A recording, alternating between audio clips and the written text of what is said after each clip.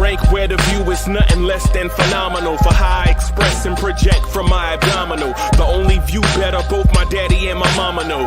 No living parents, my sons give me balance. My wife is my serenity, this mic is my identity. The world is foul enough, that's why I write without obscenities. Provoking danger with broken language and spoken anguish. Begging to get hurt, why would you ask to go through changes? Yes, Lord, life's a chessboard, master the angles.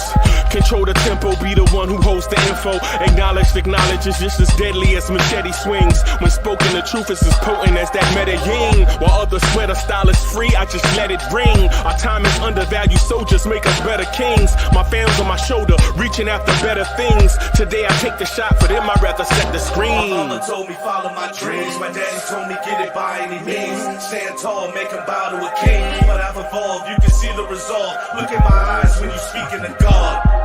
Life and for those who be caught up in using what I was called with the muse. I guess they call it proving I'm more than an artist. Penciling out my darkest while stenciling out a harvest. And storing what gets me from A to B, just like garages. Instrumental with collages. Envision what I've been drawing. Broadway to give you rhythm like the great Lena on.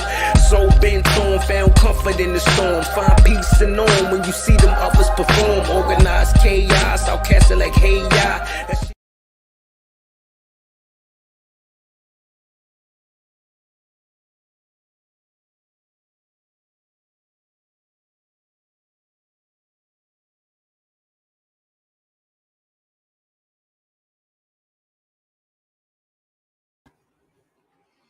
Yo, party people and the place to be. What's good? It's the number one Chief Rock in Knicks universe, your main man, Uncle Freezy. And welcome to the Knicks at Night podcast. Y'all want this party started right. Y'all want this party started quickly, right? All right, let me get something ready. Let me get this thing ready over here. Okay. Y'all know what it is. It's blue tears, orange tears, Lawrence tears in the building tonight. We are going to talk that talk the way that y'all like to have that talk to y'all. We got a dope subject tonight.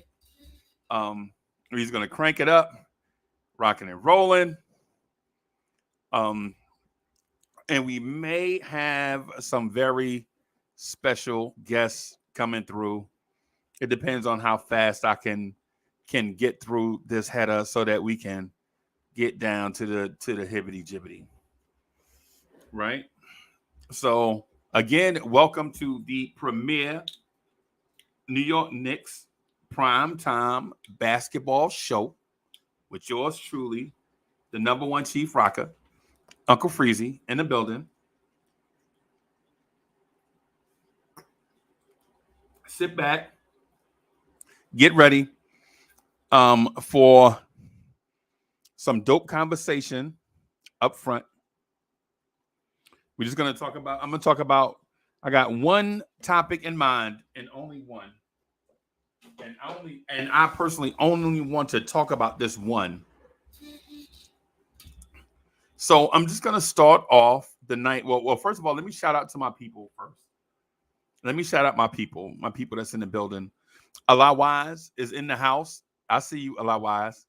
Travel Vibes is in the house. Corey Lee is in the house. JJ is in the house. Oops, that got started a little bit early. Let me do that. Let me leave that right there. I don't want to get to that part yet.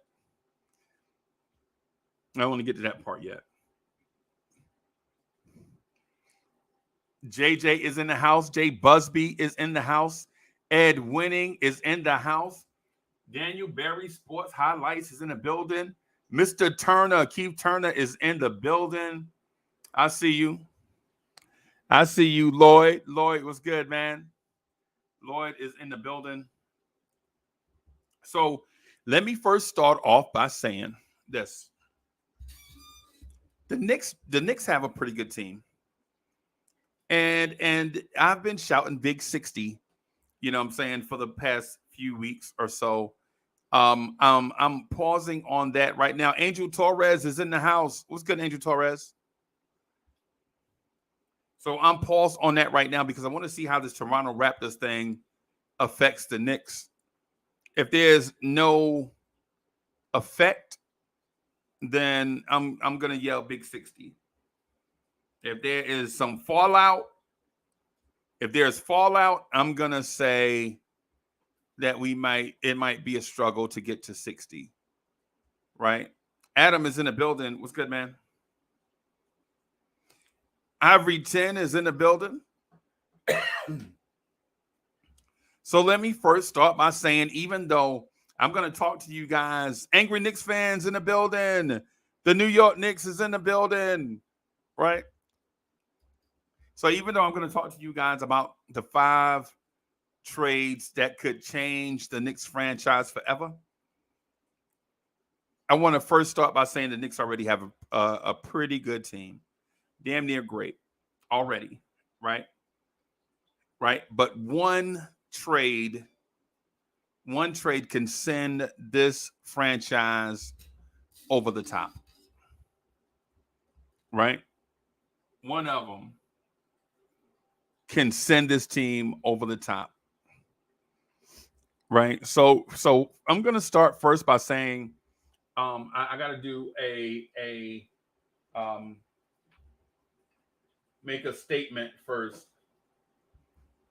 I'm going to say something along the lines of these opinions stated on the show was all the opinions of Uncle Freezy and solely used for the express contain the content for the Lawrence Tears channel and blah, blah, blah, blah. And then I'm going to say I'm Uncle Freezy and I approve this message, right? I'm just going to say something along those lines, right? So let me start by saying this. Let me start down this path. Oh, I got to do a disclaimer too. I read the new YouTube guidelines. So the channel is going to be extra Disney going forward. Extra Disney, right? I mean, not extra Disney. I'm talking about extra kid friendly going forward. So it's going to be extra G. Right? It's not going to be no more of the people accidentally cussing on purpose. You know, when it happens, I'm going to apologize to you guys and I'm going to boot them dudes off the channel forever. Right? You know how you say something and you say, so we got to make it extra G. I got the YouTube thing, and basically what YouTube says is channels, if you want a bigger audience, and if you want to reach more people, you got to, do a certain thing. So I'm going to do that thing. You know what I'm saying? And plus, that's what you guys like anyway. You guys like big crowds. You like a nice, safe environment. You like a rated G environment. So that's what we're going to start pushing. Right. So, and that's not from weeks ago. That's something that I read this morning. I agree with it, and I'm going to do it. Danny Landis is in the house. So now that that's out of the way, now that I have to do the kid-friendly declaration, I'm going to go ahead and start with the 5 trades that will change the Knicks franchise forever. And I'm going to start with the guy that's on the screen. Right? I'm going to start with the guy that's on the screen. The guy that's on the screen, Giannis Antetokounmpo, is a franchise player, a generational talent, a MVP caliber player every day. Giannis is not the type of player that would have a good season and be MVP. Giannis is so good that he shows up as MVP caliber.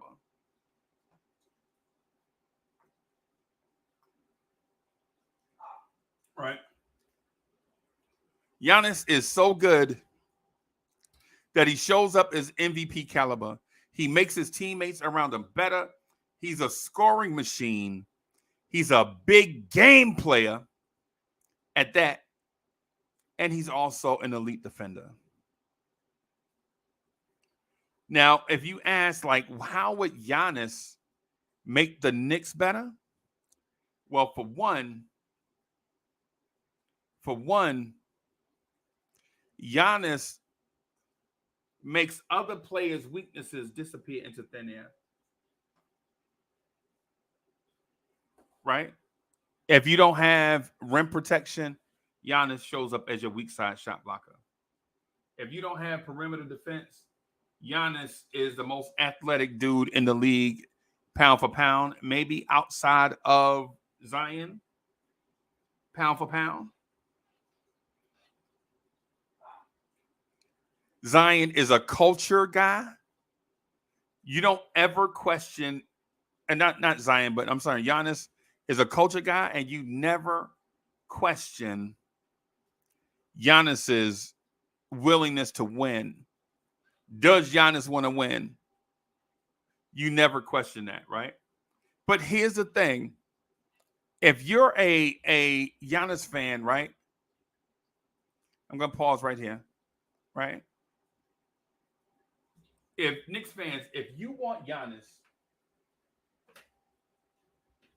are you willing to give up what you see on the screen? Are you willing to give up Mitchell Robinson, Julius Randle, RJ Barrett, 2 protected first-round picks by the Knicks? I'm sorry, 2 unprotected first, and 2 very slightly, barely, almost protected first-round picks? Are you willing to give up 4 first-round picks, your all-NBA player, RJ Barrett, and Mitchell Robinson for Giannis? Are you willing to pay this price?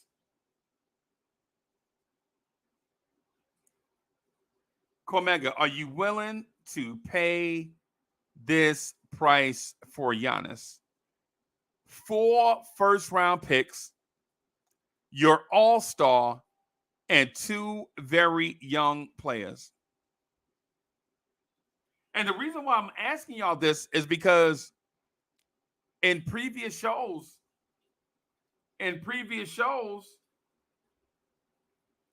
panelists have told me that there will never be another Rudy Gobert type trade in the NBA again. There will never be 4 first-round picks, a young player for 1 player. And here I am not only offering Milwaukee 4 first-round picks and a young player, I'm also throwing in, this is what I'm offering them, right? This is what I'm offering Milwaukee, my starting front court. I'm giving the Milwaukee Bucks my starting front court, right? Look at that. Every player in the front court is included in the trade, and then 4 first-round picks. So as a Knicks fan, are you amenable to this? Would you consider this? Would you trade 7 players to the Milwaukee Bucks for Giannis?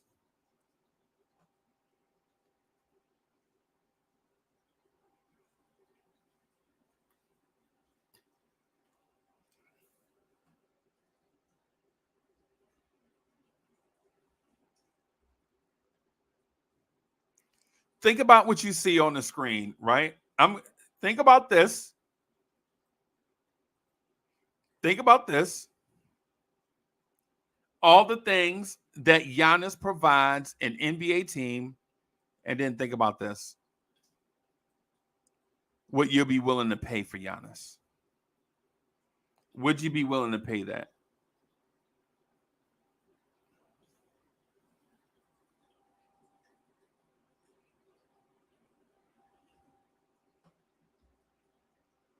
Would you be willing to pay that? Let me go back some.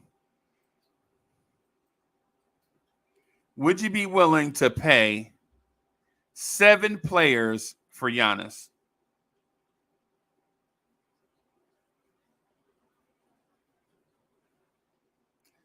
My thing is if you're a Knicks fan, Now, okay, let me say it in two ways, and I'm not double talking. I'm offering two different perspectives, right?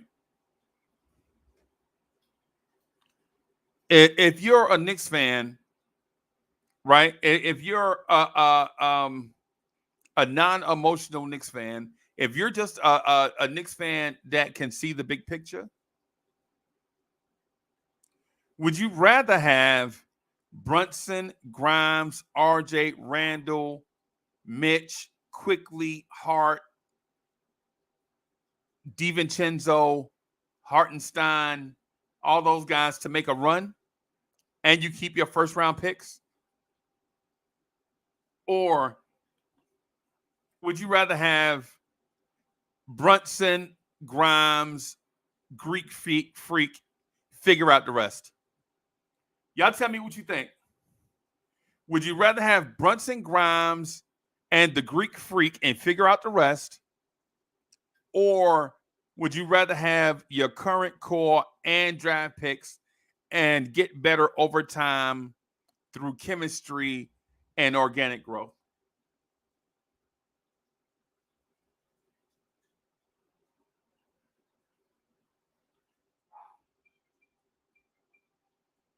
Tell us what you think. Chat. It's Friday night. I know a lot of y'all are relaxed for the night, probably in relax mode. In relax mode, just you know what I'm saying, chilling out, enjoying the show. Tell me what y'all think. Would you rather have your current team and allow that team time to grow over the next 3 to 4 seasons and hope that team wins a championship? Or would you rather Brunson, Grimes, Greek freak, and figure out the rest?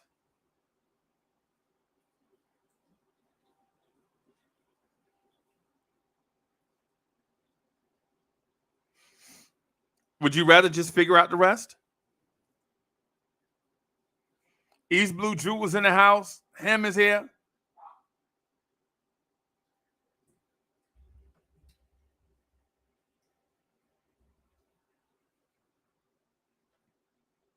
See, the cost for a 29-year-old, or how old is Giannis? 28, 29? However, Giannis has still got like 6 great years left, right? In my opinion. Giannis still has at least 6 great seasons left. So even if you do trade all of that stuff and you get Grimes, you have Grimes and Brunson and Giannis as your core, man, you still have 6 great years ahead of you.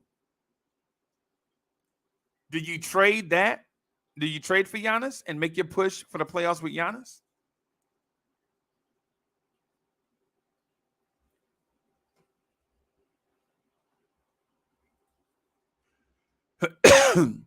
Where it says, I would move to Milwaukee for a year after driving all of them there. Yeah.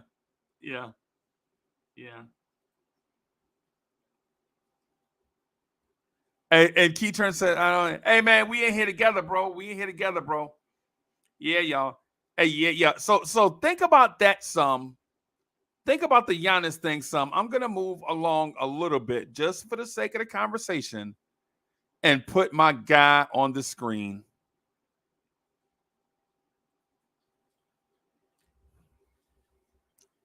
Y'all already know how I feel about this dude.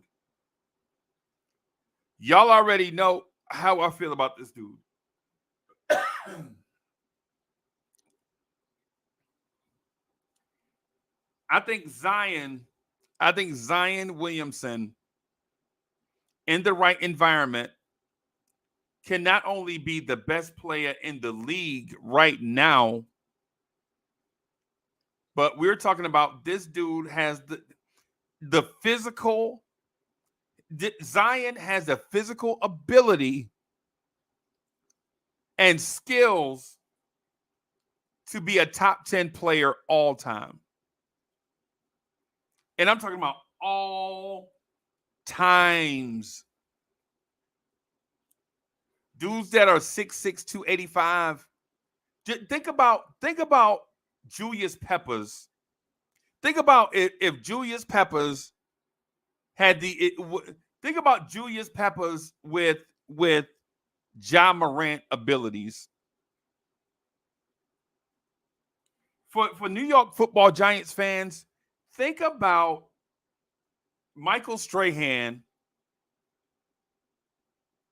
Think about Michael Strahan with Ja Morant abilities. How fair that is. It's not fair.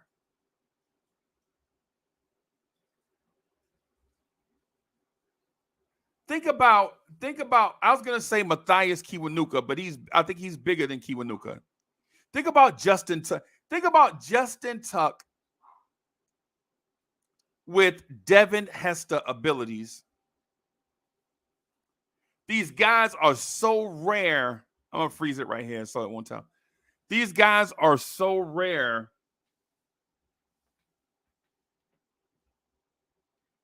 Right? These guys are so rare that when you get one, you have to respect it. And notice when I speak about Zion, I merely speak about the obvious stuff. I'm not questioning his heart. I'm not talking about his mentality. I'm not talking about injuries. I'm talking about the pure basketball stuff.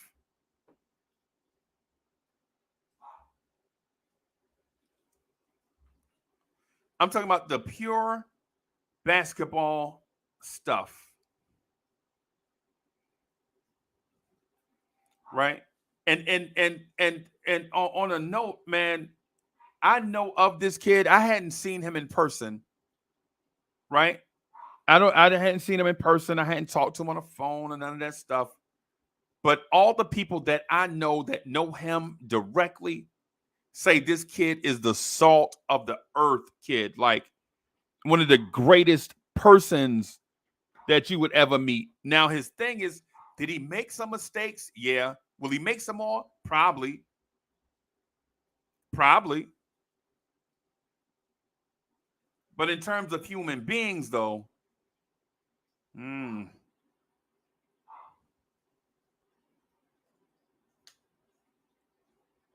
But the basketball stuff,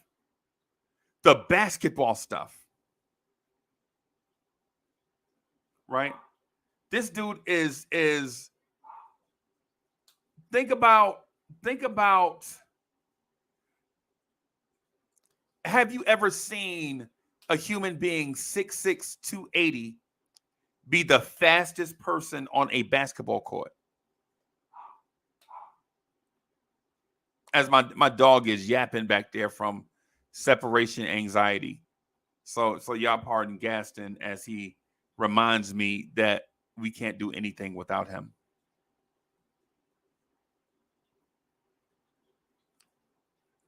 Danny Thomas, thank you for the generous contribution.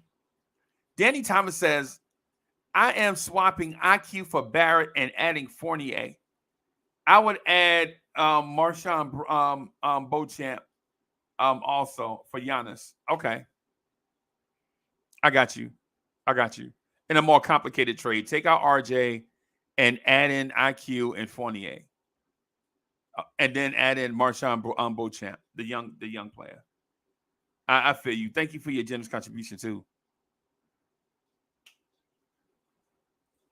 Right? If you're talking about a player that can change the course of your franchise, this guy is it. Right? And I know what y'all are going to ask. Like, what did the Knicks give up for Zion? You can't play him and Randall together. In my mind, you can't play him and RJ together. But the Knicks will try to find a way to make that work. The Knicks will try to find a way to make that work. So what are you going to give up for Zion, right? That's the question. That's the $1 million question. What are you going to give up for Zion? Wiz, what are you going to give up for Zion? I mean, even when I was doing this overlay, even when I was doing the thing, Zion looks super powered. I add a trim to everybody so they can stand out from the background. Zion's came out with a glow. Zion's by itself came out with a glow, man. I mean, come on, bro. The dude is a superhero, bro. The dude legit is a superhero. The thing with Zion in the Garden, the thing we all know is Zion is a soul snatcher. Y'all ever saw Zion dunk on somebody and just snatch their spirit away from them? Well, like I legit saw Zion dunk on a dude and his soul just left his body.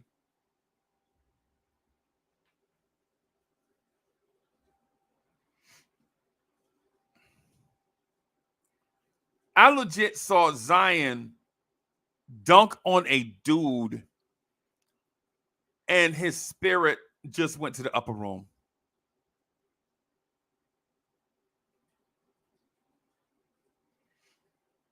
In my opinion, Zion is Obi Toppin, Julius Randle, and Giannis all wrapped up into one.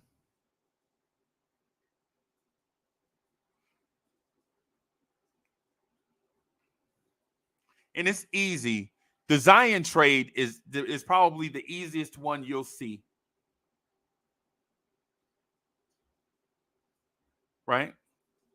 Zion is the easiest trade that you'll see. The Pelicans will want Quentin Grimes to play the 2. They'll want Quickly to start for them because they need a point combo type guard. And they'll want Mitchell Robinson. They're already looking for a center. Right? Now, here's where things get dicey. The draft pick compensation.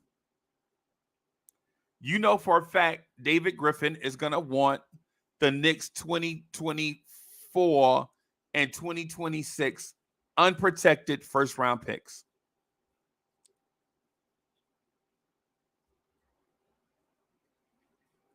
And I'm not going to lie to you, bro. I'm giving them that. I'm giving them that. And I know the question is going to be, well, then what do you do with Randle? You have Zion and Randle. I'll figure that part out after I get Zion.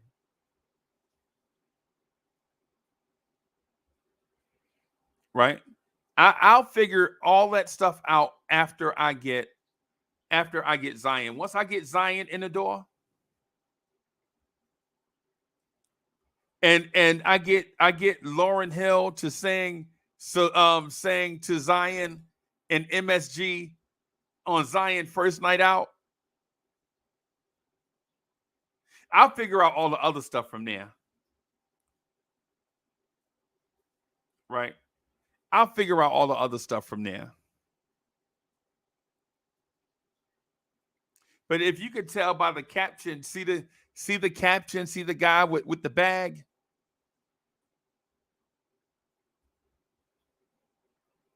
See the guy with the bag. And this is what I'm offering you guys, right? This is what I'm offering you guys.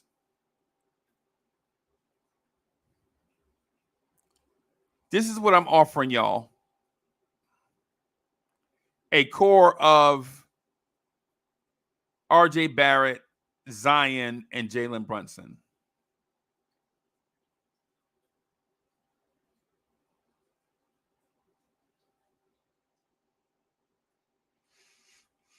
Right? And so do I think Julius Randle is a heck of a player? Yes.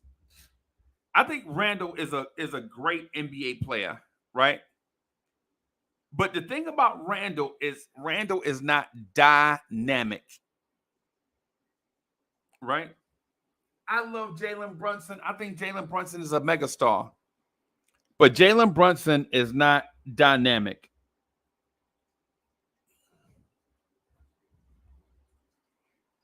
I don't think Jalen Brunson is dynamic. I don't think Randall's dynamic.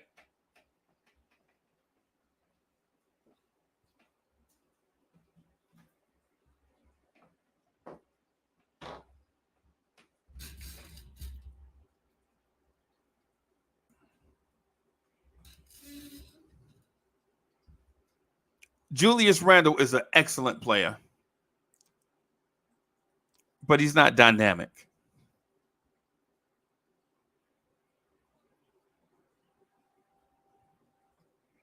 And Quickly is a great player.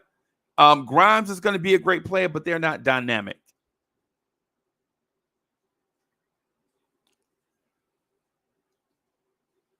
And I think you have to add something to that to a franchise.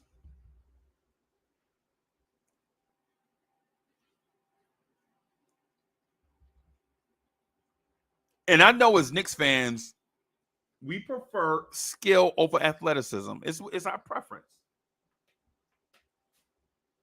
No big deal. Knicks fans,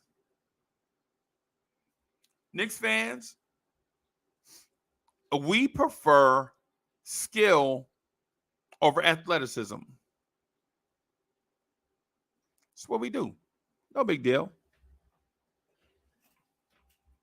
No big deal.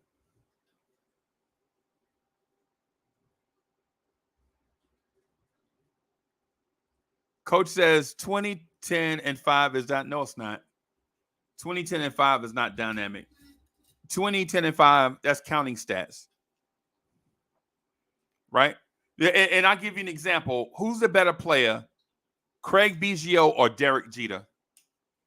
And if you think that's a silly question and you automatically assume Derek Jeter, right, then you like dynamic. But if you preferred consistency over the course of time, right, a dude that's a guaranteed hit machine and a dude that can play defense, then you would have said Craig Biggio.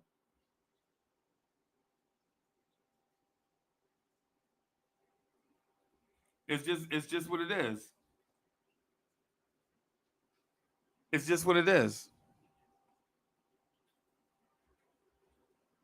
Like being an accumulator doesn't make you dynamic. It just makes you an accumulator. That's all. And no disrespect. It just all it means is that you value the counting stats. Julius Randle is not dynamic. Like Julius Randle is an accumulator. Julius Randle is a great player. Julius Randle gets every ounce of ability out of his talent. We almost wish RJ was like that. We wish RJ could be that type of player instead of going 1 for 10 against Evan Fournier.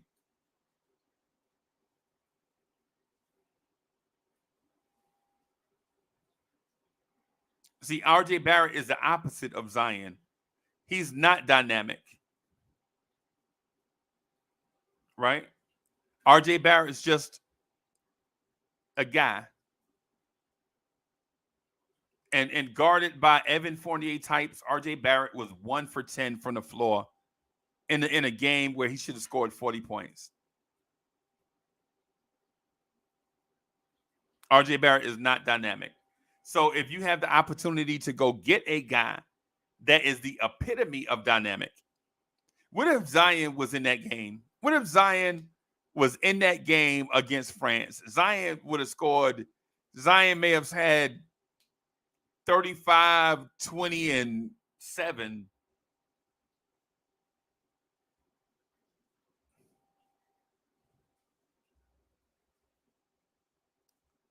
All right, so what about this? Trini said,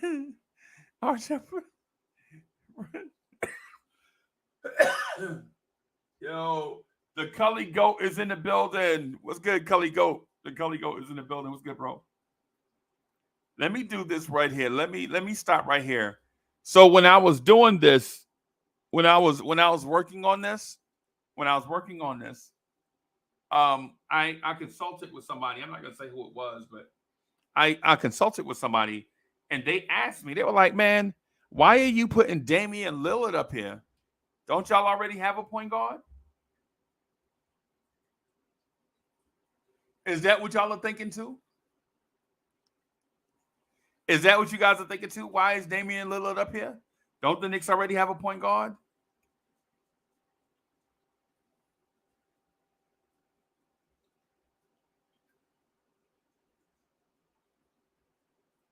Wine says, you bugging. Zion wouldn't be available to play. KFC don't have a team. Okay. All right. All right. All right.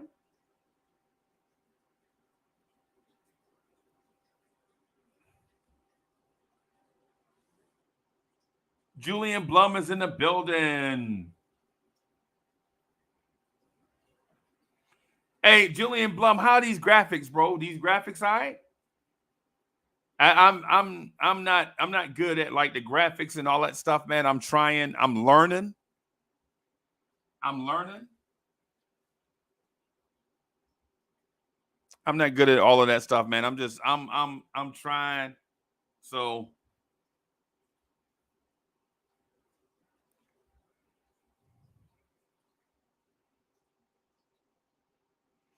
yeah, man.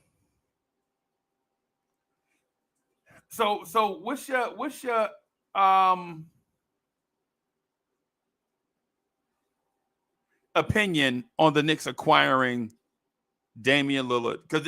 Because what I give up is gonna shock y'all. I think it's gonna shock y'all. I think it's gonna shock you what I'm looking to give up for Damian Lillard.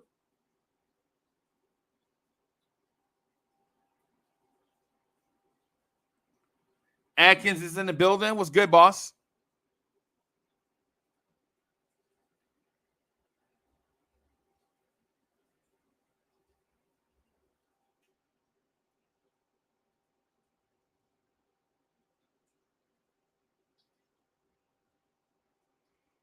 I'm gonna say this too, just really quickly. The Damian Lillard trade, and so I'm a Knicks fan. So as a Knicks fan, I don't really know if I want Damian Lillard because I'm a Knicks homer.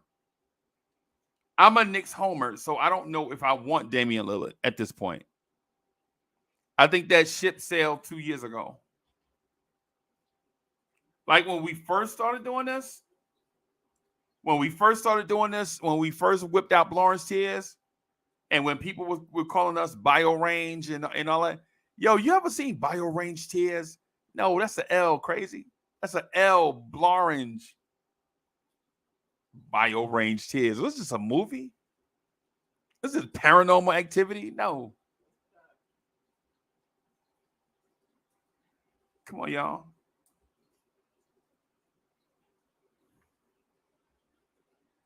So here's my other thing too, just to go with.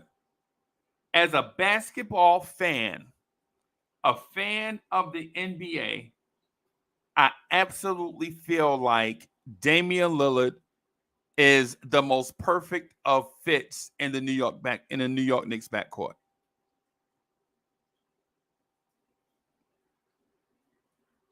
I think Damian Lillard is the most perfect of basketball fits in the New York Knicks backcourt.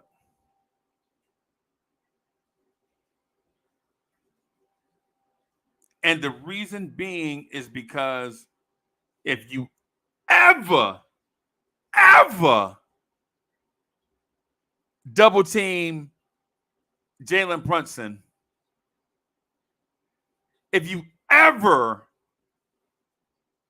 attempt or even think about trapping Jalen Brunson, Lillard giving you 60. And I'm talking about trapping Brunson one time.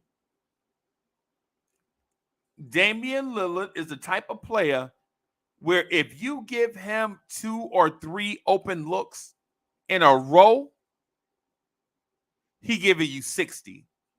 And you're going to like it. If you give a player like Damian Lillard 2 or 3 open looks in a row in a game, regardless what point in the game it is, Damian Lillard can go off and give you 60, and you're going to like it. And after he give you the 60, you're going to walk up to him and try to shake his hand. Thank you, Dame, for giving me 60.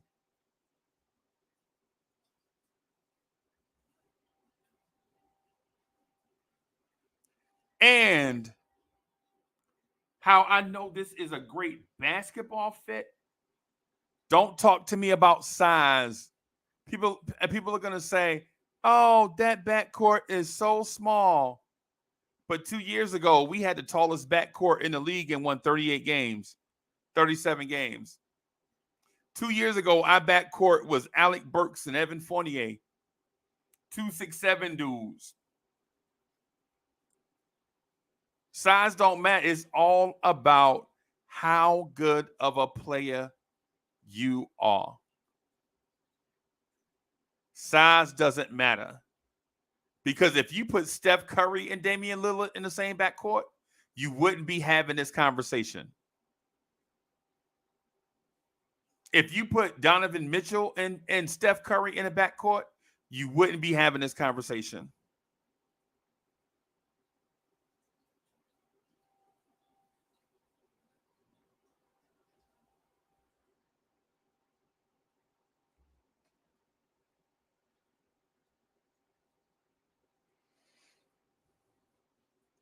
What I'm saying to you is this with the Damian Lillard thing, and this is absolutely for Keith Turner. Keith Turner, this for you. This for you, Keith Turner, because I know you know basketball. Keith Turner, this is for you. Damian Lillard is a pick and roll maestro. Damian Lillard might be one of the best pick and roll players in the NBA. The Knicks run the pick and roll the seventh most amount of times in the NBA. Damian Lillard is an excellent ISO player. I don't even have to talk. I don't even have to say anything about Damian Lillard, ISO, or Knicks. You already know what it is. You already know what it is. And anytime Damian Lillard gets double teamed on a floor that has Julius Randle or Jalen Brunson on it, you already know the vibes. And two, the other thing I want to mention is Knicks fans, for as long as I've been around y'all talk to me about this word that makes no sense in my mind. And all it does is make me think that we're helplessly trapped in a Tim Burton movie. When we put Damian Lillard and Jalen Brunson in a backcourt together, the first thing people are going to say is, well, what about the defense? And I'm going to say to y'all been preaching defense for 50 years, and how many championships you got? Somebody point out to me in the last 50 NBA seasons when the Knicks were focused on defense, when they won a championship. In the last 50 seasons, and this is a trick question, by the way, because I'm itching for y'all to say, well, you know we won a championship in 73. That was actually 51 seasons ago. Trick question. Ha. See how I was itching for somebody to say 72, 73. Hey, we're talking about the 23-24 season. So that was a trick question. I was itching for somebody to say that. Like, hey, Uncle Freezy, we won a championship in 73.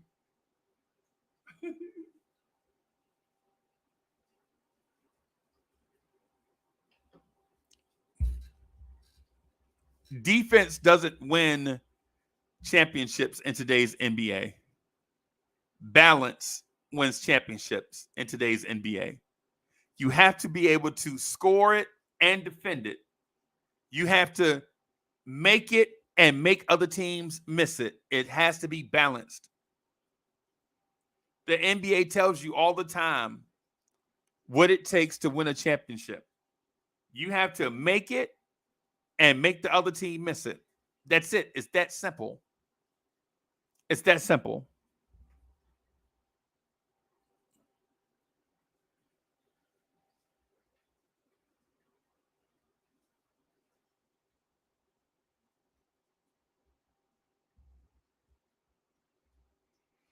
And then at the end of games, here's another thing that I want to point out too about Dame. At the end of games, there is no question what two players are going to be touching the ball at the end of a game. Who's going to touch the ball at the end of a game when your lineup is Dame and Brunson and Randall and RJ and Grimes and whoever's left from whoever's not traded in the Dame trade? Your backcourt is touching the ball.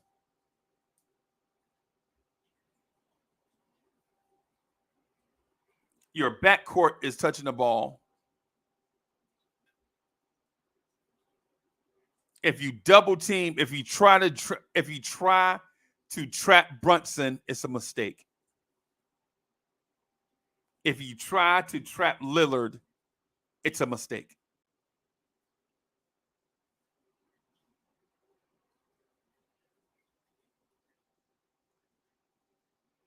The 5 trades that will change the Knicks franchise forever: trade for Dame Lillard. Go for it in the short term. Right? Go for it in the short term. The long term doesn't matter. You never know what happens in the long term. In the long term, you might get 2 first-round picks from the Raptors for that mess that they did. You don't know.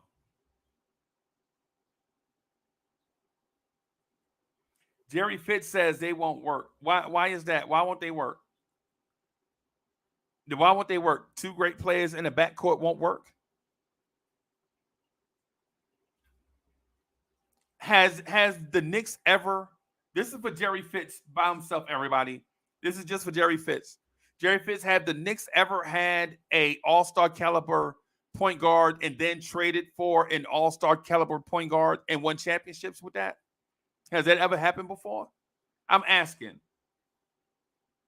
I'm just asking if the Knicks already had an all-star caliber point guard and then traded for another all-star caliber point guard, and then it worked for the Knicks to win a championship.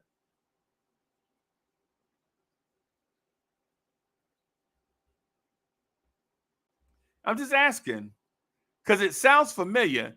That sounds familiar to me, that the Knicks had an established all-star caliber point guard, right? And then they traded for another all-star caliber point guard, and they won a championship with it.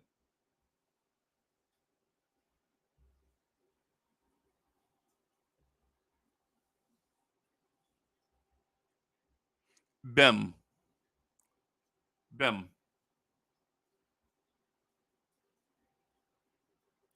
There it is. See the thing. You know what? I learned. I had to share this with somebody earlier. You know what? The things that don't work are the things that you don't try. Corey Lee, the things that don't work are the things that you don't try. If you don't try it, it's guaranteed not to work.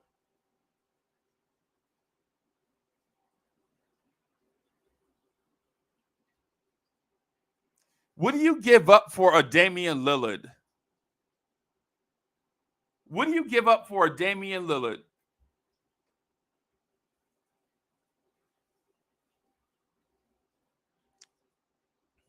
So here's what I would give up for Damian Lillard. And I know I had a feeling that you guys were thinking like, oh my God, man, for Damian Lillard, you got to give up this, you got to give up that, you got to give up this, you got to give up that.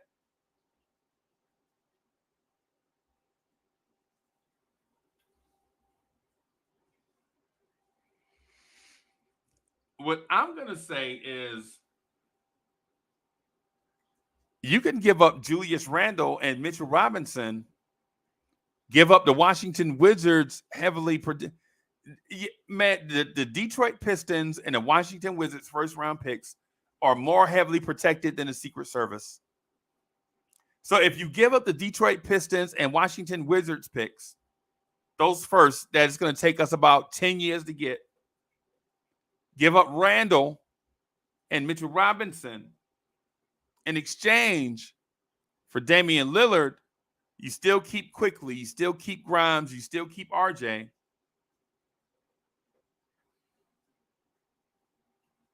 And you merely add Damian Lillard.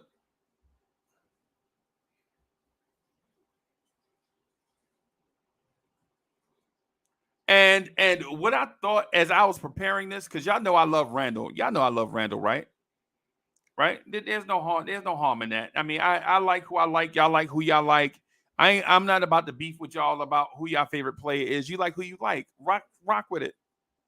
And lean with it. And rock with it. You know what I'm saying? So my thing is Julius Randle and Mitchell Robinson for Dame Lillard sounds like to me like armed robbery.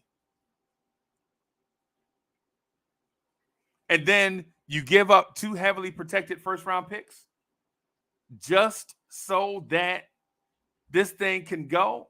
Hey, Coach Z, what's good, bro?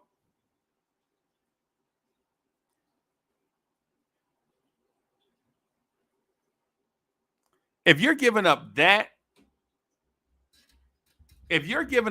for Dame, I think this is a done deal.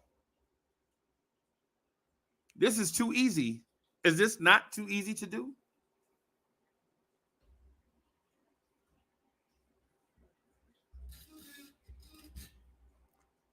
When I was typing this up, I was like, listen up, party people, and time it running. So is that dude learning?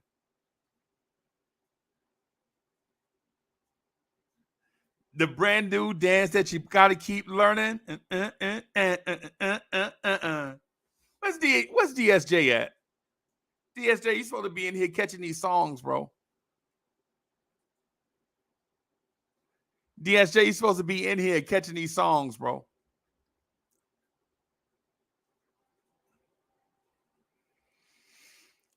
I like Randall. A lot of y'all hate Randall. A lot of y'all dislike Mitch. Now, or let me rephrase it. Y'all don't dislike Mitch. You just wish Mitch was a different version of Mitch.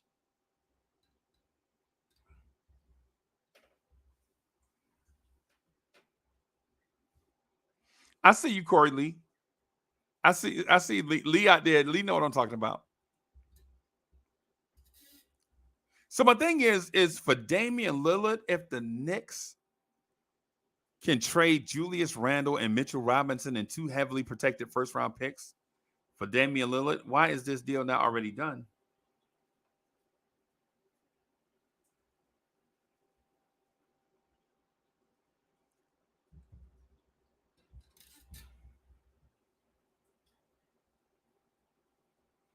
Why is it not already done? Right? Shouldn't this already be done? Randall and Mitchell Robinson, 2 heavily protected first-round picks. And if you like the Wizards pick, give them the Bucks pick. Don't matter. You giving them 2 heavily protected picks anyway. You see the dude that got the bag? You see what he got on his face? A ski mask or a mask.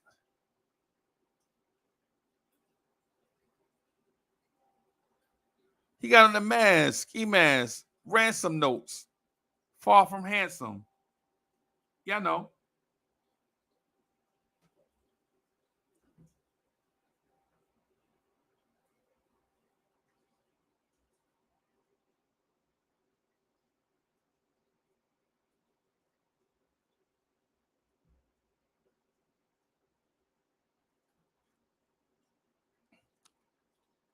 Would you not do this for Damian Lillard? I'm asking the question. I think this should already be done. Even though I like Randall. I think I like Randall, but when you're talking about contracts and value and things of that sort, I think this should already be done. Y'all know I like Mitch. This should already be done. Randall and Mitch and 2 heavily protected first for Damian Lillard. Who's got numbers? Who wears number 0 for the Knicks? Nobody? Go get Dame, play out these next 3 seasons with Dame and Brunson and see where it gets you.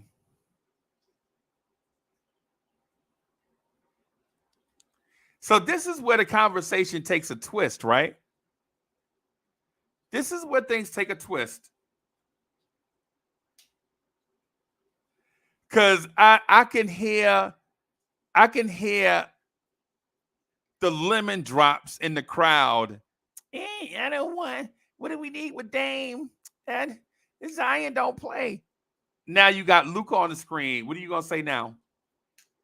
Lemon drop. What you gonna say now? Lemon drop. Now that Luka Doncic is on the screen. Yeah. Now that Luka's on the screen, lemon drops.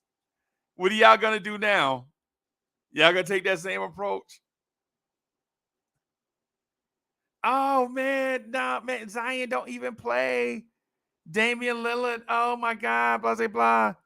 Now Luka's on the screen. What are y'all gonna say now? What are y'all gonna say now that Luka's on the screen? Coming at y'all like space invaders.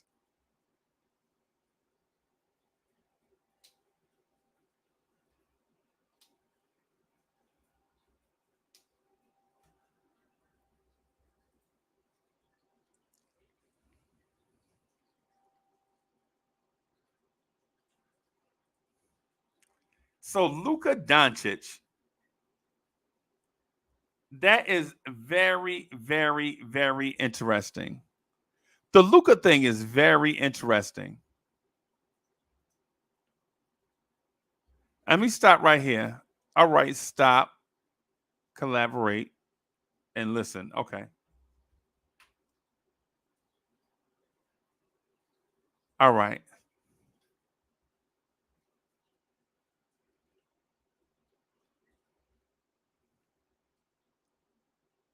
All right. So you already know what Luka Doncic is.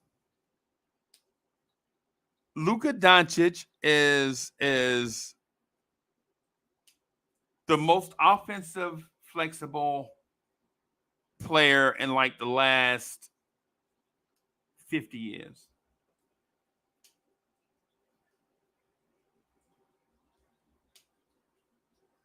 Right?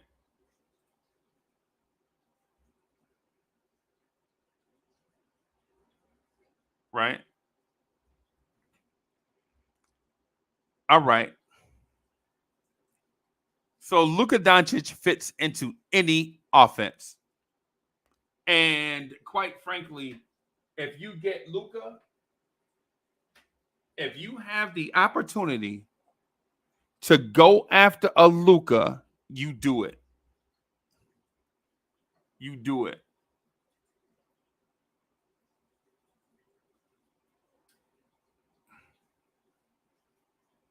If you have an opportunity to go after Luka, then you do it. Luka Doncic may be the greatest offensive weapon ever.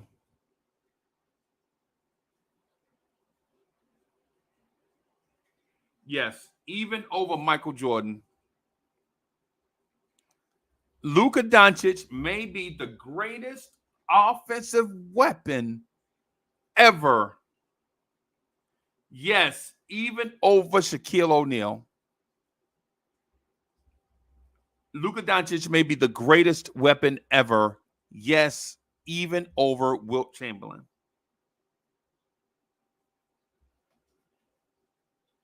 Yep, even over Wilt. And it's not because he's 7 foot tall and runs like a deer. It's not because he's a 6'6" explosive athlete with killer instinct. It's because Luka Doncic is the most skilled player. Luka Doncic may be the most skilled player we've ever seen. Luka Doncic may be the most skilled player we've ever seen. right? And listen, when you look at the package, it's not hyperbole. Look at the package. A 6'7", 260-pound dude masquerading as somebody 6'7", 240. We all know Luka is not 235. Right?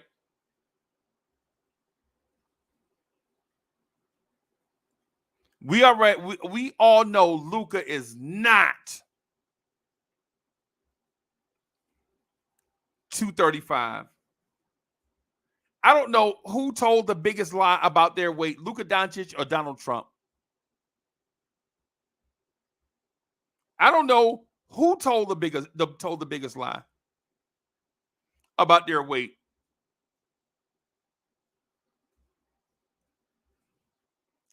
I don't know who told the biggest lie about their weight, Luka Doncic or Oprah Winfrey.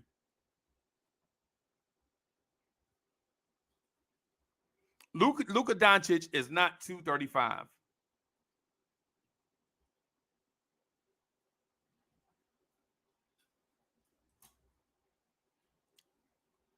But what I will say is this: if you look at the package, below average athlete, right? Below average foot speed, below average acceleration, below average explosiveness, right? But what I will tell you is this: what makes him different are those skills.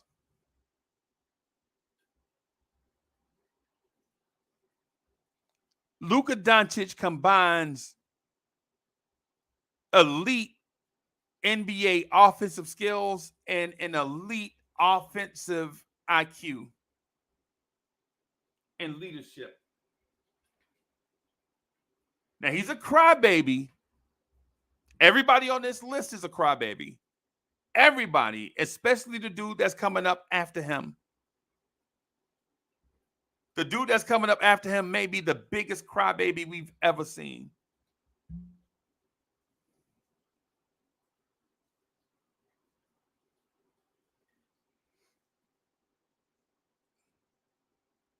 But what do you give up for a Luka? And this is a question. One of many. Is bringing Luka to New York worth it?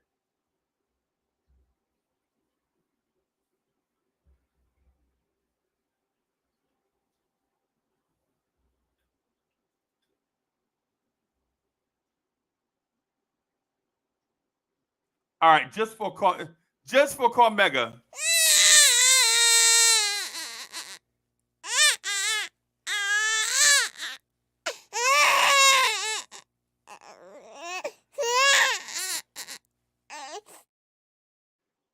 That was just for you, boss. That was just for you. That was just for you, Carmega.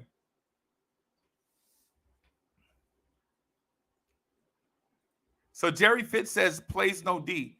And I'm gonna say to you that defense doesn't win championships, bro. Balance wins championships.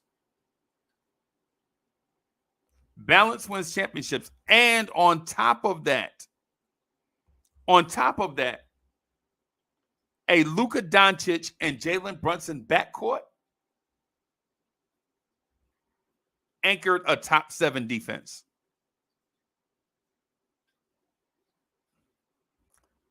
I'm not saying, but I'm just saying. Luka Doncic and Jalen Brunson anchored a top 7 defense in the NBA. I'm not saying, but I'm just saying.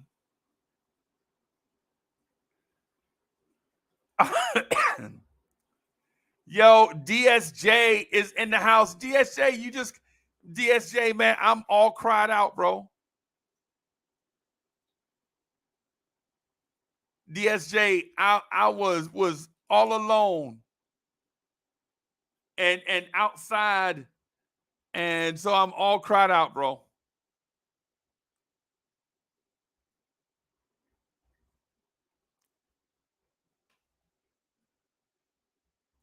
So my thing is would the Knicks benefit from having a Luka Doncic?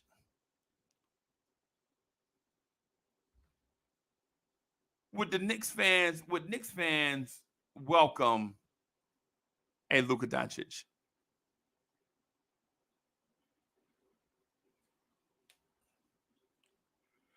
What I'm gonna say to you is yes.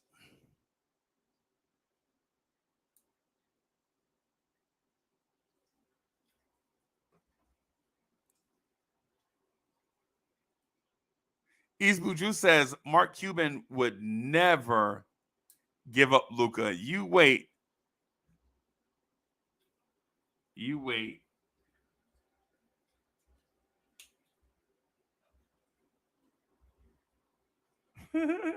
You wait till you see the trade package for this. All right, matter of fact, let me move up a little bit. This is the Luka Doncic trade package. And if this blew your mind, then consider all minds blown.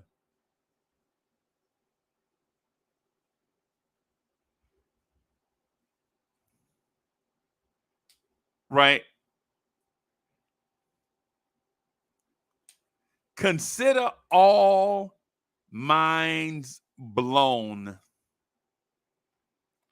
For Luka, yes, you're giving up four first round picks. And yes, you're doing 3 pick swaps. And yes, you're giving up Mitch, Quickly, Grimes, and Randall.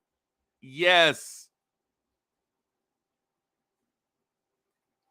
And when I was typing this out, I was thinking, you know what? I should throw in RJ. Because the RJ 1 for 10 thing got me so pissed off right now. Or let me not say pissed off. Let me say something like the RJ Barrett 1 for 10 thing has me so frustrated right now.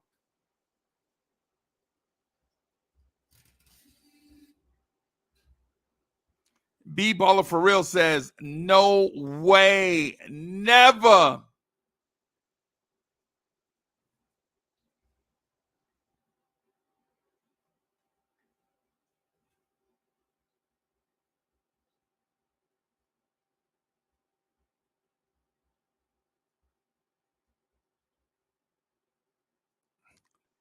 Hotline Bling says, Mavs fans will set the arena on fire with Randall in it.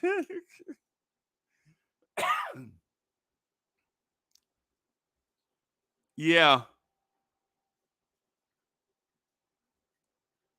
And East Blue Juice says trades are supposed to make us better. I think this trade absolutely makes us better. Absolutely makes us better.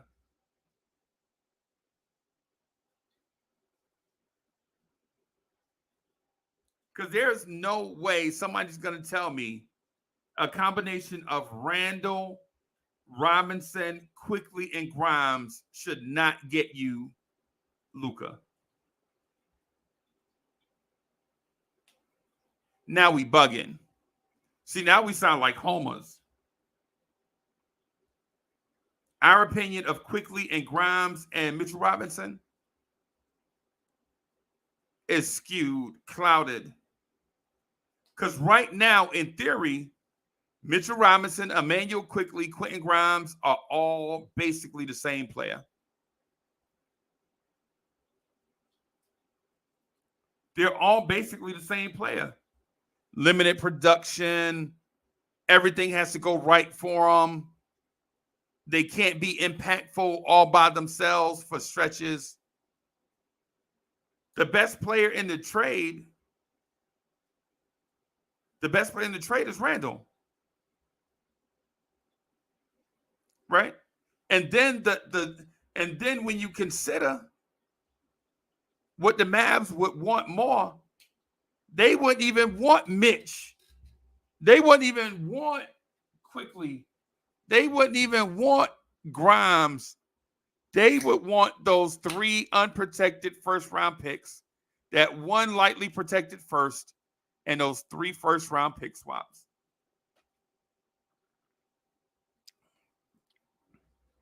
They would probably prefer this draft pick package over Julius Randle.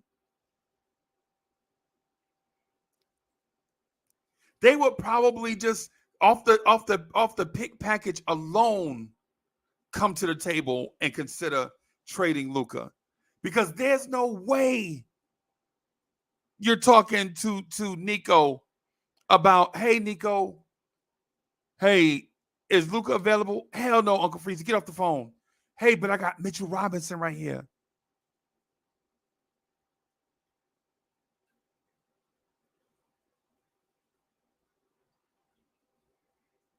Hey Nico, hey, is Luka available? No, Uncle Freezy. Didn't I tell you Luka is not available? But wait, I have Quentin Grimes. Would you consider Quentin Grimes for Luka?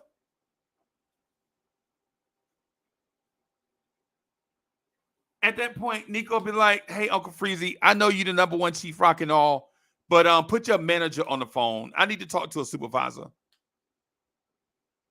And I'll be like, no, but Nico, listen.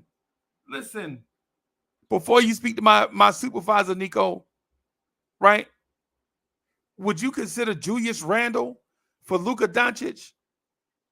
He's like, man, listen, not only am I going to hang this phone up, I'm going to throw it in the shredder.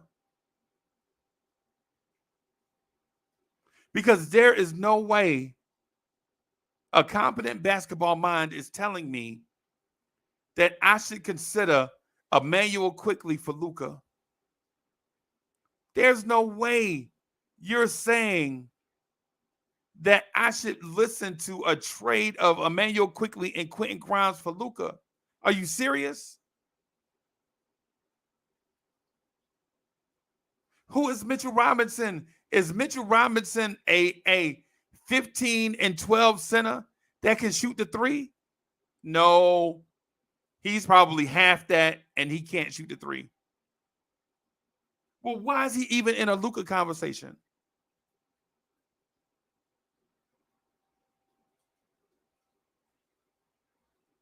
Why are these guys even in a conversation for Luka Doncic?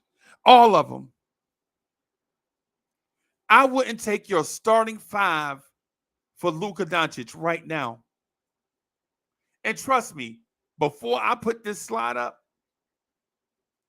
I spoke to a Dallas Mavericks guy and 4 other NBA guys before I prepared this slide, just to make sure that I wasn't on Looney Island.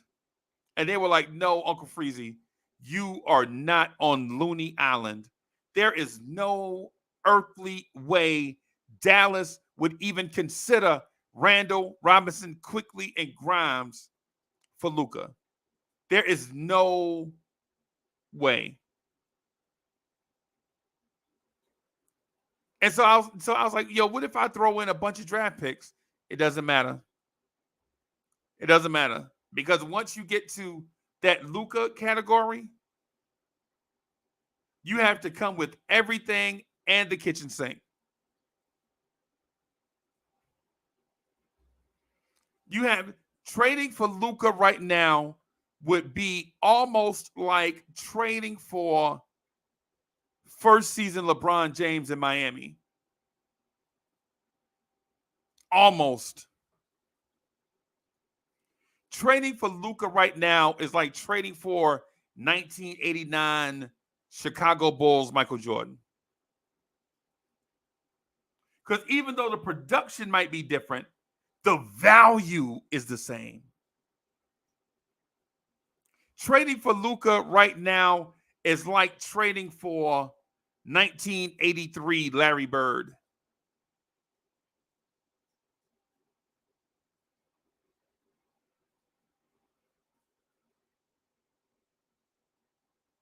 So when it comes to Luka, you got to trade the entire kit and caboodle.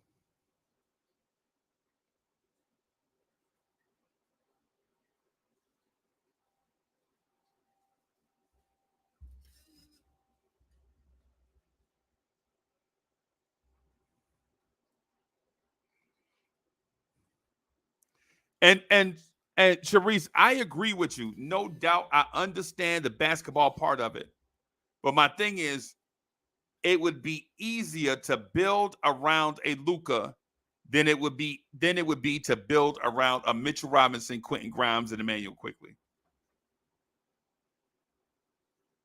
Because if you don't do the Luka trade and you keep Mitchell Robinson and you keep Grimes and you keep Quickly, how easy is it going to be to build around those guys?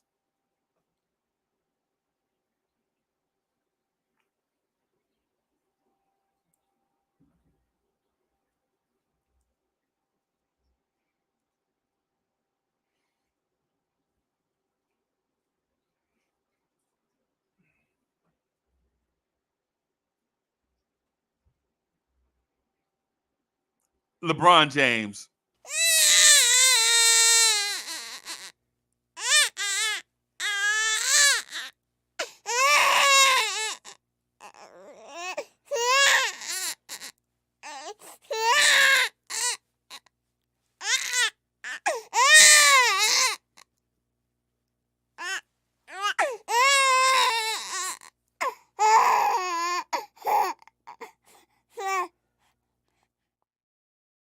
Dang it, LeBron. I hit the crybaby thing just now for LeBron, and I tried to get back and unstick it, but the button got stuck. LeBron James must be the biggest crybaby ever. I tried to undo the baby crying. and the button got stuck. We may be talking about possibly the biggest crybaby the NBA has ever seen. Ever. Right? But the two things that you can't argue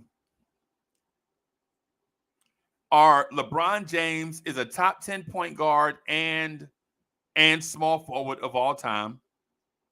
LeBron James has the highest basketball IQ ever.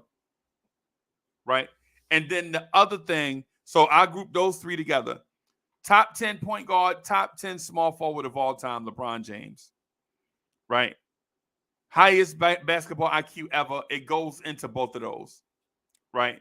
That's the reason why LeBron James could be a top 10 point guard and top 10 small forward of all time because of the highest basketball IQ ever, right?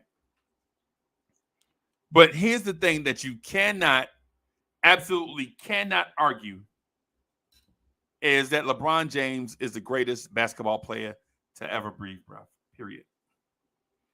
LeBron James is the GOAT. And as soon as LeBron James dons the number 23 Knicks jersey, right, somebody's going to have to come out of their jersey, right? Somebody's going to have to either Mitch or who wears number 6? So whoever wears number 6 is going to have to come out of their jersey, right? But as soon as LeBron James steps into your arena, as soon as LeBron James steps into your organization, you are fast. LeBron James is the culture. LeBron James is the culture. There's no set the culture. There's no I'm going to hang banners and, oh my God, we're going to remodel the practice facility. We're going to put word of motivations on the wall. Nah, as soon as LeBron come, your culture is automatically changed. Automatically. LeBron James automatically changes the culture. The two things you can't argue is LeBron James is the GOAT and LeBron James is one of the best point guard, small forwards, and has high basketball IQ.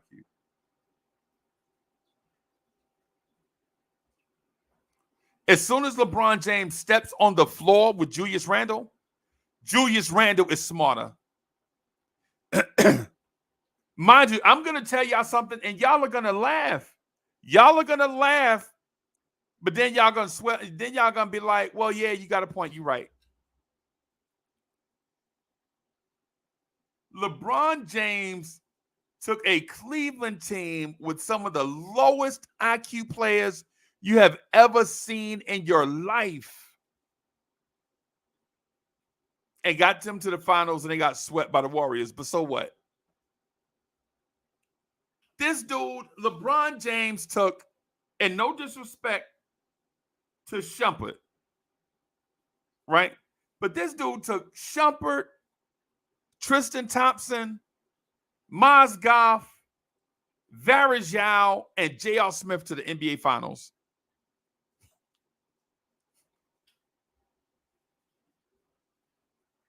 I mean, what? LeBron James literally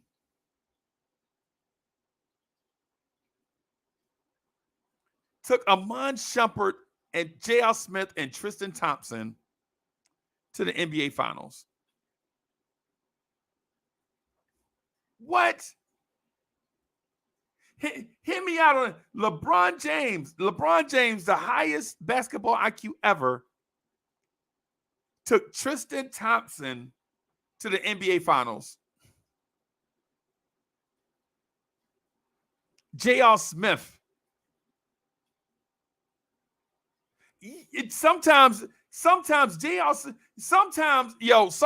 we think J.R. Smith is a double agent, bro.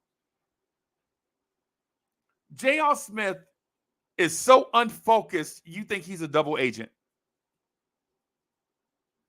And Amon Shumpert came into the league so inexperienced, depending on athleticism only, that he had to grow and get smarter every year as a basketball player.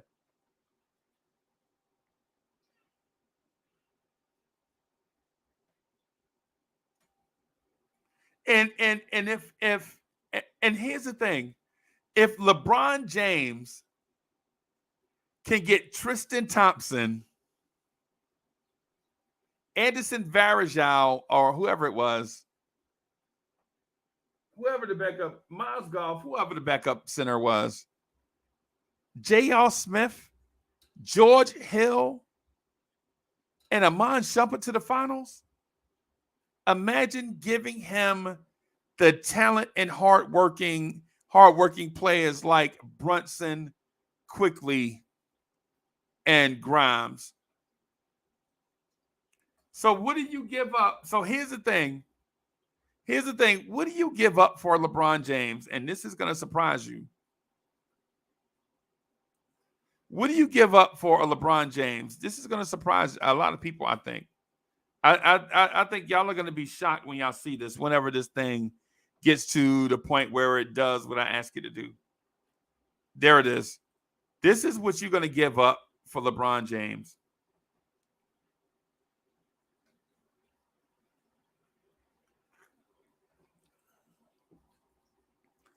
Is this not fair compensation for LeBron James?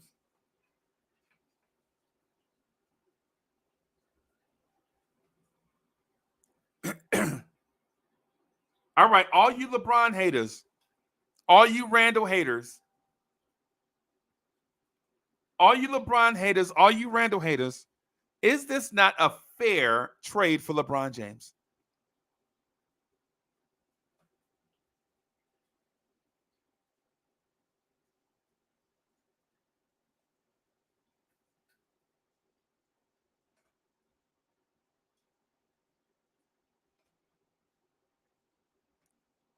Knicks fans, would you, and I know the lemon drops, don't get quiet, lemon drops, don't get quiet. Lemon drops, don't get quiet, right? Would you not give up Julius Randle and 2 early second-round picks for LeBron James?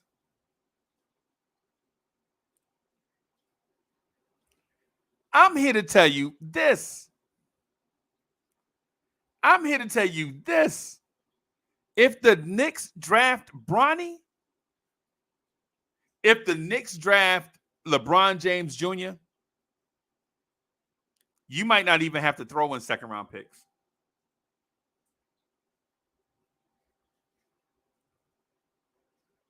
Wiz, I'm telling you, Wiz, listen.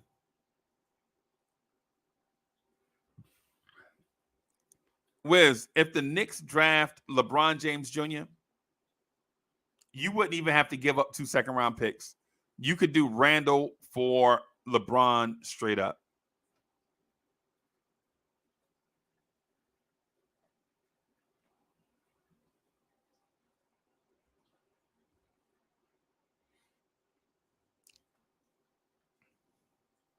So I got a couple of people. Listen, I got a couple of people I'm going to talk about too that I left off of the slide intentionally.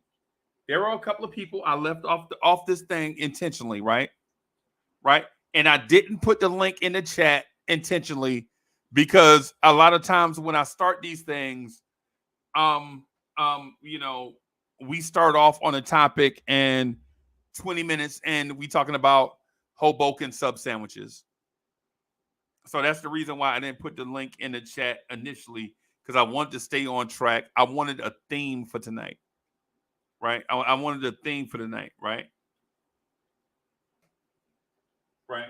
I just wanted a theme for tonight. But there are a couple of players that I left off intentionally, or I think it's 4 players I left off intentionally. Y'all know who they are. I'll list them in order. The number 4 player I left off intentionally, right? Zach LaVine. He doesn't do enough. Right? The number 3 player I left off intentionally, Brandon Ingram. I don't think Brandon Ingram is as good as what people think. He's a great player. He's a great player, but he's not as good as what people think. Not yet. Not yet. Right? The number 2 player I left off intentionally because I know it sparks discussion and a lot of y'all hate him for no reason at all, but you do, is Trae Young. And the number 1 player I left off intentionally, and it's just because I feel like every time I bring up his name, I need to dedicate an entire week to him, is Donovan Mitchell. Y'all already know how I feel about Donovan Mitchell, right? So with that said, I'm going to put the link in the chat. Bim, bim, there we go. All I'm going to ask is, remember, this is, it's a family channel. We not get ready to go crazy with like the way we talking. Don't get booted forever on like some nonsense. You know what I'm saying? Don't embarrass yourself on the channel with weird language and all that stuff, man. Just come in and have a good time. Also, if you ain't gonna contribute, don't come up here. Right? If you're not gonna contribute nothing, don't come up. Don't click the link, man, and come up if you ain't got nothing. If you ain't got nothing, ain't no harm, no foul. No harm, no foul. But if you just, you know what I'm saying, just want to click just to come up here and hang it, and we ain't gonna do that. Just, make sure that you trying to contribute something to the conversation. Bam. All right. There we go. There we go. So Jerry Fitz says, this kind of discussion has been the problem in New York the past 30 years. Grass is always greener someplace else. Dangerous talk. My Knicks are finally doing things the right way. Finally. Jerry Fitz, that's what I'm saying. Bro, no, the problem is with conversations like this is you don't listen. When we first started this, I mentioned all of that, Jerry Fitz. I mentioned it in the very beginning. In the very beginning, I mentioned all of this stuff, slowed it all the way down. Didn't even touch the topic. I said it 4 times. I mentioned Big 60 5 times in a row intentionally. And then at the end, we talking about this is dangerous talk. I got you. Jerry Fitz, you my guy, man. But come on, bro. You gotta be with me on. Come on, bro. Come on. I mentioned it. I mentioned Big 60. I mentioned that this is a great team. I mentioned all of that stuff. I specifically said that I personally wouldn't tinker with it. I said all of that in the very beginning as a disclaimer, even saying that the message here is the best for blah, blah, blah, blah, and I'm Uncle Freezy and I approve this. I said all of that stuff in the beginning, bro.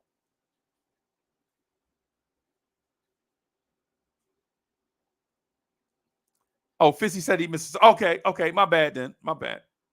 I'm not going on a tangent, but I did do that in the very, very beginning.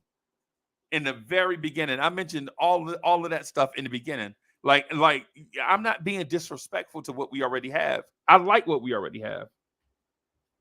I even went on to say that I'm back. I might back off Big 60 a little bit if the Toronto Raptors thing is affects our mojo, because if it does, if it affects our chemistry, you know what I'm saying, then you know.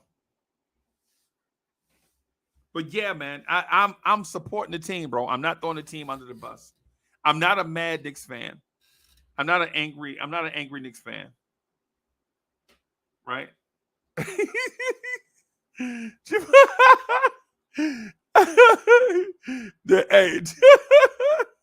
I feel you, bro. I got you, big dog. I'm with you. So here's my thing, right? Here's the thing. I feel like this team is about 60 wins this season. I think it's time, right? I think it's time for a Thibodeau season. And the reason why I say what I'm saying about a Thibodeau season is angry Knicks fan says I'm an angry Knicks fan. So my thing is this, right? Dang, I got my volume way up. I think I almost bust my eardrums just now. Hold on, y'all. I'm having a tech difficult. Oh, yeah. My volume is way, way up. Hold on, let me do that.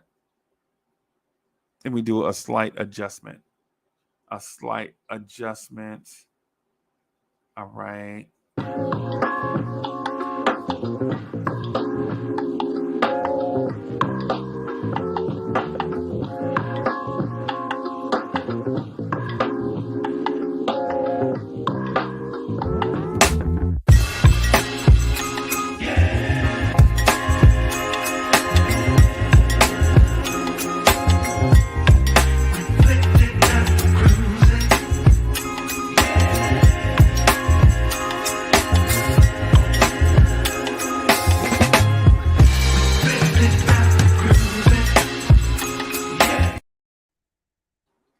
Lee, what's good? What's good, bro? It was good, man. You see how I rock the mic, man? I had to rock the mic for like an hour and a half. I had to get this thing out here, man. If I don't do that, let me straighten this up. Let me straighten that up right there. Yeah, if I don't, yeah, sometimes, bro. Yeah, man, I gotta rock the mic, man. Sometimes, because you know what? Sometimes, bro, we'll start off on a topic and I can't get through it because cats will start talking about like their girlfriend at work. You know what I'm saying? Or dress code. You know what I'm saying? Or I'll call Quentin Grimes a number 6, and then they'll be like, "I like number 6, man. I I get my lunch in Brooklyn," and they'll be like, "Yo, what part of Brooklyn?" Yeah, man, I eat East Flatbush, bro. That's how I go get my lunch from. Oh yeah, I got a cousin in East Flatbush, and before you know it, we done went left. We done went left. Yeah. No diggity. Nah, I can see where you were going. Yeah, man. No doubt. Shout out to the chat, all my good people, the ones who show me love, and the ones, I love you anyway. You know what I'm saying? It's all number love out here, Nick Nation. Yeah, man. You know what I'm saying? Yeah, man. So the biggest one, the biggest name, the two biggest names I left off intentionally, Paul George, and I didn't mention him. It was like 5. So it's Paul George, Zach LaVine, Brandon Ingram, Trey Young, and Donovan Mitchell. Oh. And the reason why I didn't mention them is because I don't think those 5 players will change the franchise forever. I think they'll impact the franchise in the short term, but they won't turn the Knicks into the Golden State Warriors.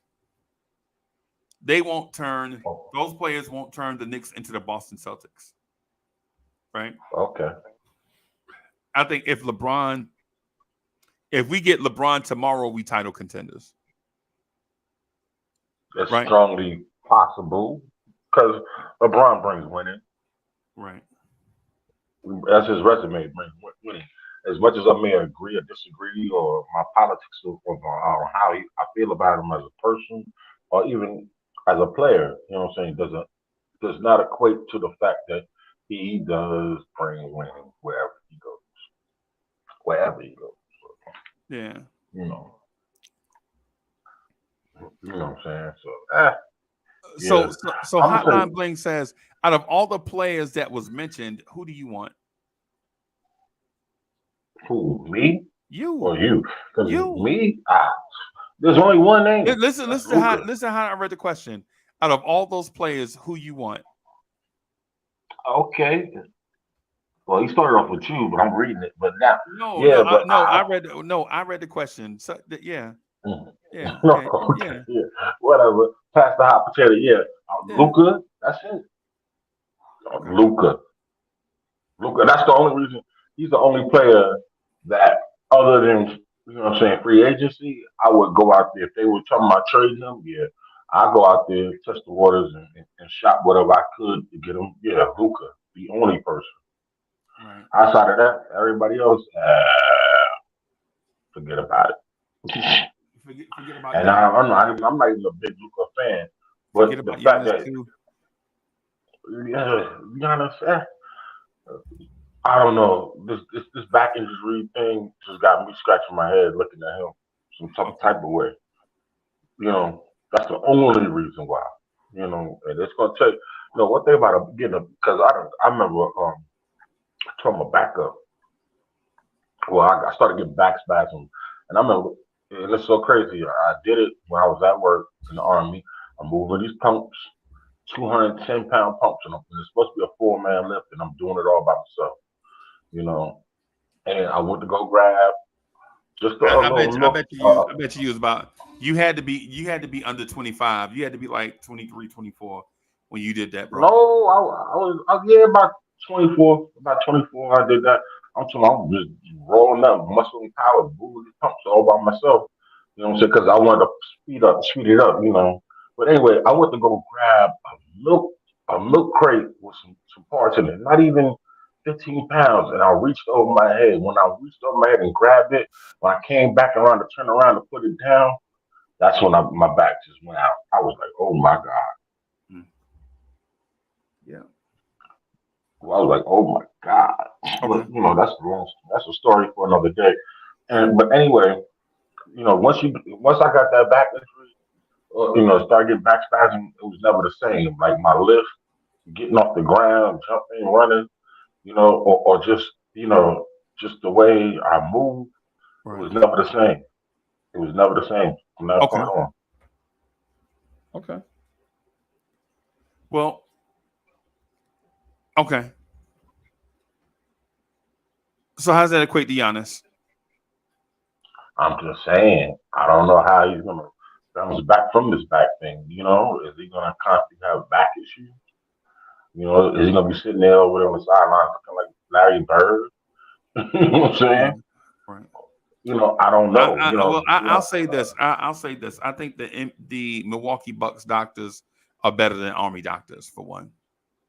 Of course. No disrespect to the military, but Yeah. And of course, technology nowadays is It's far better different. than it was Yeah. in the '90s. So yeah, all right, but still, Right. yeah, maybe yeah. I would look. I'm not saying look here. I am not looking no give horse in the mouth. If we get them, we got 'em. You know Okay. what I'm saying? And I want the most out of them. You know what Okay. I'm saying? Just about the majority of that list. Some of the people on that list, yeah. You know what I'm saying? You know, with the exception of Zion, because I just feel like he's not mature enough in New York City. Um, you know, and Zach Levine, I'm glad you purposely left him off the list because Right. he So does not want to be in how is Zion not mature enough? there. There's too much going on in New York City. New York City No, no, is no, not New York City. I'm talking about Zion. I'm talking about Zion. he's Like just he's not. He can't handle the situation going on in New Orleans. all right. So, but that lady is from New York though. Doesn't mean he met her in New York. No, it don't. But right, but that don't mean all. Yeah, but New York ain't the only place with trouble though, bro. I'm just no, but it's I mean, I would even listen. venture to say that New Orleans is a very dangerous place. It's a dangerous place. I agree, but the amount of debauchery in New York compared to Louisiana is is far greater. Yeah, but you don't need all the debauchery. You just need some, right? Yeah, you're right. All right. I'm just saying, man. Oh, It's, well, it's we can agree to disagree, but I just I don't just think think he. the Zion thing is to me the Zion thing is not even a New York thing or a New Orleans thing. I think it's a trappings thing. The thing with the women. That's just I think because women are gonna be everywhere, bro. Oh no doubt, you go to Miami, pretty much probably fall into the same situation. But Right. I just I just think I mean, and maybe I'm wrong. Maybe I really want to be wrong on a lot of things that I say. You know what I'm saying? When I offer my opinion, and sometimes it's negative. I want to be wrong. You know, maybe I'm looking at it from another perspective. You know what I'm saying? The facts of which it is, I don't even have all the information. I'm not privy to all the information. Yeah. None of us are. Yeah. I think. Well, I think I might be closer to Zion than a lot of people that are Knicks fans. And I, I don't know him. I've never met him, to be honest. And I'm talking about like the 6 degrees of separation type thing.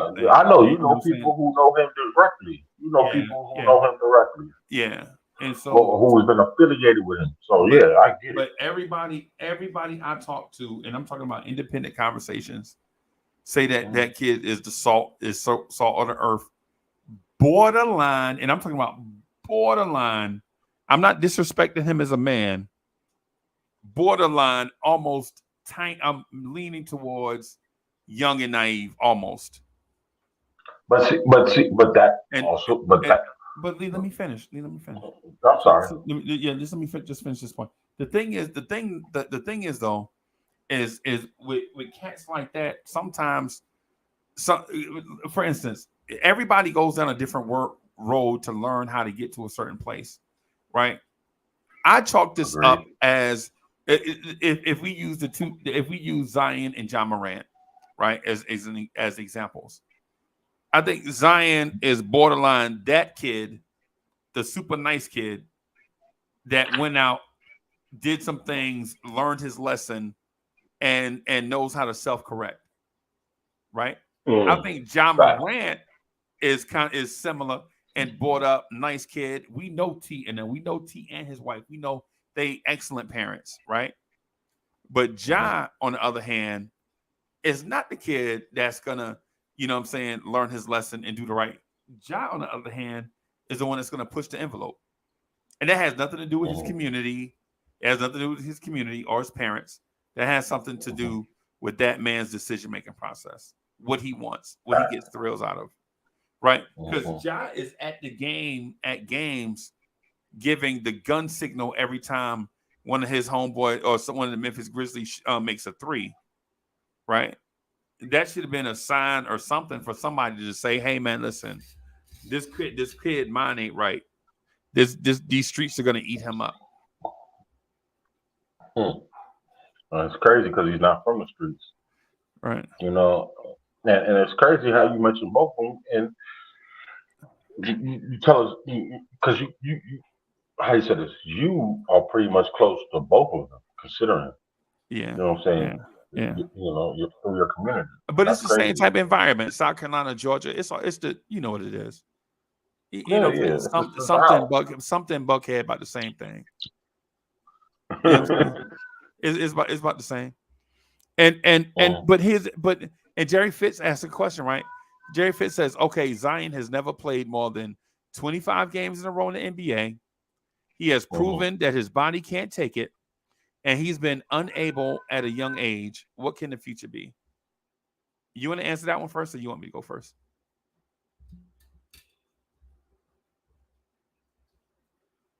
Okay, so I'll go first. No, yeah, I would say go first. Oh, okay. What I'm gonna say, right? What I'm gonna say to everybody is, before you judge Zion, look at your current league MVP. So who's the MVP of the league right now? Like who's the best? So who's the player that everybody says is the best player in the game right now, based on winning the MVP award? Who's the league MVP right now, chat?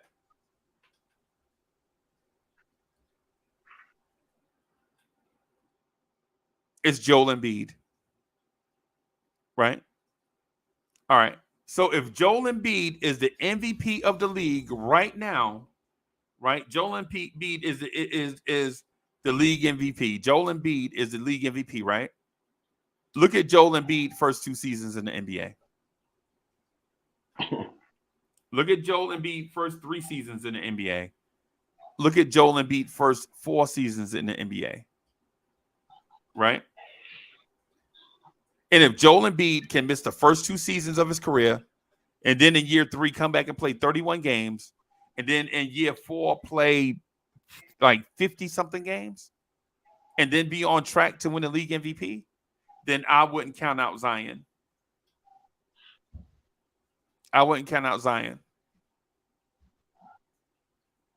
Right? No diggity. And honestly, I think Zion is immensely more talented physically. He may not be as skilled as Joel Embiid, but who is? You know what I'm saying? Pound for pound, like who is at 270 as skilled as Joel Embiid? You know what I'm saying? The smoking niggas in the building. Right? So my thing is ultimately, I think what happens with us is Knicks fans, we let like certain narratives become a runaway train, right?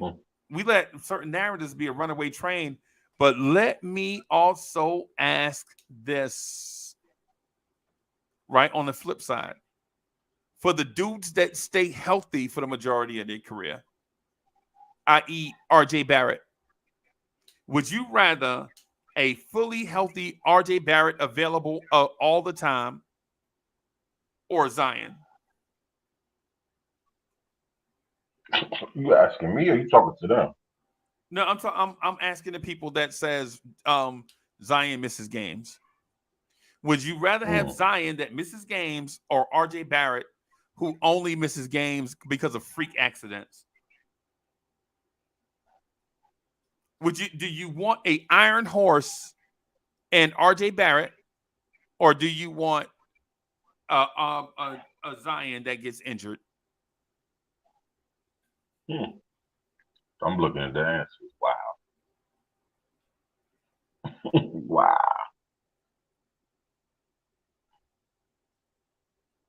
I'm just saying in general, like you know what I'm saying, what is it with Zion and or any NBA player or professional athlete that gets injured, right?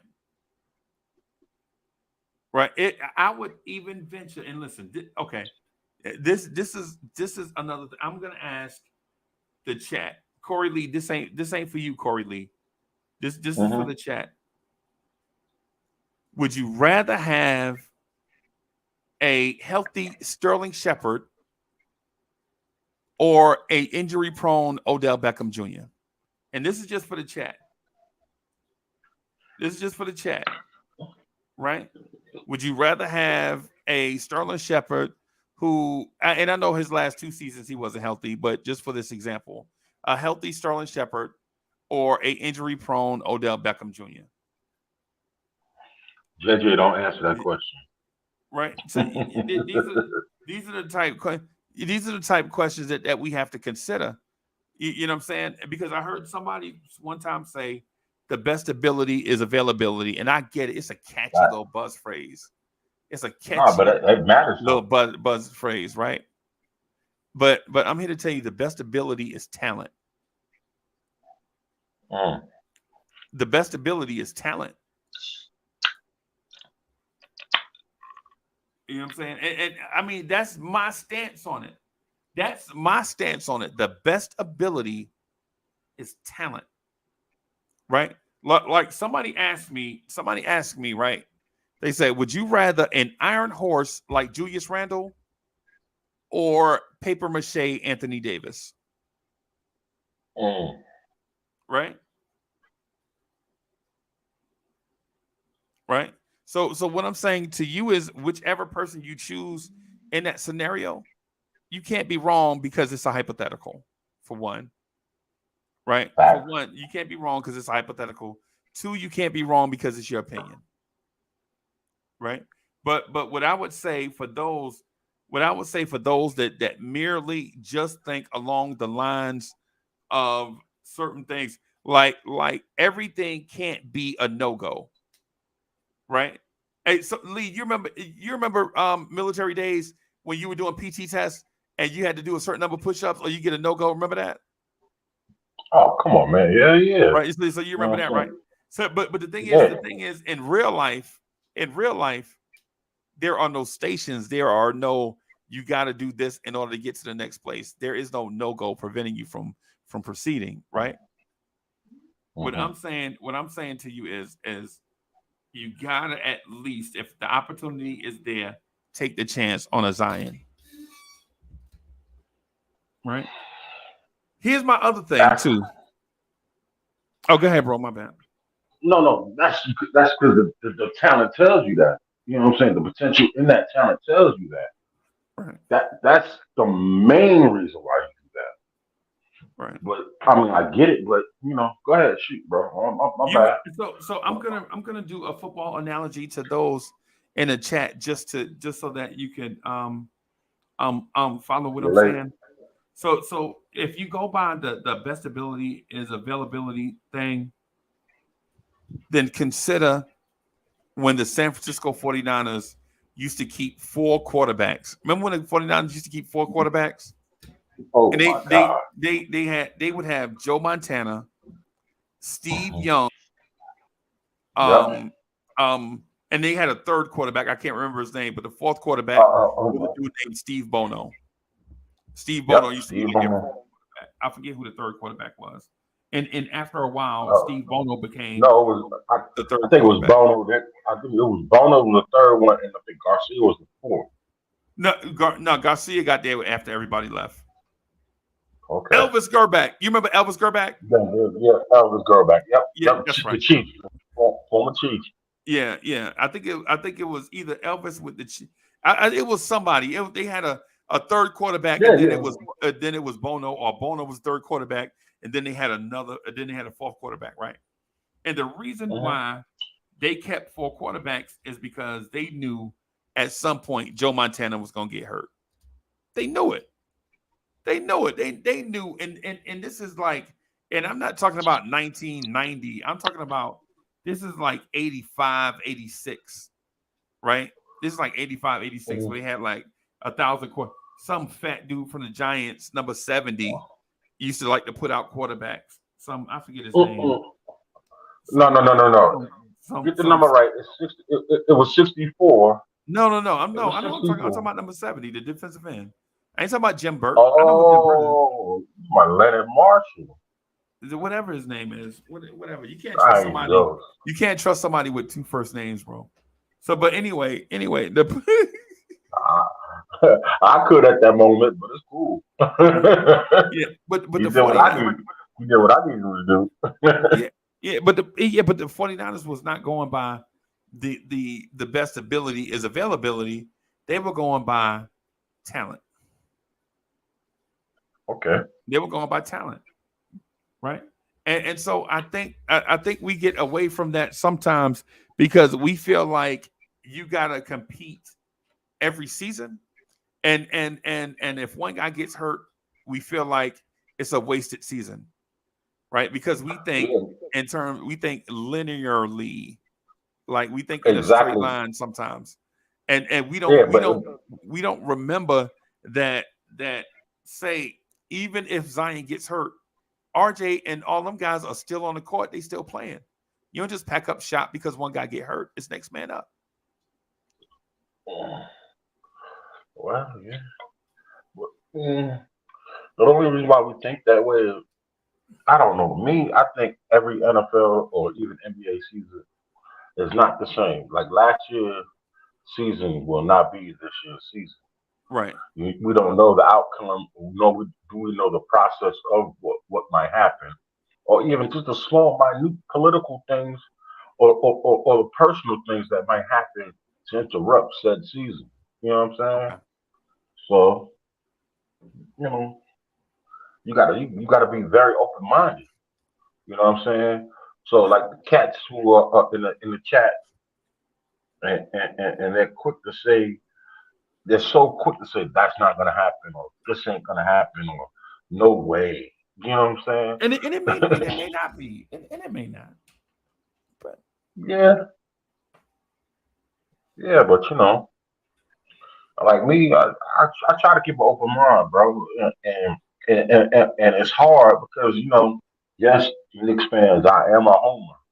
You know what I'm saying? I support my players to the 10th degree. And am I always right? No. I don't think So, you're a homer.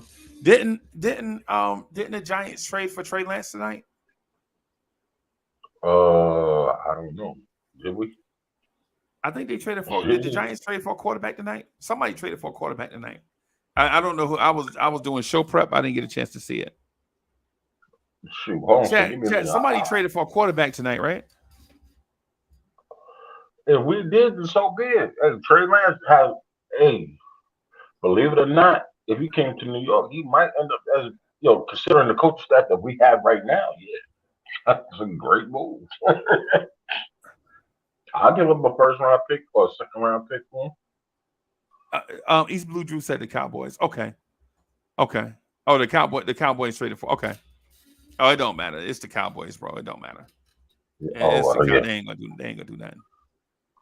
Yeah, the Cowboys gonna do great on development. Yeah, they ain't gonna do nothing. No way, bro. But Oh. ultimately, if you're looking at the 5 trades that will change the Knicks forever, I think a Zion trade does more for the Knicks on and off the floor than, say, keeping certain guys. Right? Than keeping certain guys. I mean, it's possible. It's possible. It's possible. But that also too, that's perspective. You know what I'm saying? And we're speaking from our perspective. And some of the so-called experts might say yes, and some of them might say no. And us as fans, we just looking at it from what we hear from them, as well as what we see from our eyes, and the fact that we're caught up in stats now, in the analytics. So with that said, it's all here there with that. But Okay. what we can do is just be fans and just watch and see, and offer our opinions from that point on. Right. Okay. I mean, do you agree? Is that a legit legit. I would say, yeah, I would say that this to your point, man. However you feel about it, man, it's cool. You know what I'm saying? Especially when we just talking about speculation, and that's what it is. The five trades that will change the Knicks forever. That's basically what it is. Friday night conversation. Or we could talk about RJ Barrett shooting 1 for 10 with Evan Fournier guarding him. Hey, y'all, that's what y'all want to talk about? RJ 1 for 10 being guarded by Evan Fournier. And the FIBA, which is like no defense allowed. Yeah. I mean, yeah. What kind of got me tight? Like, God, bro, what's going on, bro? Yeah. And Amani the Great says, "How about them Cowboys, Lee?" I'm gonna give you a hug. I'm gonna give you a virtual hug. Yeah, I'm with him on that, man. I think the greatest Giants running back to wear number 26. Amani, who's the greatest running back in Giants history to wear like a 20s number? Joe Morris? Oh, come on, man. Joe Morris? No, Rodney Hampton. No, Rodney Hampton was. What? Rodney Hampton? He's number 2 all-time leading rusher in Giant history. You know, you talk about number 1. Come on. It's my man. What's his name? Worked for NBC. Stinky Barber. Stinky Barber. Yeah, Stinky Fumble Barber. But you know what though? I would take Peyton Hillis over him. You know you wouldn't. Stop lying. Hey, hold on for a split second. Hold on for a split second. Let me do this real quick. The Giants running backs historically are trash.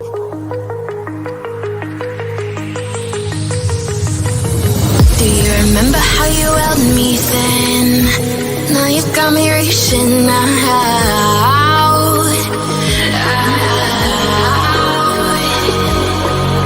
And do you see you got me falling in more times than I can get out.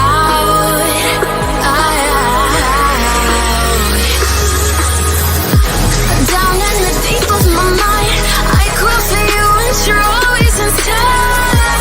Down in the deep of my mind, how long do I got to keep you? Down in the deep of my mind, I crawl for you and you're always inside. Down in the deep of my mind, trying so hard not to keep you. Wiz is in the building. Wiz, you ready for another conspiracy theory conversation, bro? Man, off the chain. Yeah, we gotta have one, man. We gotta schedule one where we can all get back together and round 3. And yeah, man, and chop it up, man. But just really quick, I'm gonna say something to you, and it's out of frustration. And Knicks fans, y'all my brothers and sisters, right? Knicks fans, y'all. Trinity, that's what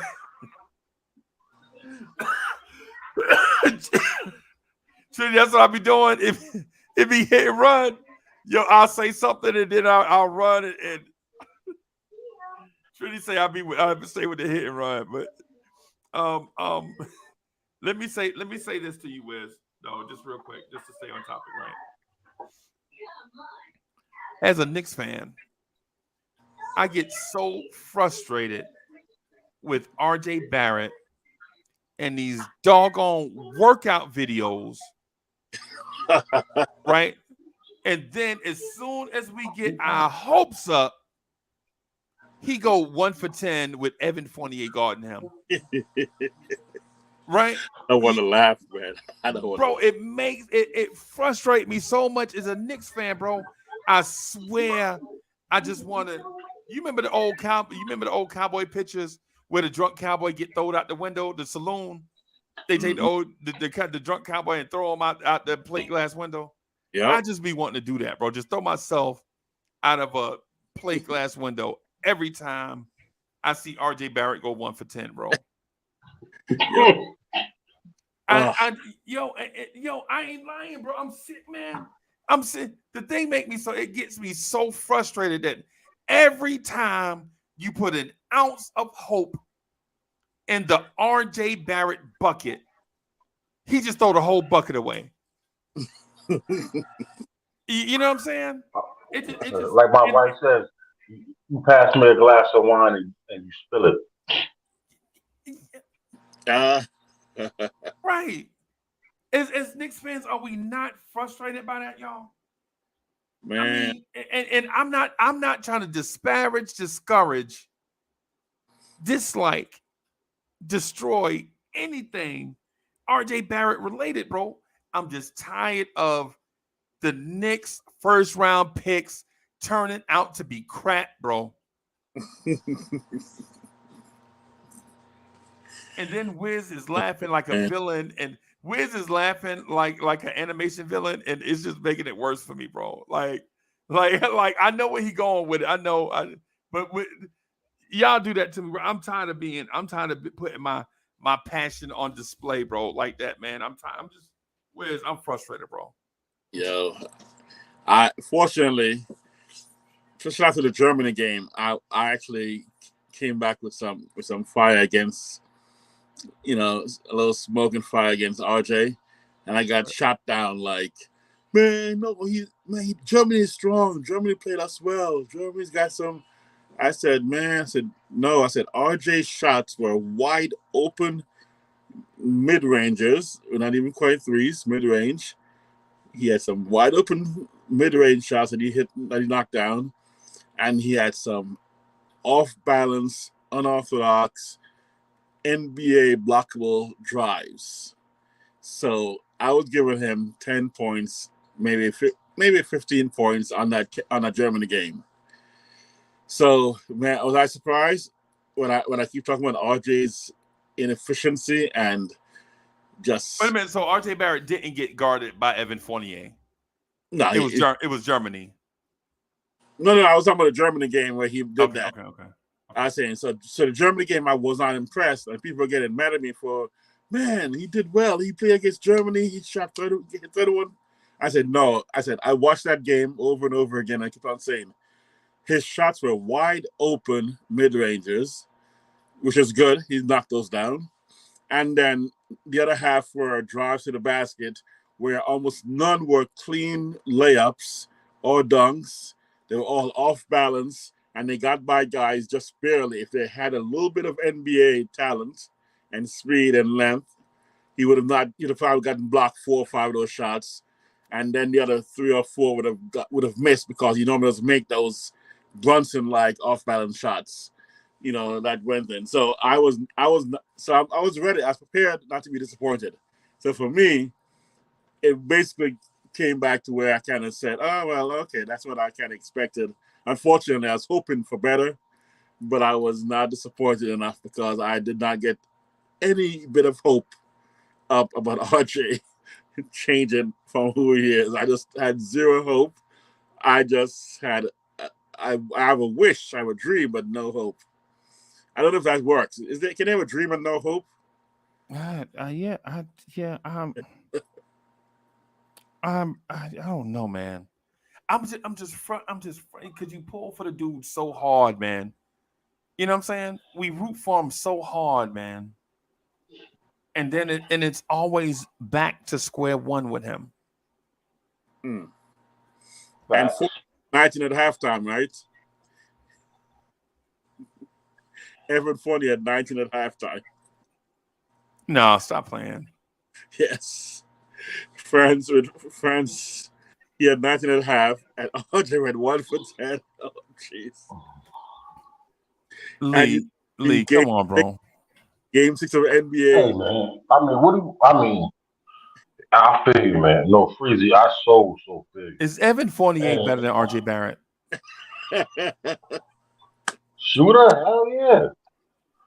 I mean, everything. What is RJ Barrett do? I would not say everything. I'm asking a question. What does RJ Barrett do that Evan Fournier can't do? Play better defense. Wow.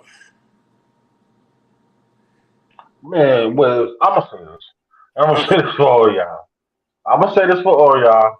You know what I'm saying? Hey, listen, I'm gonna put myself on record because I've been the biggest art, one of the biggest, not the biggest, one of the biggest RG supporters.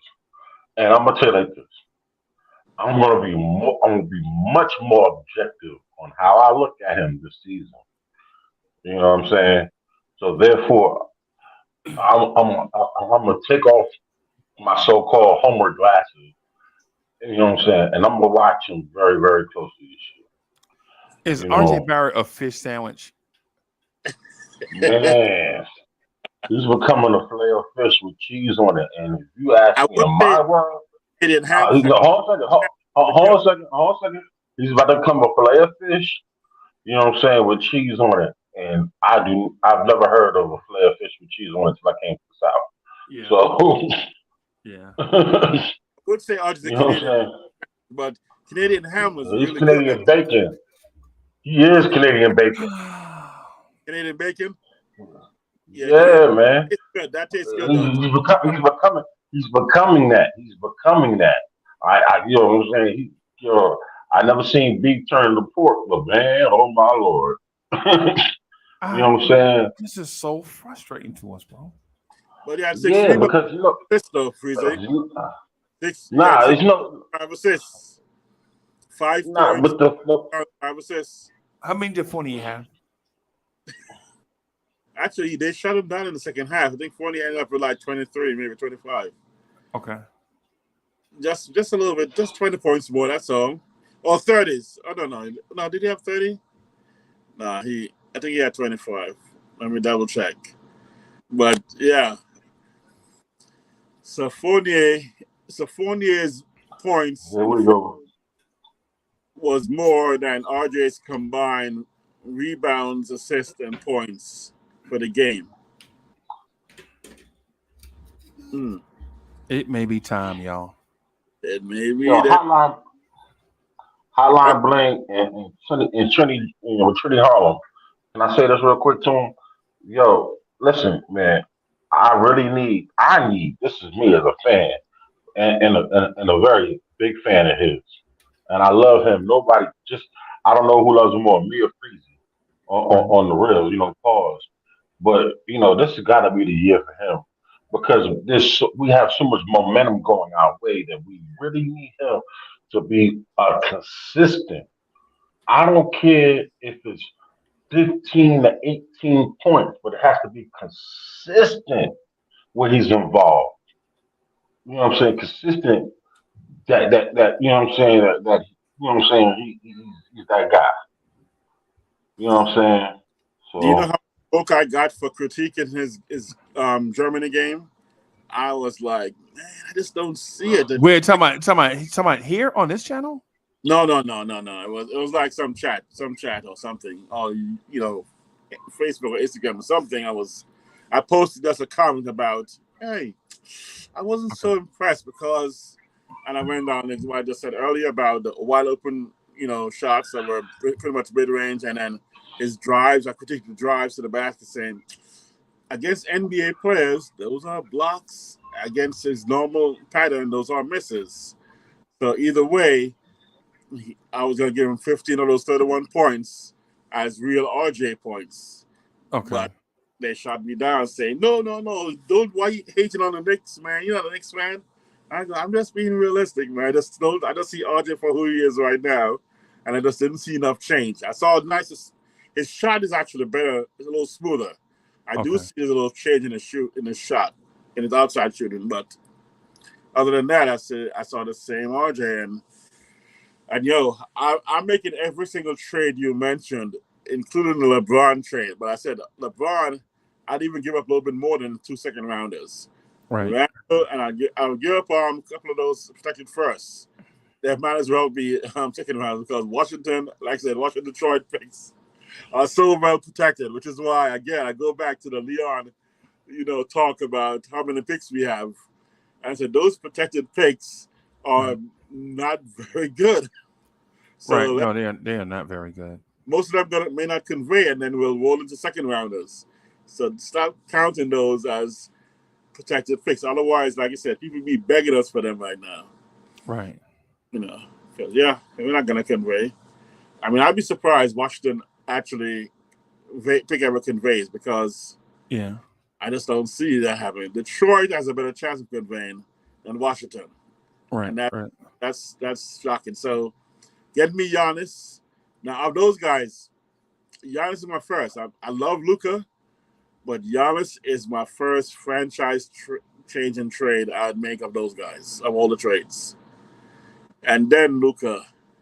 But like I said, LeBron changed the whole culture the moment the moment the trade is even the paper signed. So the ink is dry, or before the ink is even dry, LeBron James, the New York Knicks, at 40 years old, Is the biggest story in sports. boom. Oh my goodness. Yo, let me say something real quick, Will. You know what that would be? That would be like, can LeBron do it one more time going out the door? Yeah. You know? Hey, you know what? And New York Knicks fans would lose their mind if he did. Yep. You know, as LeBron would be the biggest Aaron Rodgers with the Jets, right? No, but see, let me tell you something. If that goes down, LeBron ain't gonna be no he ain't gonna be no he's not gonna be under contract. He's gonna be a free agent.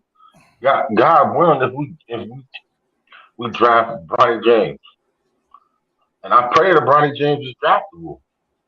Yeah. You know, Yeah. And not for us, for his sake. Just really quick, I just wanted to add just a little bit more before we start talking about Bronny in depth. The RJ thing, man, is I'm not frustrated with RJ Barrett, the player, like it seems. I'm frustrated with RJ Barrett's progression. Yes. Like it's not a RJ Barrett, it's not a I hate RJ Barrett thing. It's come on, bro. What are these 1-for-10 games, man? Oh man. That's and they're big. Those are big moment games. I'm sorry, excuse me, because he was playing against a teammate, and this is to show the front office, like, look what I can do to him. I've been doing this to him in practice. You know, and not to say that they were lined up against each other, say pretty much, but even just to say, to showcase it. You understand what I'm saying? So yeah. Yeah, man. At some point, Wiz, man, we would just like to see a young player just give us like a glimmer of can the Knicks somehow get a Trey Young? Right? Not the Trey Young. Not the Trey Young. I'm talking about I'm talking about a young player out the draft that enters the league ready to play right away. You know what I'm saying? I'm not talking about the Trey Young. I'm talking about can the Knicks draft a young player that's ready to play right away? Why are we always getting Frank Ntilikina's, bro? You know, because the whole mentality is wrong with the mentality of the Knicks. It's like some NFL style drafting that we be doing. You know, it's the best player available. You understand what I'm saying? And we really have to start looking at these players that we drafted. You know what I'm saying? You know, what the outside really of necessarily the actual ham sandwiches that we have. You know what I'm saying? Like, you know, Son really, you know what I'm saying? He was drafted, and not saying he was drafted pretty well. He scouted pretty well. That's the key word I'm thinking of. Scouted pretty well to where we got him, and you know the potential of him being better than this cat we got first round, third pick. You know, it's like, yo, you know, where it has us as a fan base scratching and saying like he might be more valuable than RJ, considering the fact that he stole the whole draft. I mean, the whole trade. Excuse me. That is bananas. Yo, by the way, RJ was 1 for 10, right? You know how many threes he took? None. Oh, worst. Think of the worst case scenario. Almost the worst case scenario. 9. What? He's took So 7. 9, How many he took? 7, 7. So he's So, missing. so he was missing 0 for shot. 7 from 3. No, he went 1 for 7. So, He's all the baskets of 3. But he's so missing. maybe that's He decided to keep taking 3-pointers and not drive for a couple of 2-pointers. He went to the final shot, maybe went to the basket 3 times out of 10 shots. So even the IQ level on that part is where I'm frustrated. Where I'm like, come on, dude, your shot's not falling. Why are you shooting the threes? So he out here looking like RJ Ntilikina.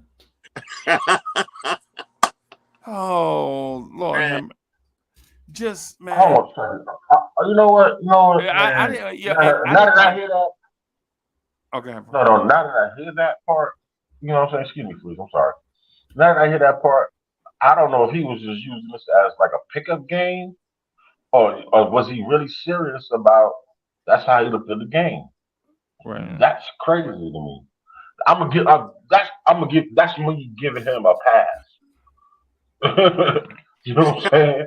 I'm not saying that's a legit pass, but even in a pickup game, you like, hold on a second, man. My jump ain't falling. How many minutes did he play, Wes? Because you got all that information right there in front of you.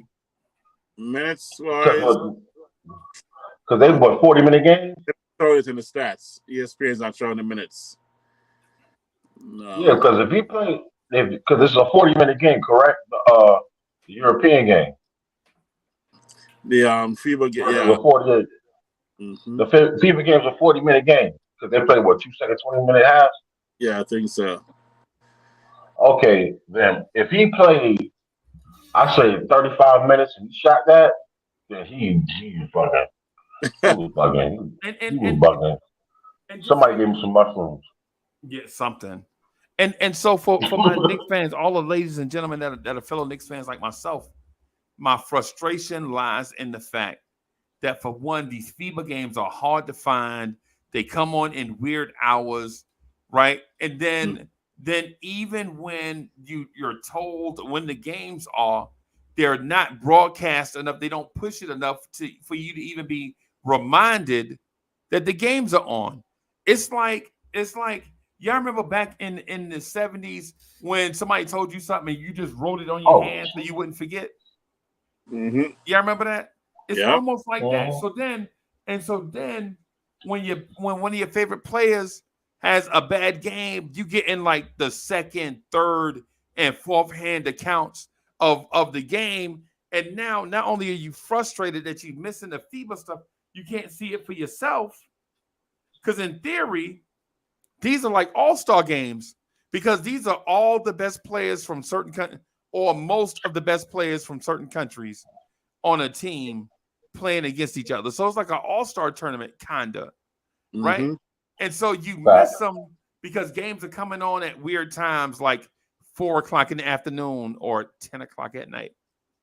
And so you miss certain games, and then we gotta get all the information off Wiz's cell phone, right? Wiz will be like, hold on, y'all. I got a call coming through. Hold on. I'll get back to that page after this dude stopped trying to sell me extended warranty insurance for my truck that I don't have. You know what I'm saying? And so that's the frustrating part to it. And then if your player have a bad game, so now you like, I know. He was 2 for 4 from free throw line, so 50%, not bad, right? Yes, that's terrible. SGA, so he took the most 3-pointers of the entire team. SGA went 9 for 19, but he only went 1 for 3 from 3-point. So SGA put up 27 points, but 16 of his 19 shots were inside the paint or inside the 3-point line. Where RJ went outside thinking, I can hit the 3-pointer. I mean, that's frustrating to watch that kind of stat and be like, why? If your game is off. Because the last game of the season last year against Miami, he was 1 for 10 too, right? Was that 1 for 10? Yeah. Last game of the season. I felt like it's deja vu. And when I heard you say that, I'm like, why is he talking about last year's playoff game? Why is he talking 1 for 10? I didn't know that this pulled it up. Right. I'm like, are you serious? Was he 1 for 10 against Miami? Right. Jeez. And the thing is you root for him so hard that when you see these things, you're like, oh man, he'll get over it. He's a young player. Nah.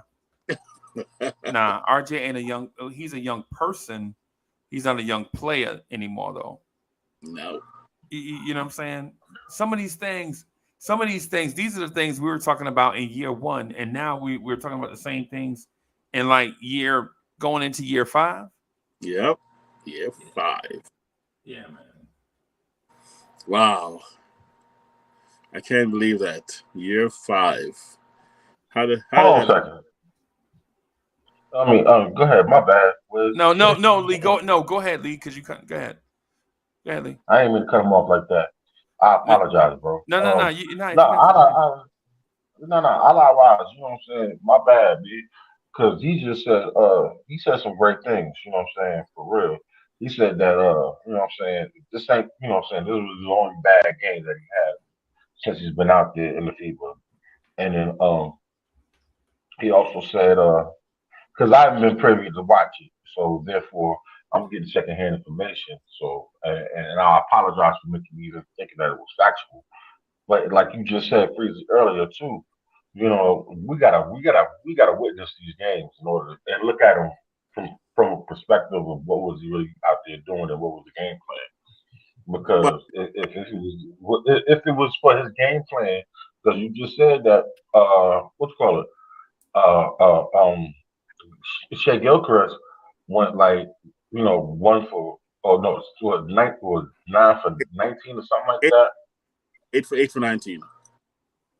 8 for 19. That means that he had 27 points. Yeah, that means he was going to the basket and going to the line a lot. Where it looks like that RJ was out there was supposed to be just trying to keeping the defense honest and letting him get to the basket. You know what I'm saying? Doing what he does best, finishing. I can't. I'm sorry. Yeah. Listen, bro. I'm just trying to bring. What I'm trying to say is, I'm trying to bring a different perspective. You're trying to save him, man. You're trying to save him, but you keep hitting him in the head with the life preserver, bro. You keep. Yeah, I'm just saying though. We none of us saw the game though. So I mean, none of us saw the game. So we can't say that what we saw. You know what I'm saying? What we saw. But Lee, here's the thing. Here's the thing. This is why what you saying is sound hypocritical, because you clearly defined what SGA did in the game, right? You clearly did that at the beginning of your statement, and then when it came to RJ Barrett part, you're like, nah, we can't speculate because we didn't see it. So hear me out. If we can't speculate on the RJ part, then we can't speculate on the SGA part. That's all I'm saying. Okay. Right. Is that fair? Wiz, is that fair? No, that's fair. Lee, real quick, is this is the first game that counts. The other 3 games were all crap, warm up, whatever you call it, right? This is the first one that actually counts. So we can, when Alan White said, oh, well, his first bad game, this is like the first 3 games were like preseason games. Friendlies, yep. Friendlies. This is the first in-seasonal game that counted towards, you know, I mean, yes, Canada won the game. I mean, I got to give them that. Yeah. They had GA and that. Oh, Brooks went off too. But Brooks was 5 for 6, 1 for 2 from 3. You know, 12 points. Olenek was 5 for 9, 2 for 5 from 3. 6 or 7 from free throw. So SJ was 8 of 9 from free throw line. So everybody else carried RJ to make him not look as bad. You know, I mean, Dort actually went 1 for 7 also from 3, but he went 3 for 12 from off the bench. He went 3 for 12. But you know what Lou Dort is, though.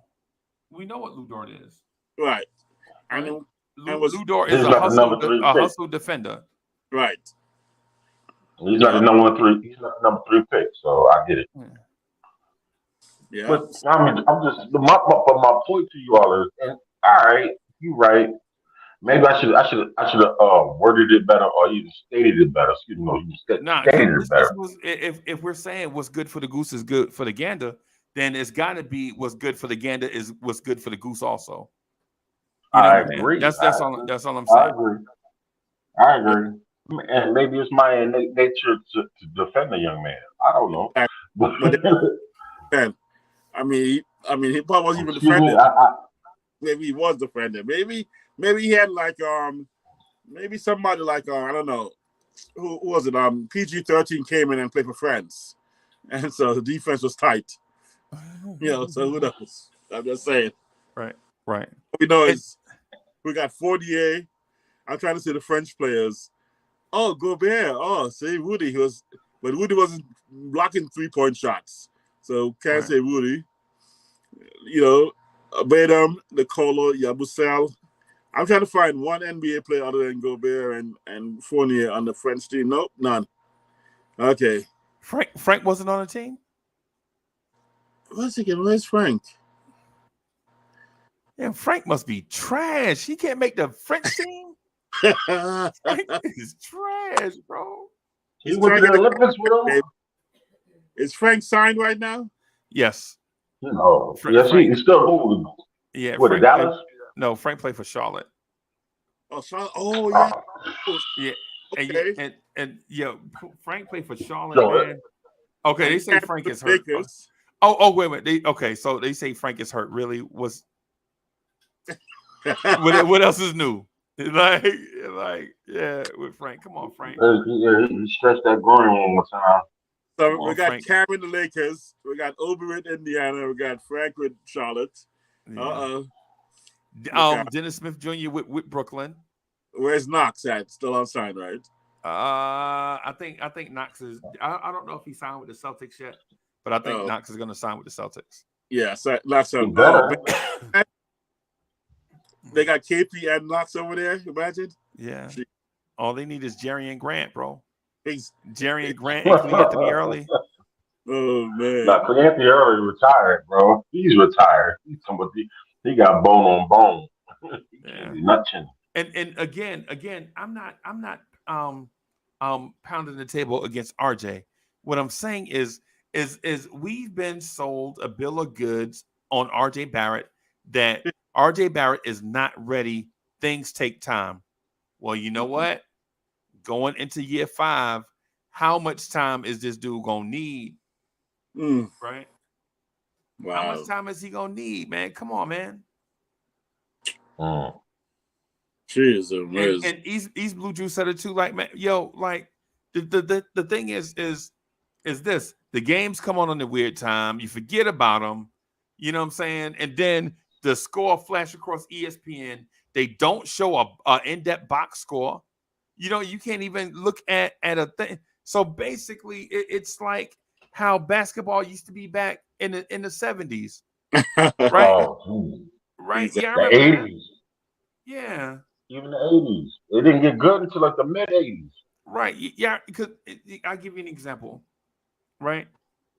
In the New York tri-state area, nobody knew who David Thompson was. David Thompson was a myth. Unless you knew about college basketball, you knew about David Thompson. Right. Him and George the Iceman Gervin were myths, like bigger than life. Right. We were in Brooklyn, New York. We walk into a sneaker store, go buy some sneakers. Right. We in there trying to buy the Puma Clydes. Right. The suede Puma Clydes, the white on whites. Right. I know where you're going. So we in Brooklyn. We walk in and we see the Iceman Cometh poster on the wall. Right? We have no idea kind of who this is. All my cousins from Detroit, though, was like, yo, I saw Iceman jump in the air and he got stuck. They had to pry him out the air. They had to put oil on his back so that he can come down because he was up in the air so long he got tired and fell asleep. This is the myths they saying, right? This is pre-Jordan. The term hang time comes from him. Yeah. This is pre-Michael Jordan stuff, right? But in 2023, why are we getting like box scores off weird sites? I was looking just now like for the box score, right? And I think the website is Okay, I'm on the sportingnews.com, so it's not a weird website, right? But I still can't even find the box score on it. I got otherwise was chopping it up in the chat there about RJ first bad game, the friendlies, he was blowing them out in the friendlies. It's a blowout game, so don't talk about the stats because they only went 1 for 10 in a blowout.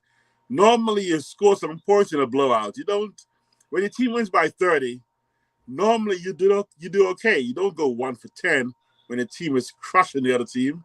Normally it's open season where everybody's having fun. Everybody's scoring, except RJ hit one basket. There's no excuse, sorry, otherwise, that one basket out of 10 shots can ever be excused about. It's only a bad game. There's no excuse for that. I'm sorry. And you know what we should say to that? If RJ Barrett was even an NBA player, they would have won by 50 instead of 30. Oh, right? Exactly. Wow. And no disrespect to RJ, because we like RJ, bro. We just get tired. Man, listen. I'm not trying to stir y'all up. All I'm saying is personally, I get tired of these moments, man. I just get tired of them, man. Mm-hmm. We just don't have everybody, like every NBA team has at least one young player that they can brag on, right? And we bring in RJ Barrett to the table. Right, and we try to brag on RJ like like when Cleveland was doing anything in the playoffs, I was going in the Cleveland chat like, yeah, look at RJ, y'all talking trash about RJ, look at RJ now. And then before 2 weeks later, this dude 1 for 10 in an elimination game against Miami, being guarded by Max Strus and Duncan Hines. Wrong for that. So what happened? Oh, not Duncan Robinson. RJ Barrett getting guarded by a toaster strudel and Duncan Hines, and he wasn't there. Bro. That's all I'm saying. You funny. You funny, man. Oh my God. I love you for that. Oh God. Now, was guarded by Yabusele or Batum or Fournier. One of those three guys guarded him. And who are those guys? Jimmy Neutron. In the real game of the FIBA tournament, he goes 1 for 10. So I can count friendlies, and I definitely can count when you're blowing a team out that you don't put up. I wonder if he hit his one shot during the blowout. Maybe he was 0 for 9. And he got off his dot, you know? You ever play with a game where I used to hate playing playground basketball because I used to love to pass, right? So I love to pass.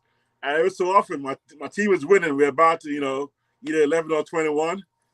And they're like, yo, man, you still on your nut? I'm like, dude, we're beating you by 7 points.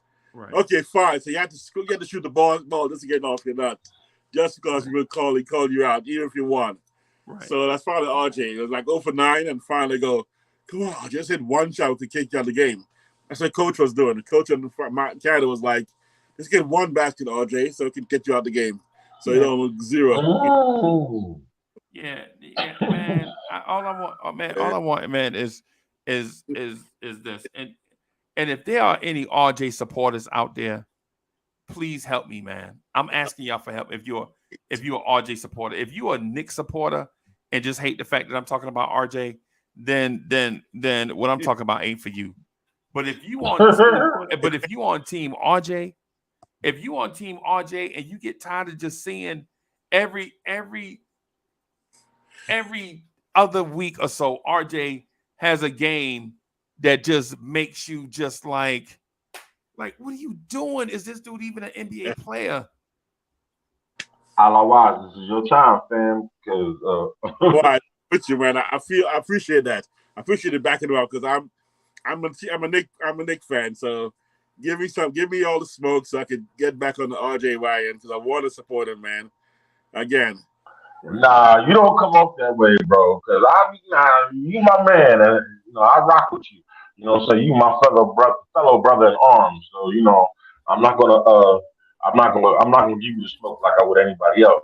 But I tell you this though, man, you don't threw more rocks than flowers. I'm gonna tell you that lately, especially lately. And You know what I mean? Everyone calls me an RJ hater and a Randall hater. Who else do I hate? No, it's not that you. I don't call you that. I No, would no, not say that because by that's Trey. no. I'm defending you real quick. Allow me to do that real quick. You're a Knicks fan of a certain type of age, like myself, and you have a different perspective than anybody else, and you're allowed to have that. So, with that said, it's cool. You know what I'm saying? But also too, though, man, the one thing that I appreciate is you will back down and eat a real crow. So you know what I'm saying? You're not stubborn or stupid. So I'll give you that much Yo, props. if RJ gets efficient, I don't care what he averages. If he gets efficient and puts up 14, 15 points a game, and then and 5, 6 rebounds and 4 or 5 assists a game for the season, I'm on the RJ wagon. Okay, I'd be like, who needs Giannis? We got RJ. Who needs LeBron? Who needs Luka? We got RJ Barrett. Okay, so full disclosure again, I told everyone I've been saying this. I was against drafting RJ number 3. I was saying trade. Everyone we should trade back. That was a draft. I said trade back. We could have gotten You should have traded up. We could have gotten 14 and 50 and 20 for that. We could have easily gotten 2 picks. I mean, and there were 4 guys in the 20s ended up being as good as RJ right now. Now, will RJ be better than them next year or 2 years from now? Okay, yeah. I'm not buying any more of future stock on RJ Barrett, bro. We're not buying no more future stock, bro. I don't want to read the RJ Barrett prospectus. Oh, Tibbs don't draw up the right play. No, we not. No. This ain't about Tibbs no more. Right. At this point, and in this situation, you know what I'm saying, that we can say the 2 defend Tibbs. Right. And the thing is with the RJ train, and I'm on it. Right. Every time I talk about RJ, I have to preface stuff. Like every time I talk about RJ, I'll be like, yo, I want your full cooperation and total attention. Here's a few things I forgot to mention. These RJ stats are so appealing. You know what I'm saying? So I have to go through this whole thing before I even start the RJ thing. You gotta put a whole disclaimer out there, bro. Yeah. Every time I talk RJ, I say I need your full cooperation and total attention. Here's a few things that I forgot to mention. These RJs, I have to say all of that, right? Just so cats can let me live on RJ. Otherwise, I love RJ. I do like RJ though. I like him as a person. I like his game and his potential. No, not his game. Because his game is what we're talking about. Right. I just want that consistency, and I'll be so happy RJ gets consistent. I mean, I don't need those 31 points. 14 or 16. I'm so happy with RJ shooting 48% from the field, 35% from 3, and 80% from field goal. I'll be happy with that. And he's shooting no more than 16 shots a game. I'll be okay with that. I really would be okay with that. Right. I don't need him to put up 30 points a game or even average 20. So I'm telling you, I like RJ's game once he stays consistent, because there are times RJ looks like, people have watched him and said, yo, he's going to be the next X, Y. And he looks like it sometimes. I don't need those superstar moments. Right. Just solid game, man. And I like RJ. I like Randall. Again, I was on the Obi hive, but I think Randall's a better player, and I was totally fine trading Obi and keeping him out of this. But Wiz, my point is, if Julius Randle had this 1-for-10 game in a blowout, you know what the conversation would have been? That every YouTuber on the planet would have had a breaking news type show breaking down every one of Julius Randle's shots, right? Just like in that little pickup game he played in, last summer. You know what I'm saying? When they talking about this one dude did him, and this I don't even know if he's an overseas player, outplayed him And I'm just like, are you serious? This dude don't even play in the league. How dare And you compare but him Randall to? then was going half speed, and nobody was even. They didn't even. Yeah, Nobody that's a didn't even fact. take that into account, right? Because if that dude gets hurt, so what?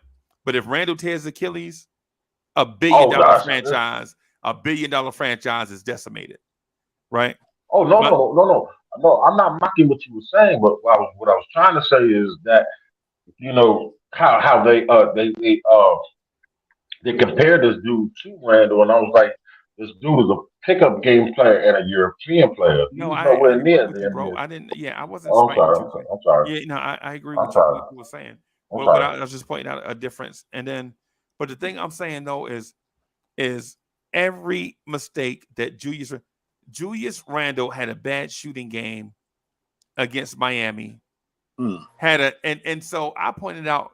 I said this thing and I said it around the ladies, and the ladies laughed. They was like, "That's why boys are stupid." Right? This is what it was. No lie. I said this around 20 ladies, right? I was like, yo, Randall tough. He out there playing with a black eye. And you know what the ladies were saying? That's why dude is dumb. That dude ain't got a black eye. That dude probably got a concussion. Right? This is how ladies think, right? Whoa. Right? And so I'm like, I ain't even thought that deep. Because I still see him out there. Wow. I think of man as a machine. But think about Randall if Randall was out there concussed on a double sprained ankle, right? Think about that. If Randall was out there concussed on a double sprained ankle and people were still going for his neck, bro. Oh my God. In the game that RJ Barrett went 1 for 10, and people was like, well, RJ had played good all the games before that, so it don't matter. Yep, exactly. Here's another one, by the way. Both of you guys, I'm going to put you on the spot right now. I need to know last year's stats for preseason for the Knicks players. Who was the best shooter preseason last year in the Knicks? Remember the Who preseason cares games? about preseason? You said preseason, bro? Come on, man. Yeah, stats. What were those stats like? Bro. Or better yet, was Obi's last 10 games of the end of the season a year and a half ago, those numbers, those were garbage, right? Those are irrelevant, right? Otherwise. But right now, otherwise, it's calling on me saying to look at Long Island Sound. RJ's FIBA stats, 21.6 points a game, 8.3 rebounds, 4.6 assists. In friendlies, in preseason, his real stats are 1 for 10, 5 points, right, 6 rebounds, 5 assists. That's his real stats in the actual games. You don't count friendlies or preseason games. So stop bringing those stats up, okay? I mean, I'm not trying to diss RJ, but don't bring preseason stats and friendly games and say I'm these not are with stats. Wiz on this one. Wiz, so Wiz, I'm not with you on. I'm not saying I disagree with you, but I'm not. That's not how I'm feeling. Like Wiz has his own separate thought, his line of thinking. My line of thinking is, I'm tired of seeing these clunkers, bro. It's like watching Kurt Warner play quarterback. Y'all remember the quarterback, Kurt Warner? Yes. Kurt Warner would throw for 300 yards a game, 3 touchdowns against elite defenses 4 weeks in a row. And then you start him on your fantasy league, and they play the worst team in the league, and he throws 6 interceptions. Yes. And you like, yo, what's going on? And we put and that's why the Giants started Eli. But go ahead. Didn't Kurt play in Canadian Football League in the CFL? See, Arena League. Arena. Oh man. Yeah, in the Arena League. Yeah. It's Canada, man. It's Canada to the term. Nothing is Canada. Yeah. My thing is with RJ. I listen. I personally will count the FIBA stats in the friendlies. I'm like, okay, if he did it, he did it. If he did it, he did it.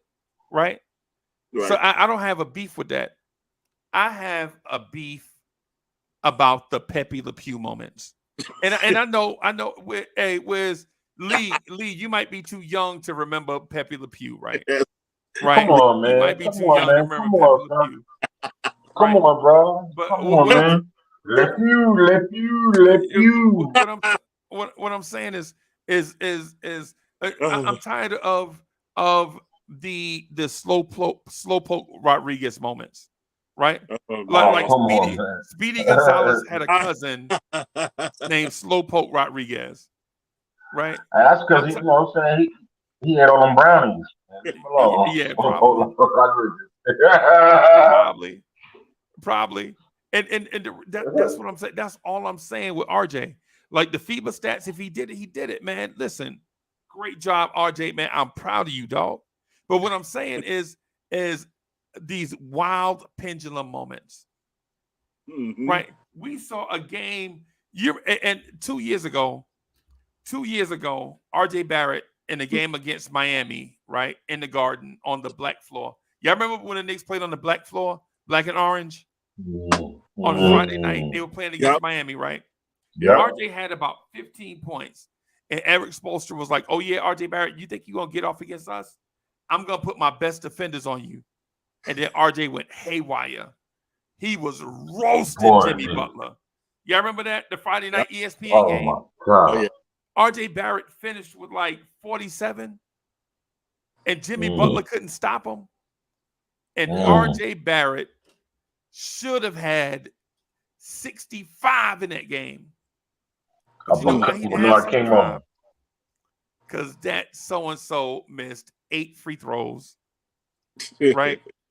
And he was missing bunnies at the basket, right? So you're like, damn, RJ, you could have had 70 on the same shots, by the way, on the same amount of shots. RJ could have had 70, right? Right. And then against that same Miami Heat team this spring in the playoffs, RJ Barrett go 1 for 10.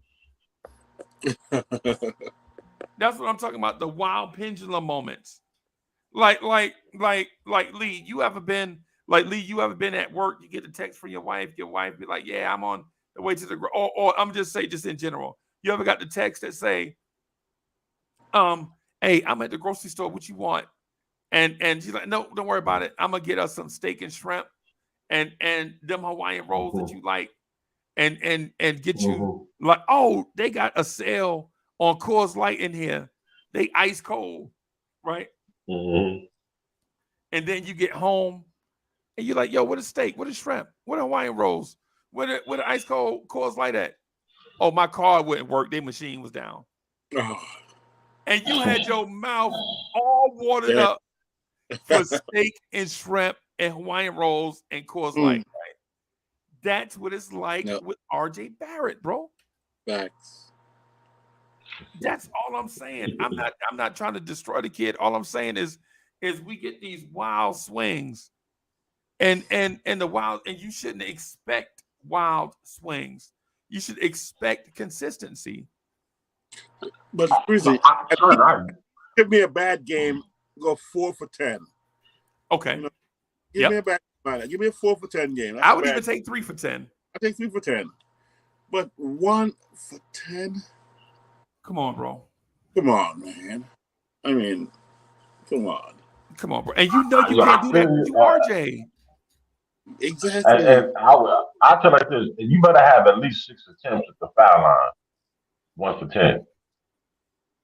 But no, 2 for 4 from the foul, which means he didn't drive the ball. He didn't go to the basket much because he had 4 free throws. Right. And he hit only half. So, again, even free throw wise, he wasn't giving us a free throw. So at least if he was driving, I'd say, okay, at least he's going to the basket. But he shot 7 of his 10 shots from 3-point range. I know it's FIBA League 3-point range, but still. Yeah. 7 of 10 and only hit 1 of them. Come on, bro. Come on. Yeah. Come on. Hey, yeah, that dudes off the street can do that. Wes can go 1 for 10. Exactly. I'm telling you. Come on, bro. I would have done a logo. I'd have walked. I'd have gotten the ball every time I got the ball inbound behind the half court. Boom! I just threw it up. I'm gonna hit one of those 10 shots. Yeah, without scratching. Without even scratching. You know what I'm saying? Exactly. Oh God! That's what I'm saying. I think I did shoot outside. You guys don't know. Freezer knows. I was 5'6" through the 11th grade. I was point guard through the 11th grade. I grew 7 inches old in summertime during 11th and 12th grade. And, you know, I was skinny, and I like you. I think Freezy just said the same thing. I gained 5 pounds, actually. Yeah, all that height. And yeah. I went from 5'8", 150 to 6'1", 150. Yeah, it's crazy. Wow. It was crazy, bro. It was crazy. Went from 5'6". I know your coordination. I know both y'all coordination was so thrown off forever. I used to over jump the rim, bro. Like you know how you try to dunk. You know, you try to get a running start and try to dunk, and you can't dunk. And then in the games, I'd be running so fast and try to jump so high that my elbow would be at the bottom of the backboard. And if your elbow's at the bottom of the backboard, you should be able to dunk, right? Right. You should be able to, right? But but back to RJ though, bro. Just real quick. You ain't had a hand. I'm not bashing. I'm just so frustrated, man, with not only RJ, but it's all the young kids that we get, bro. It's the Obies, it's the Knoxes, it's the Damian Dotsons, it's the Emmanuel Quickleys, it's the Quentin Grimes, it's the RJ Barretts. It's like every organization looks up on a kid. Charlotte lucked up on LaMelo, right? You know what I'm saying? Atlanta lucked up on Trae Young. Orlando lucked up on Franz Wagner and Paolo Banchero. You know what I'm saying? Everybody, the Pelicans lucked up on Trey Murphy III. Right? Think about this. If you're the Pelicans, you already have Zion, you already have Brandon Ingram, and then in the draft, Trey Murphy III falls to you. Right in your lap. Right in your lap. You know what I'm saying? And with the Knicks, we got dudes shooting 1 for 10 in FIBA. But can I say this one thing though? You know, all right. The jury's still out on them as well. You know what I'm saying? Those players. I don't know who. Trey Murphy as well as Pablo and Franz. You know what I'm saying? The whole second. Let me say this real quick. The reason why I say that because they're no further than we are. And matter of fact, we're steps ahead of them. As a team. As a team. Right, yeah. So Lee, let me clarify. So I did see. That's what I'm saying. That's where the conversation gets muddied. I never said RJ Barrett was a bad player. I never said it was a bad team. What I said is RJ Barrett and these clunkers, bro. Like when's the last time you see Paolo Banchero go 1 for 10? Never. I don't know. I don't know. I can't say never because I don't watch. So I can't say I don't watch unless he's playing the Knicks. So I check his stats. Freezer talked about him all last year, like he was going to be good, and I'm like, I don't know about how good he's going to be. I followed every game he played just to look at his numbers. I was hoping for a bad game to be like, see, so we could talk some trash. Yeah, I could talk trash, and I couldn't talk trash all year against me. Even in the FIBA games, I'm watching this game. I'm like, oh damn, ugh, that dude's good, bro. Oh, that's bad. Oh. So yeah, sorry, I can't talk trash about it. And even when we were in Orlando, we saw Paolo Banchero ISO Quentin Grimes and go by Quentin Grimes. Pew. You know what I'm saying? Come on, Pablo's 6'10" with it. You know what I'm saying? You asking him. He a bigger version. He a bigger version than Randall. For real, and come on now, he's stretching his legs versus, you know what I'm saying, Quentin Grimes. Come on, man, that's mouse in the house. He didn't post him up, bro. He had him on a perimeter, and he dribbled, ISO'd him, and blew by Quentin Grimes. That's even worse. I was just talking about the game plan was having RJ spot up outside, which means that France is a terrible coach. Did that mean France got that means France coach must have thought he had BJ Barrett. France coach thought he had BJ Barrett. No, he had Rohan Sr. He thought he had Barrett. Yeah, he thought he had. France coach must have thought he had Archie Barrett. like the comics, Archie comics. Archie, He had Archie yeah. comics. He thought he had Archie Barrett.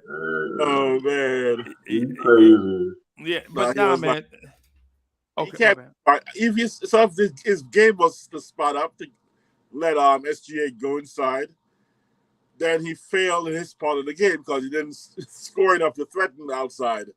After missing 3 or 4 of those 3-pointers, that's when you go, he ain't hitting, forget about him, and you back off and go let him score 2 or 3 baskets first. Then he can say it's a threat from outside.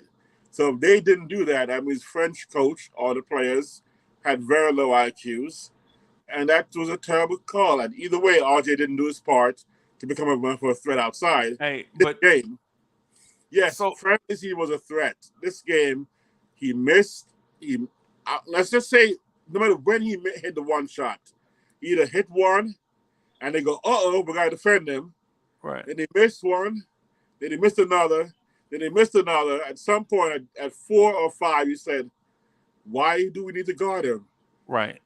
And that's where you stop guarding him. So right. if they were still guarding him on shot 6 and 7 from outside, it meant the coach was terrible. And they weren't guarding him, it meant RJ sucked this game. I'm not saying he sucks. I'm saying this game, he was sucking. So again, I'm just saying this game, guys. And Freezy, like you said, not insulting RJ. We're just saying the inconsistency of the clunker. It's not like a bad game? 3 for 10, 4 for 10, not 1 for 10. That's not a bad game. That's I can do that. I'm telling you, I guarantee if I go to an NBA game, I'm going to shoot 10 logo shots, and at least 1 will hit. I guarantee it. Okay. But don't pay me $25 million and have me train, for all summer and come back and end up 1 for 10. Then in that case, I understand. Cut me. Right. I get it, man. I get it. I get it. We have to defend RJ, right? So the thing is to our Knicks fans, man, our friends and family, man, ladies and gentlemen, the thing is we do this RJ Barrett critique in house. It's not like I'm stepping out the door and going on other NBA YouTube channels. Like I'm not going on, say Big Fan Breezy, for example, or Big Tone and saying RJ is trash. Nah, this the conversation. This the in-house conversation with us. You know what I'm saying?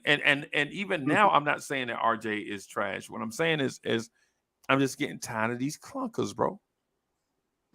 That's it. That's just it. It's not. I'm not. It makes me wonder what we're doing ultimately. Like what we even doing.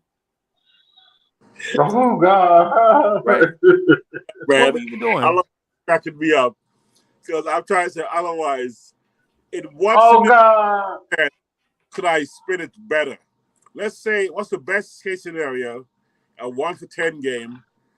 Can I say RJ look good? Which way? So tell me that when I'll do it. I promise you, I'm a Knicks fan. So tell me how a 1 for 10 game, I could say it and go, well, friendlies he did well, but this game he hit that one 3-pointer he hit was a moment when they were down by 3 in the first half, and he sparked the games. That's why they ran after that. Then they didn't need him again. So he came through that clutch moment. So I'm going to say that. RJ's 3-point shot he hit was at a clutch moment in the game, a turning point of the game that changed the entire dynamic of the game. And paradigm shift. The universe shook. Almost like the big bang happened. And that's when Canada goes, we got RJ hit. Let's go. And he rallied the troops. And that's how RJ, I don't know, is that how I should say it? RJ did it with that 1 3-point shot he hit. I love it. And then the 5 assists, that was nice. So that's what he did. And I gotta give him credit. So let's do it like that. RJ had a clutch 3-pointer on the 10 shots he took, on the 7 3-pointers he took, and his 6 rebounds were critical to the game's direction, as well as the 5 assists. So at least we got RJ on our team, so I'm so happy. I'm good with that. Okay, I'm okay now. Am I okay otherwise? I'm trying to spin it right. No. Yeah, yeah. I'm not. I don't know if I got energy for that. Right. To try to. You know what I'm saying? Otherwise, I can't talk friendly games or preseason. I just can't do it. I don't have any. Okay. I can't do that. I can't I talk can. like, Hey, like Wise. Queen, I ain't even messing with Wiz on this one.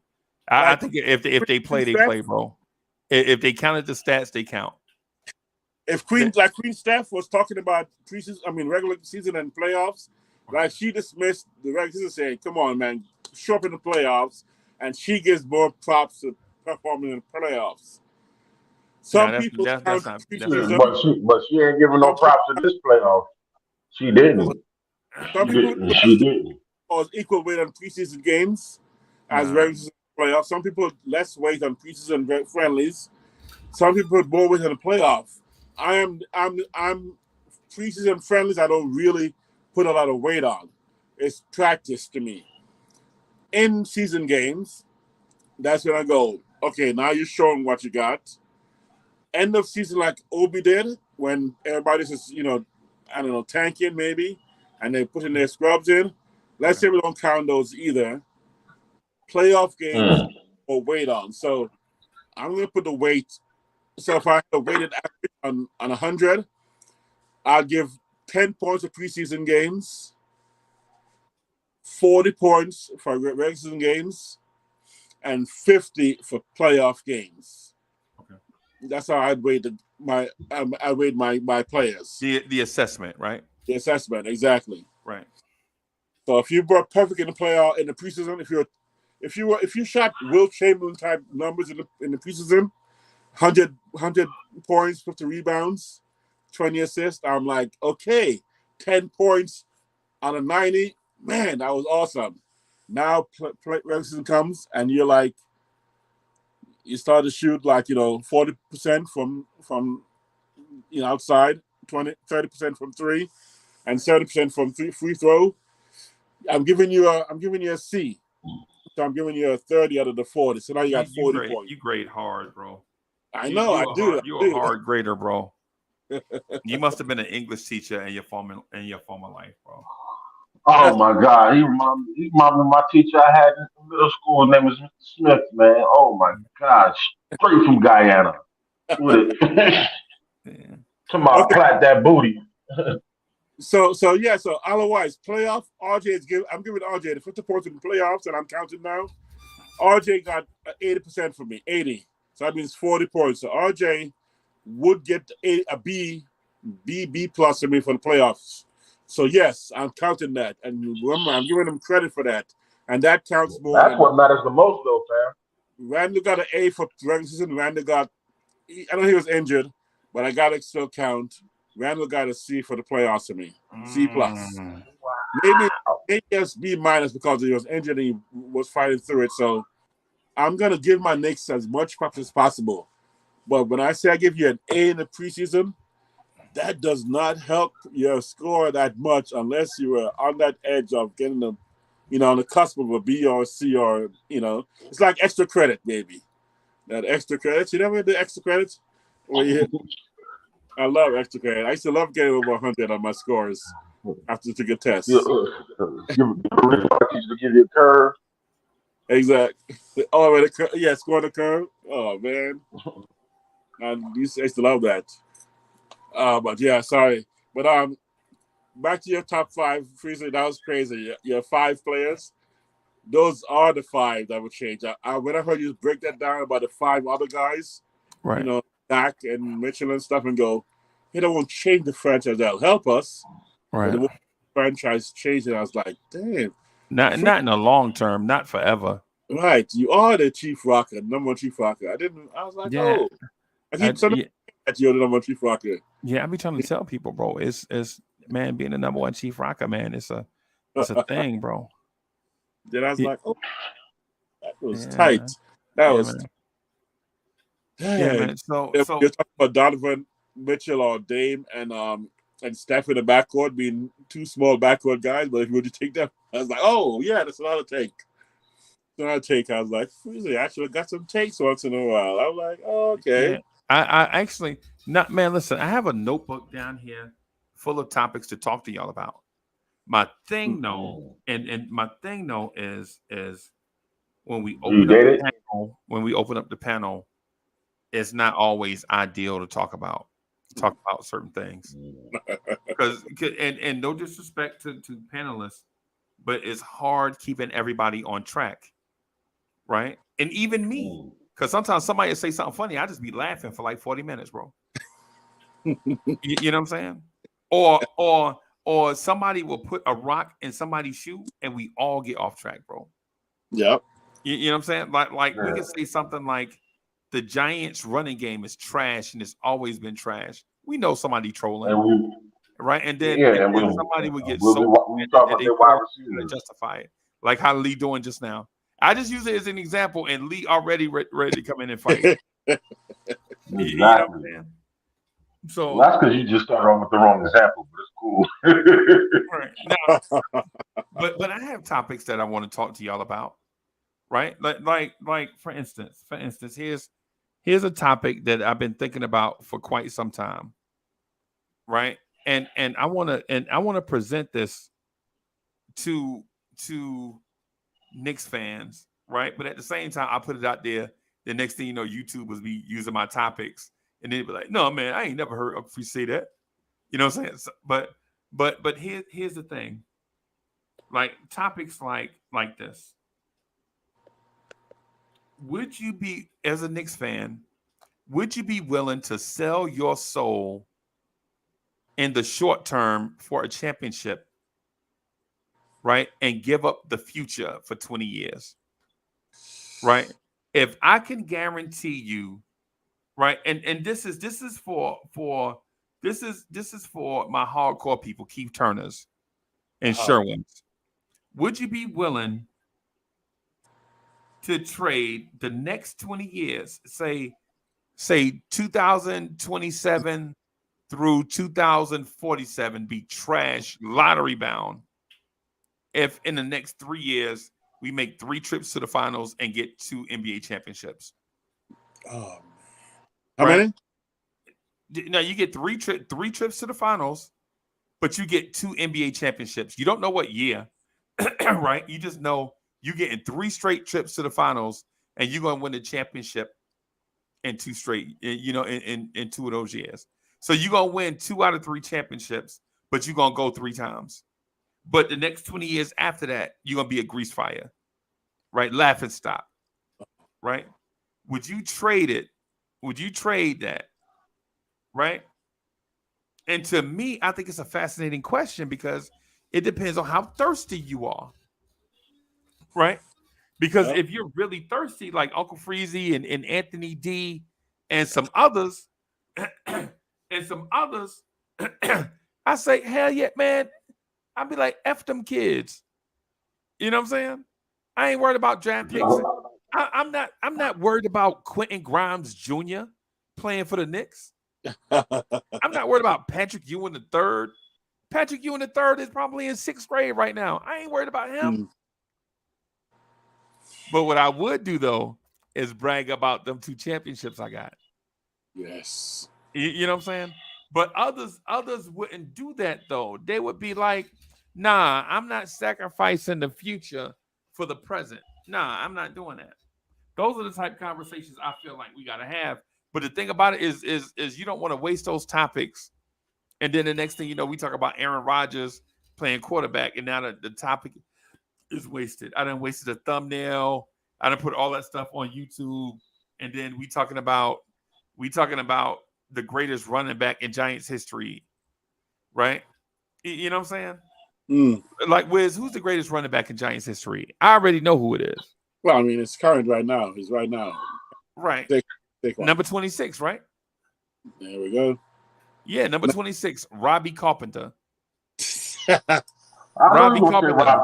I knew he would say that. Robbie man, Carpenter. I'm glad he asked you that question because you know what? You know his son played in. You know his son played in the NFL too. Bobby Carpenter played linebacker in the NFL. He played nose tackle, and it was for the and fullback. It was for New England. No. Thinking New England Cowboys. Yes, he did. No, you thinking about Dan Klecko. Oh man. You talking about Joe Klecko and Dan Klecko, bro. Mm. Remember Dan Klecko played defensive tackle and fullback for the Patriots. Right? Robbie Carpenter. Robbie Carpenter was the white running back from the Giants in the early 80s. I know him. Y'all got he used to be Earl Campbell backup. Yeah, he used to be Earl Campbell backup in Houston, and then y'all got him. He wound up being a good running back for y'all. He was solid. He was good, bro. He was good. He was solid, man. He's the best number 26 y'all ever had at running back.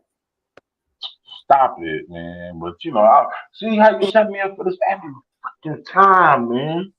This is man. Come on, bro. Come on, keep it real, bro. I'm a sucker for the smoke, man. My bad. Mm-mm-mm. You know that is. You catch me at the right hour at the wrong time every day.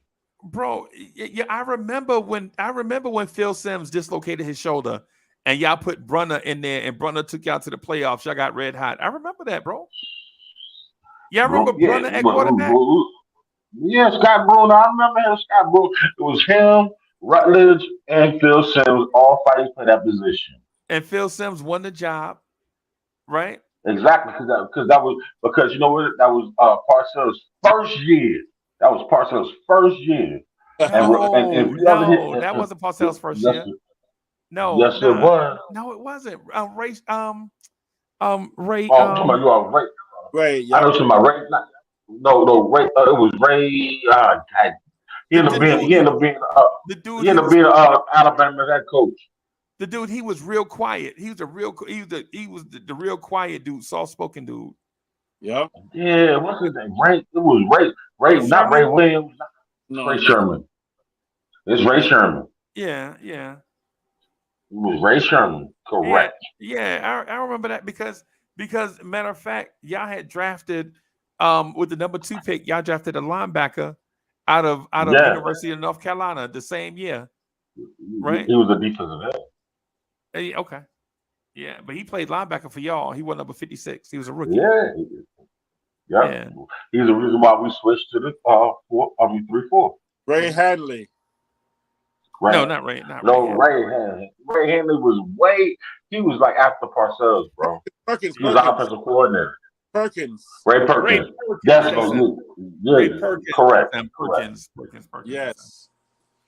That's him. Man. Before we move ahead, real quick, would you rather be the Houston Rockets with the championships for the team or the Knicks right now, where your last was Man, stop it. Stop it with Wiz, because we should have won that championship, but that's an argument for another day.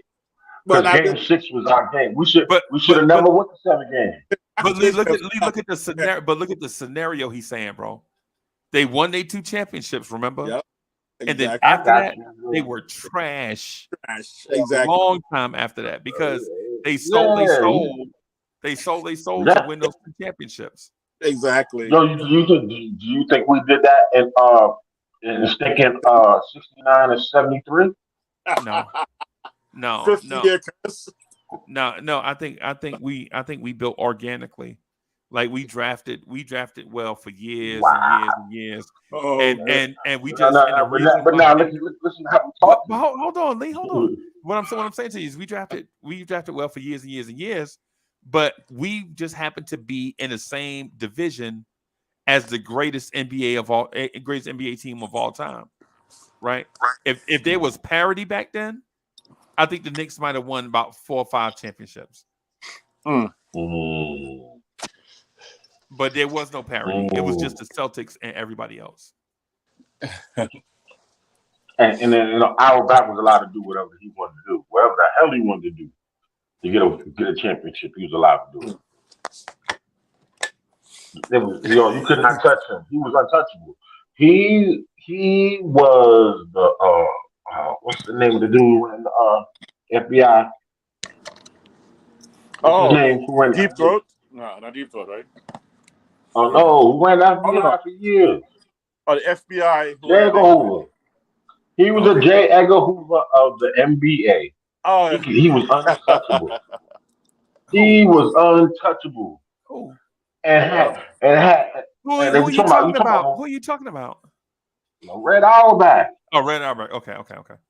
yeah, Red got a lot of Red couldn't. You know Yeah, what I'm saying? Come on, man.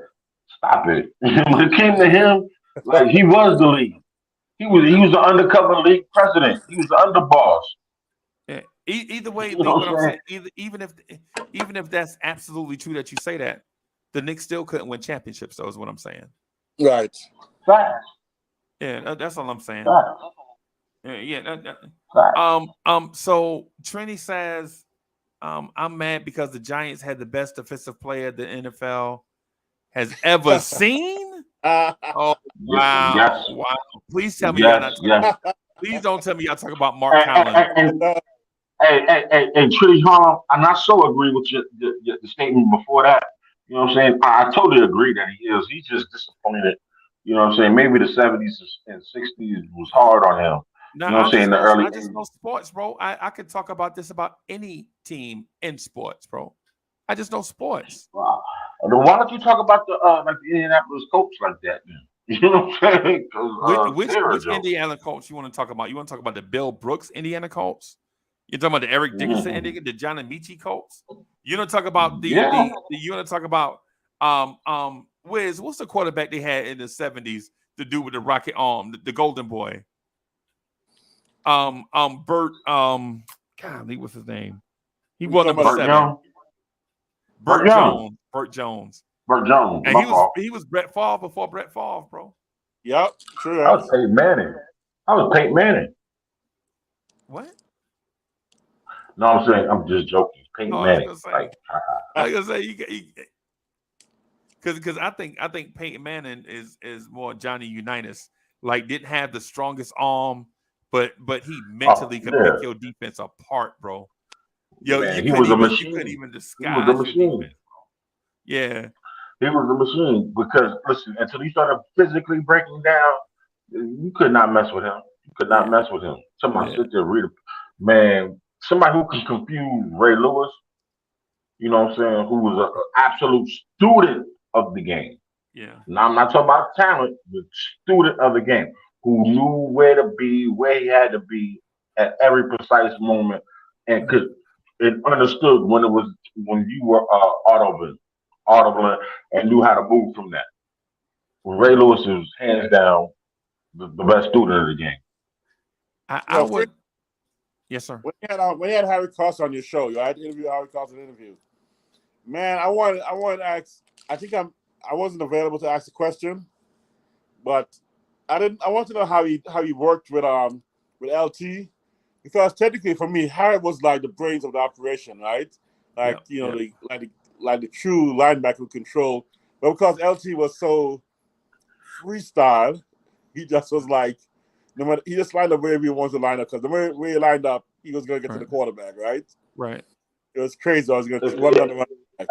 If he felt like that was the need in that situation. See, one thing about LT knew what to do in every situation. Just outside of Harry Carson. Harry Carson knew how to set up a defense, put it in position, and where it was supposed to go from there. As well as LT. But LT was so great at freestyling and doing his own thing. And he was such a freak of nature as an athlete at that time. You got to think, offensive linemen were no more than 270 pounds, 265 pounds. You know what I'm saying? He's the same size and a hell of a lot faster. You know what I'm saying? Getting to the quarterback was nothing but ease. He is the prototype of what we look at pass rushers to this day. That's why he's hands down the greatest defensive player ever to play this game. And I don't care what freak you might say. Yeah. The East Coast cats say that, right? The East Coast cats say that. Yeah. The West Coast cats, they have a different take. But Paris Duggar, thank you for the generous contribution. Paris Duggar says, we've been hurt by never moving up in the lottery since the UN draft. The NBA ought to be ashamed. New Orleans, Orlando, Cleveland, Minnesota all keep getting the number 1 pick. Bam. Hey, I absolutely agree with him. Again, me and Paris Duggan and I agree on a lot of stuff.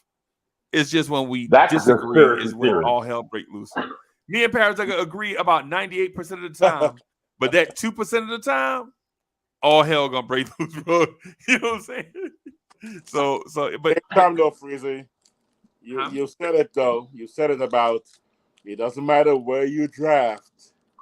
It matters who you draft. you remember we talked about that? Yeah, we talked about that too. And so that third pick, that eighth pick, both of those drafts. Yeah. Either of those drafts. Actually, Frank's draft. Oh my goodness. The three guys behind Frank would have made us a contender. Right. Like back to back. But look who was picking. Look who was picking, bro. Come on now. Look who had carte blanche making that decision. And behind Obi were three superstars. Yeah. And behind RJ were another two or three above. Well, Darius Garland is a stud. Yeah. Tyler Hero was a stud. Jordan Poole is kind of right, depending on how you feel about. But let me just say this about the Lawrence Taylor thing real quick, out of respect to real football historians, and then I'll get back onto the topic. Lawrence Taylor is a great NFL player. Lawrence Taylor is definitely a top 25 player of all time. No doubt. No doubt. Has it. Okay. But the West Coast cats, every time I talk to them, you know what they tell me? I know. Lawrence Taylor, are you crazy? I know. You know who? I know they're gonna say that. Corey, go Corey, can you guess, Corey? Who they're talking about? Defensively? Yeah. Huh? Yeah. Who? Defensively? Yeah. Let me think. Oh my God! Please, what? Something like Ronnie Lott. Deacon Jones. They be saying Deacon Jones. Bro, they say a lot of names, but they feel like Ronnie Lott is the best defensive player they've ever seen in their life, bro. So I hit the nail on the head. Yeah, yeah. Right? Some say Deion Sanders. Some say, yeah. Bro, listen, Ronnie Lott was dope. He was a great athlete. I will never take any man who cuts off part of his finger to stay in the game. Oh, hold on a second. I could never say anything bad about him. But the way LT affected the game, this man tore a shoulder. Got 2 sacks and you don't remember the hit stop. Ronnie. Come on, bro. We said Ronnie Lott name one time, and we didn't even get it. We've been talking Lawrence Taylor for 40 minutes. You know what I'm saying? Okay, my bad. Yeah. All I want to say is the hit that in that Monday Night Football game in Candlestick, where the Giants beat the 49ers 7-3. Ronnie Lott put a hit on Mark Bavaro. Right. That would have killed a Tyrannosaurus Rex, bro. But look who he hit. Yeah. He hit Rambo. Yeah. He hit Rambo. He hit Rambo. I get it, but Wiz, I'm gonna throw a name in here that gets slept on, and I'm gonna get back to talking about the Knicks, man. But I only want to throw this name in here because I think the love affair with Lawrence Taylor is sometimes gets out of control, right? Stop it. But in my opinion, the greatest defensive player to ever play is Reggie White. Right? And Reggie White don't get no credit because you rarely saw him in big games. You saw that one game he played in the Super Bowl, bro. The one game he played in the Super Bowl, bro. I think that dude had like 15 pressures and like 3 sacks, bro. You know what I'm saying? Just like what's his name? He didn't get no credit from the Giants. Justin Tuck, where he played everywhere on the field, tackle and whatever. In the 07 Super Bowl. You see what I'm talking about how Giants fans is drinking the blue color. How in the world are we putting Justin Tuck in the same conversation with Reggie White, bro? Good point. Justin Tuck is not even a top 5 pass rusher for the Giants. Right? Justin Tuck is not even a top 5 pass rusher for the Giants, bro. I'm sorry. Wow. You know, it's just what it is, in my opinion. But Reggie White. Mess around and watch him sneak into the whole thing. Huh? I said, mess around and watch him sneak into the whole thing. But okay, you know who we sleep on also? Bruce Smith. Bruce Smith, yep. Oh, Bruce Smith is a bad boy, but he played for the wrong team. Yep. Yeah, he wore red, white, and blue in New York for sure. Yes, he did. Oh man, you know what though? I just real quick. I read this. Thank you, Paris. Thank you, Paris, brother. This one cat said to me once. I mean, when I read this one cat when I went, I'm from New York. I'm from New York too. I'm like, where? He goes, Buffalo. I go, that ain't New York. That's Canada. Yeah. Oh wow. Get the heck out of here, Buffalo. That's West Vermont. They're like, he's right about Buffalo. That. That's West Vermont, right? Exactly. That's West Vermont. Like, get out of here with that. Buffalo being New York. You're not a New Yorker. I can't believe a cat from Buffalo will talk about he's from New York. Yeah. Bully said I'm bugging about Reggie White being great. Come on, bro. Why we come? Hey, let me tell you something. No, hold on a second. Listen, this is my argument with you comparing Reggie White and Lawrence Taylor. Lawrence Taylor always got you there. Reggie White didn't get you there. You know what I'm saying? That was the thing. You know, listen. If you ever noticed, like I was trying to say earlier, when LT tore his shoulder in Detroit, they tried to rip his arm off. The man went, put on a brace, played through that excruciating pain. You know what I'm saying? His shoulder hanging on his body. Lee, come on. He got up there, got 2 sacks. Stop it. He got 2 sacks. Now he's superstar Billy Graham. 2 sacks and an interception. interception. He's superstar Billy Graham. And a fumble recovery. Yeah, that was why I'm gonna discount it a little bit because I know what man for the game. Where's you was in Southern California cheering for the Chargers when that was going on, bro. Nah, bro. What we saying is, and ain't nothing wrong with the Chargers because the Chargers might have a better defensive player than LT too. When? Who? When? What? Why? Sean Merriman? I'm saying all NFL teams, bro, have at least one guy that they feel like could be in the conversation for greatest whatever. All NFL teams. But none of them. Listen, LT has shown up on every stage and proved it. Yeah, really?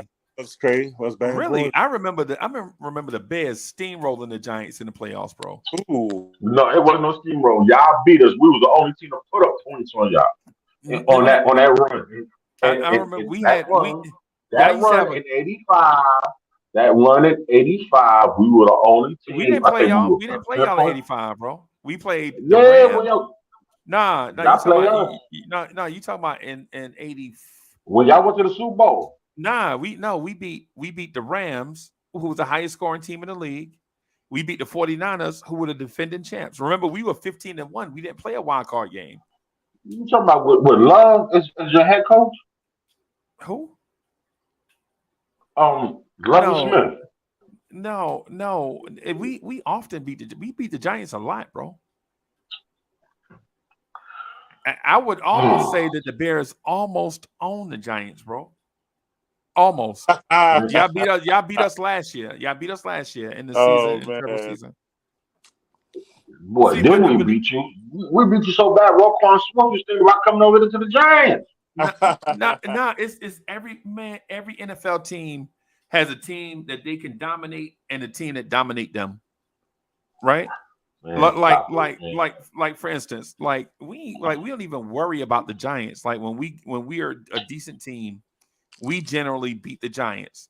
But a team that we can't beat, ironically, is San Fran and Green Bay.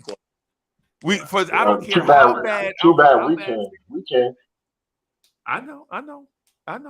What I'm saying is I don't care how good the Vikings are. We always beat the Vikings.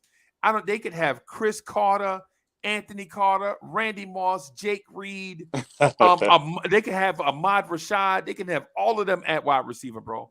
Justin Jefferson, all of them.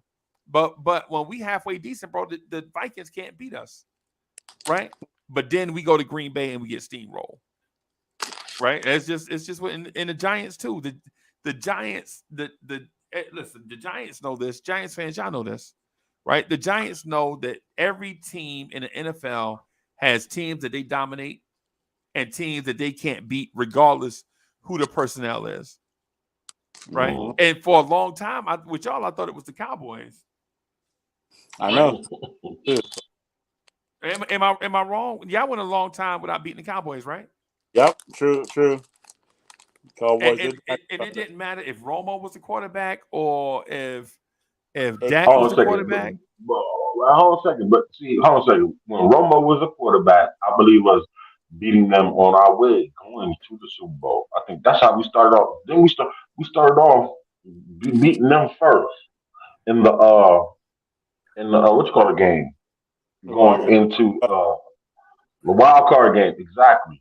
Yeah. Right. That's when Brandon Jacobs broke the play clock after he, you know what I'm saying, he rushed in there and ran it right through them. You know what I'm saying, and broke the play clock. Yeah, I think he did that. Brandon Jacobs, yeah.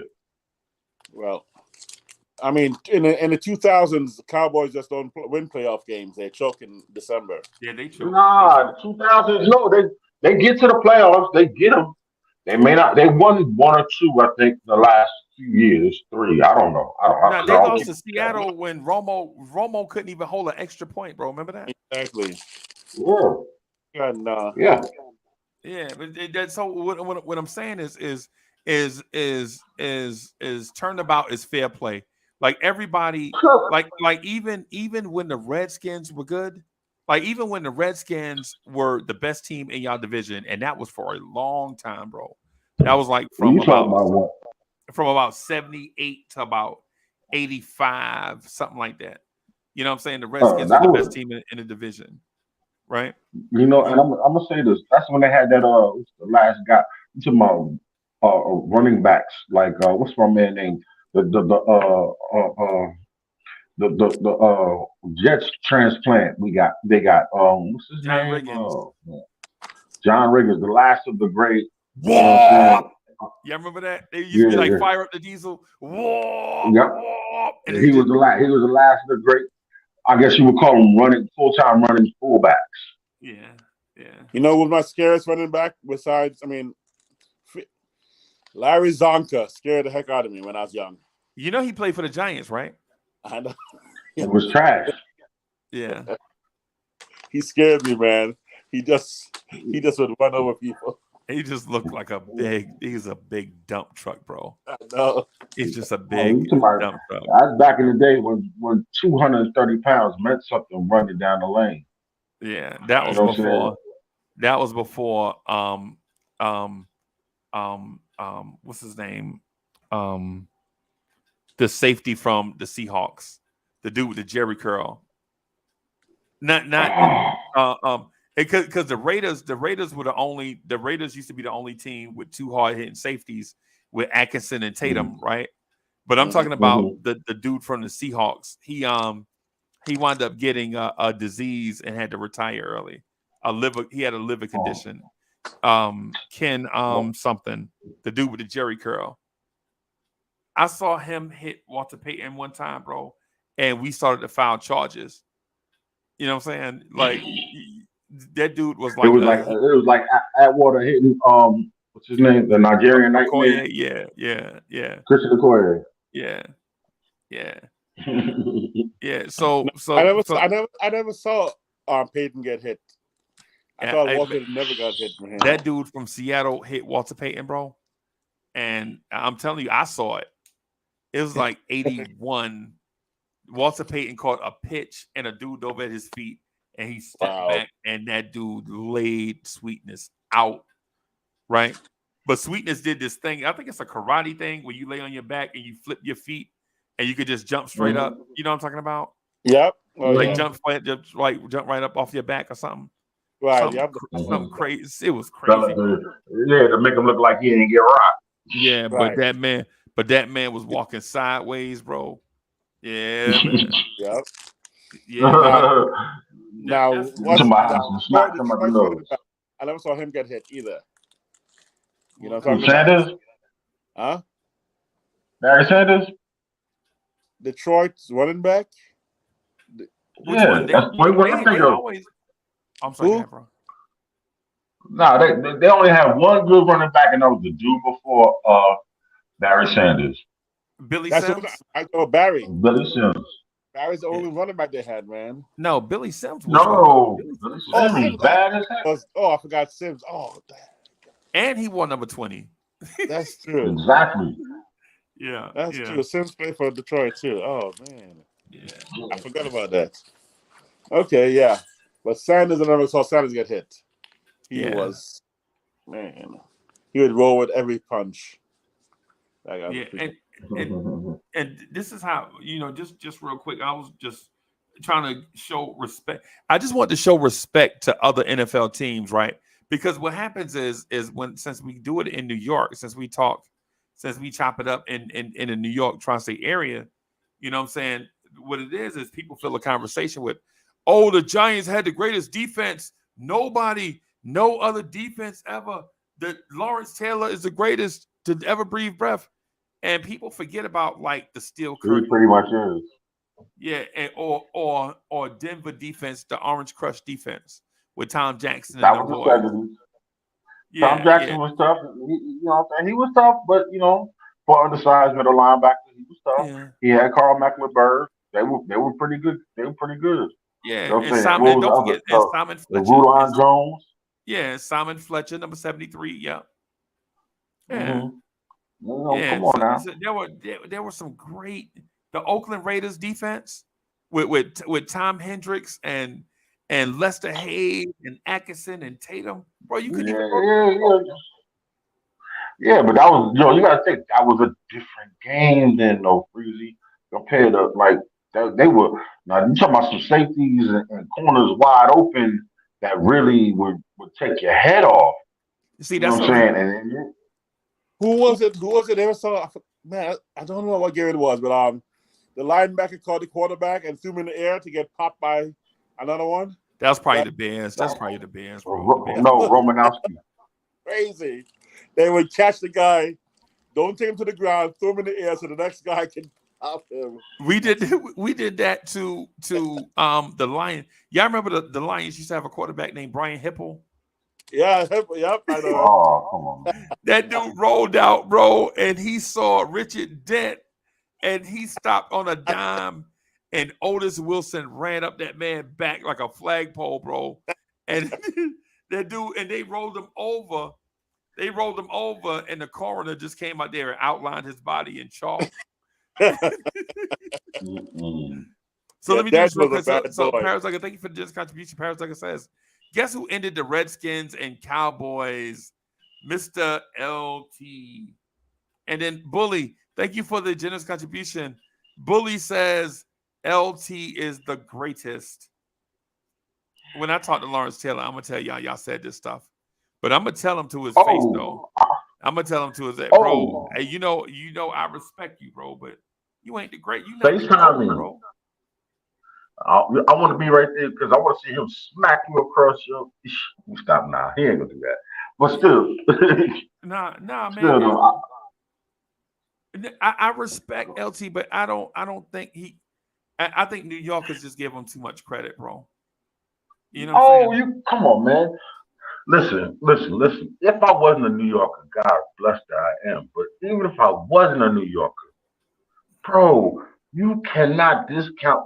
That's like me saying that Michael Jordan was not great, and not the greatest basketball player I've ever seen in my life.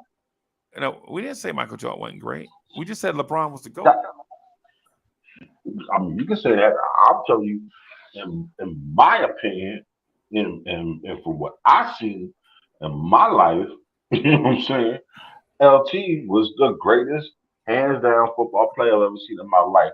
And Was he the greatest there's football too player much. to ever play in New York? How about was he the greatest football No, player to ever oh represent no, New no, York I'm not football? gonna lie. No, you're not gonna change the way I'm trying to say this or phrase this.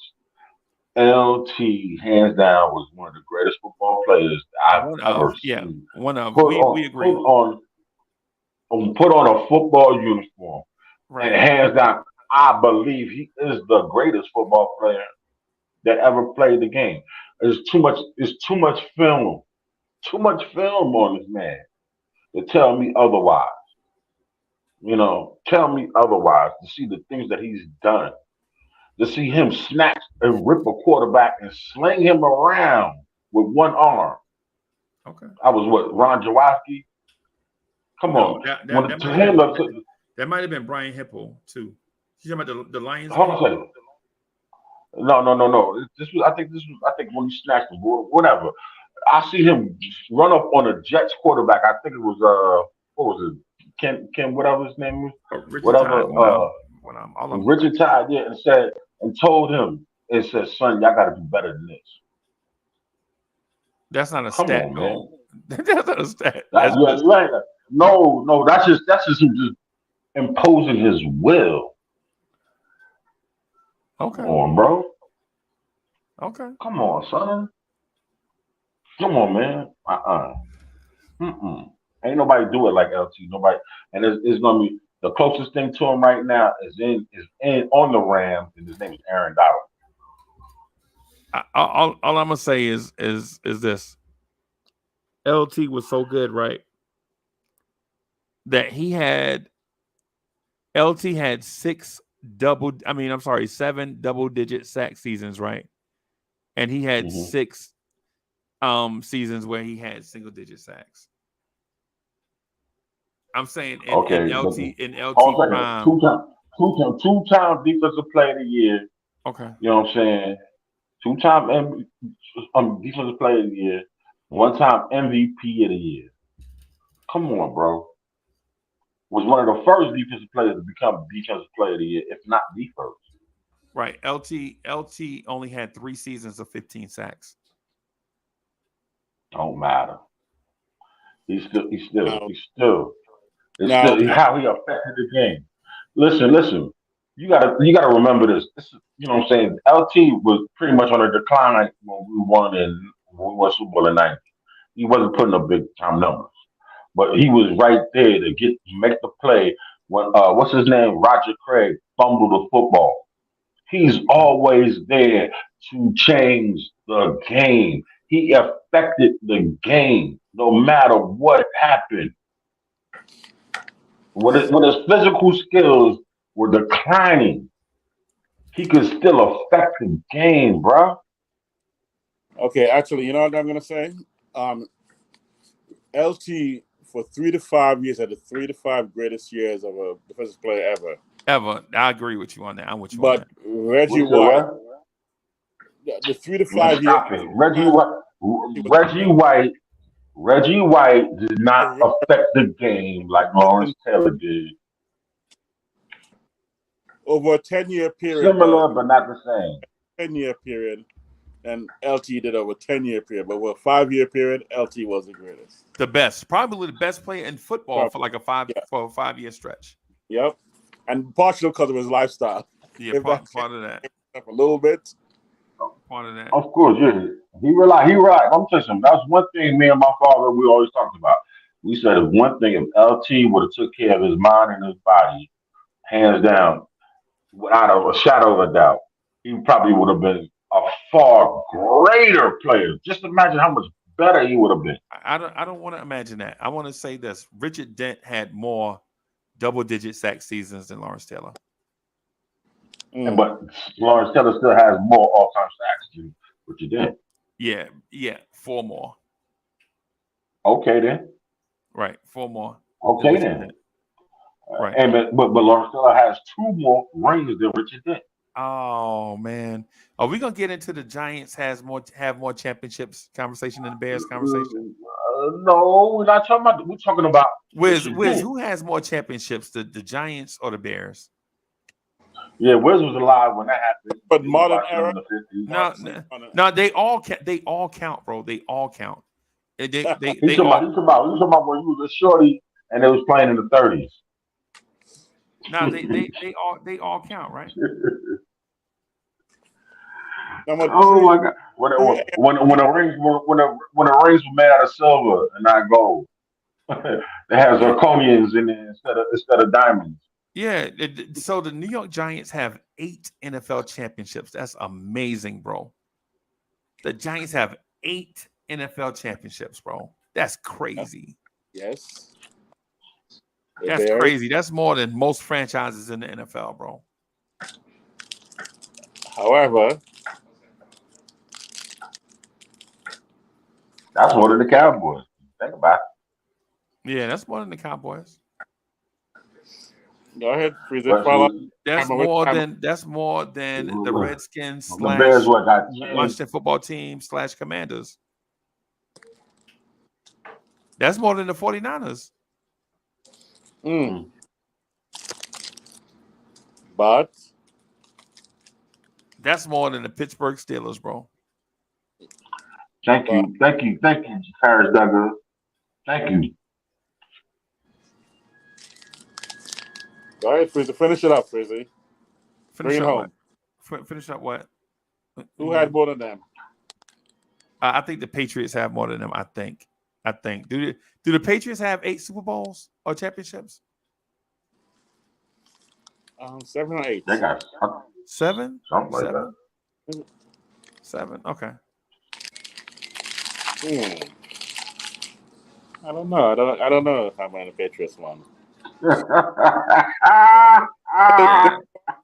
Yeah, and Wiz, and listen, here's the other thing too.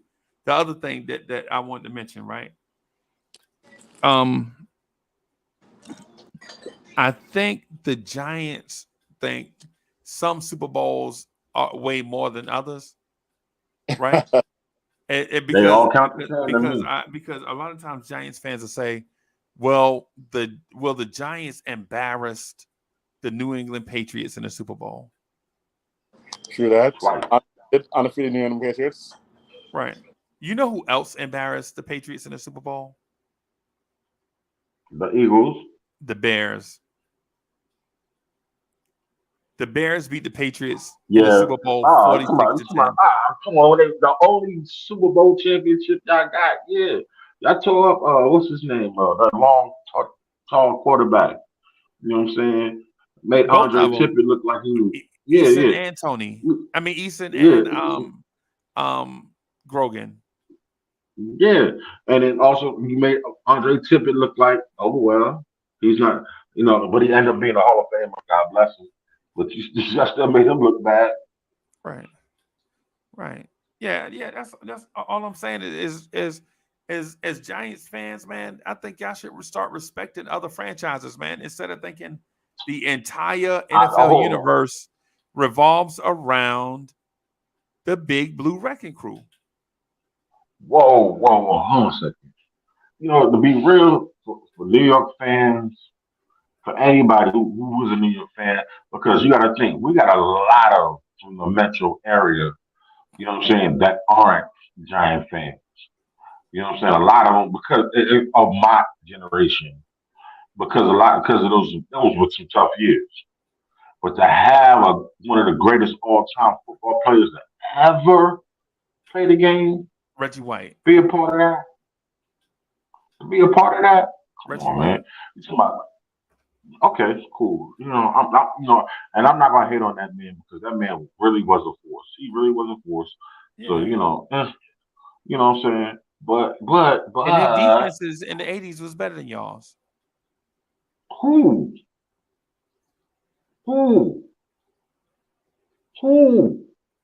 Philadelphia? Stop it. Come on, man. No. They had better. They probably had an accumulation of a lot more better players on defense at certain points. The Giants never had defensive backs, bro. The Giants never had. We didn't need them. If somebody can name a great defensive back in the 80s, 90s, or 2000s, I'll shake their hand. Oh, really? You didn't know. Please don't tell me Philly be sponsored Freezy. Jason Sehorn, bro. Man, no, I'm not gonna. Sehorn. No. For 2 years. No, well, stop it. Don't even mention him, man. Wiz, don't even. Don't try to defend. Megatron burnt him so bad his pants fell off. Yo, how your football Bro. pants fall off your body on a football field, bro? Bro, you gotta think the Giants didn't need him like that. All they had to do was just stay with him. Just 5 seconds, because LT was on top of you. Richard didn't be on top of you in 3 seconds. Man, stop it. And you know what? Hey, I'm gonna tell you something. I'm so tired of you here defending the scrub braid Bears, because you know what, man. I'm trying to defend the Jets. What made y'all really good was that scheme that y'all ran.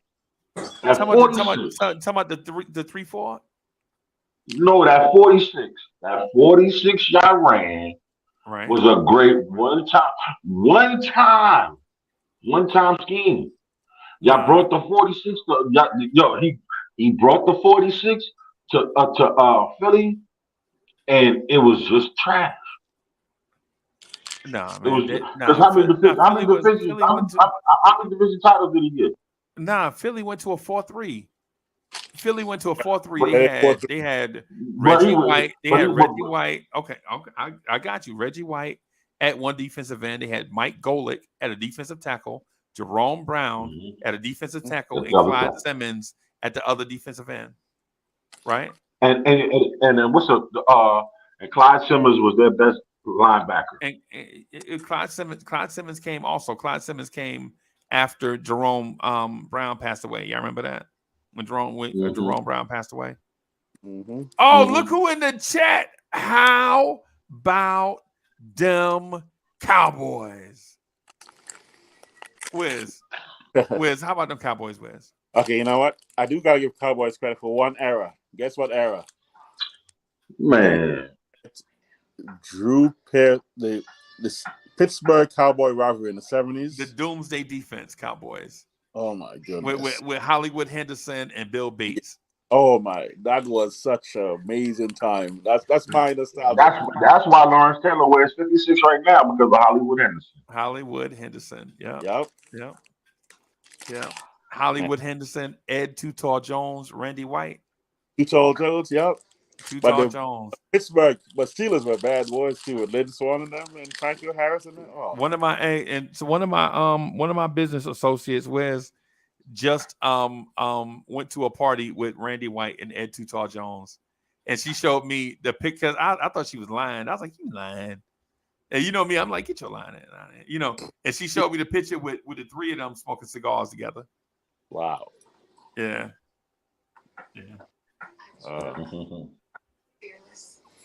Wow, that must have been interesting. I mean, I gotta give. Of course, Aikman years and stuff were good too, but Tony Dorsett. Yeah.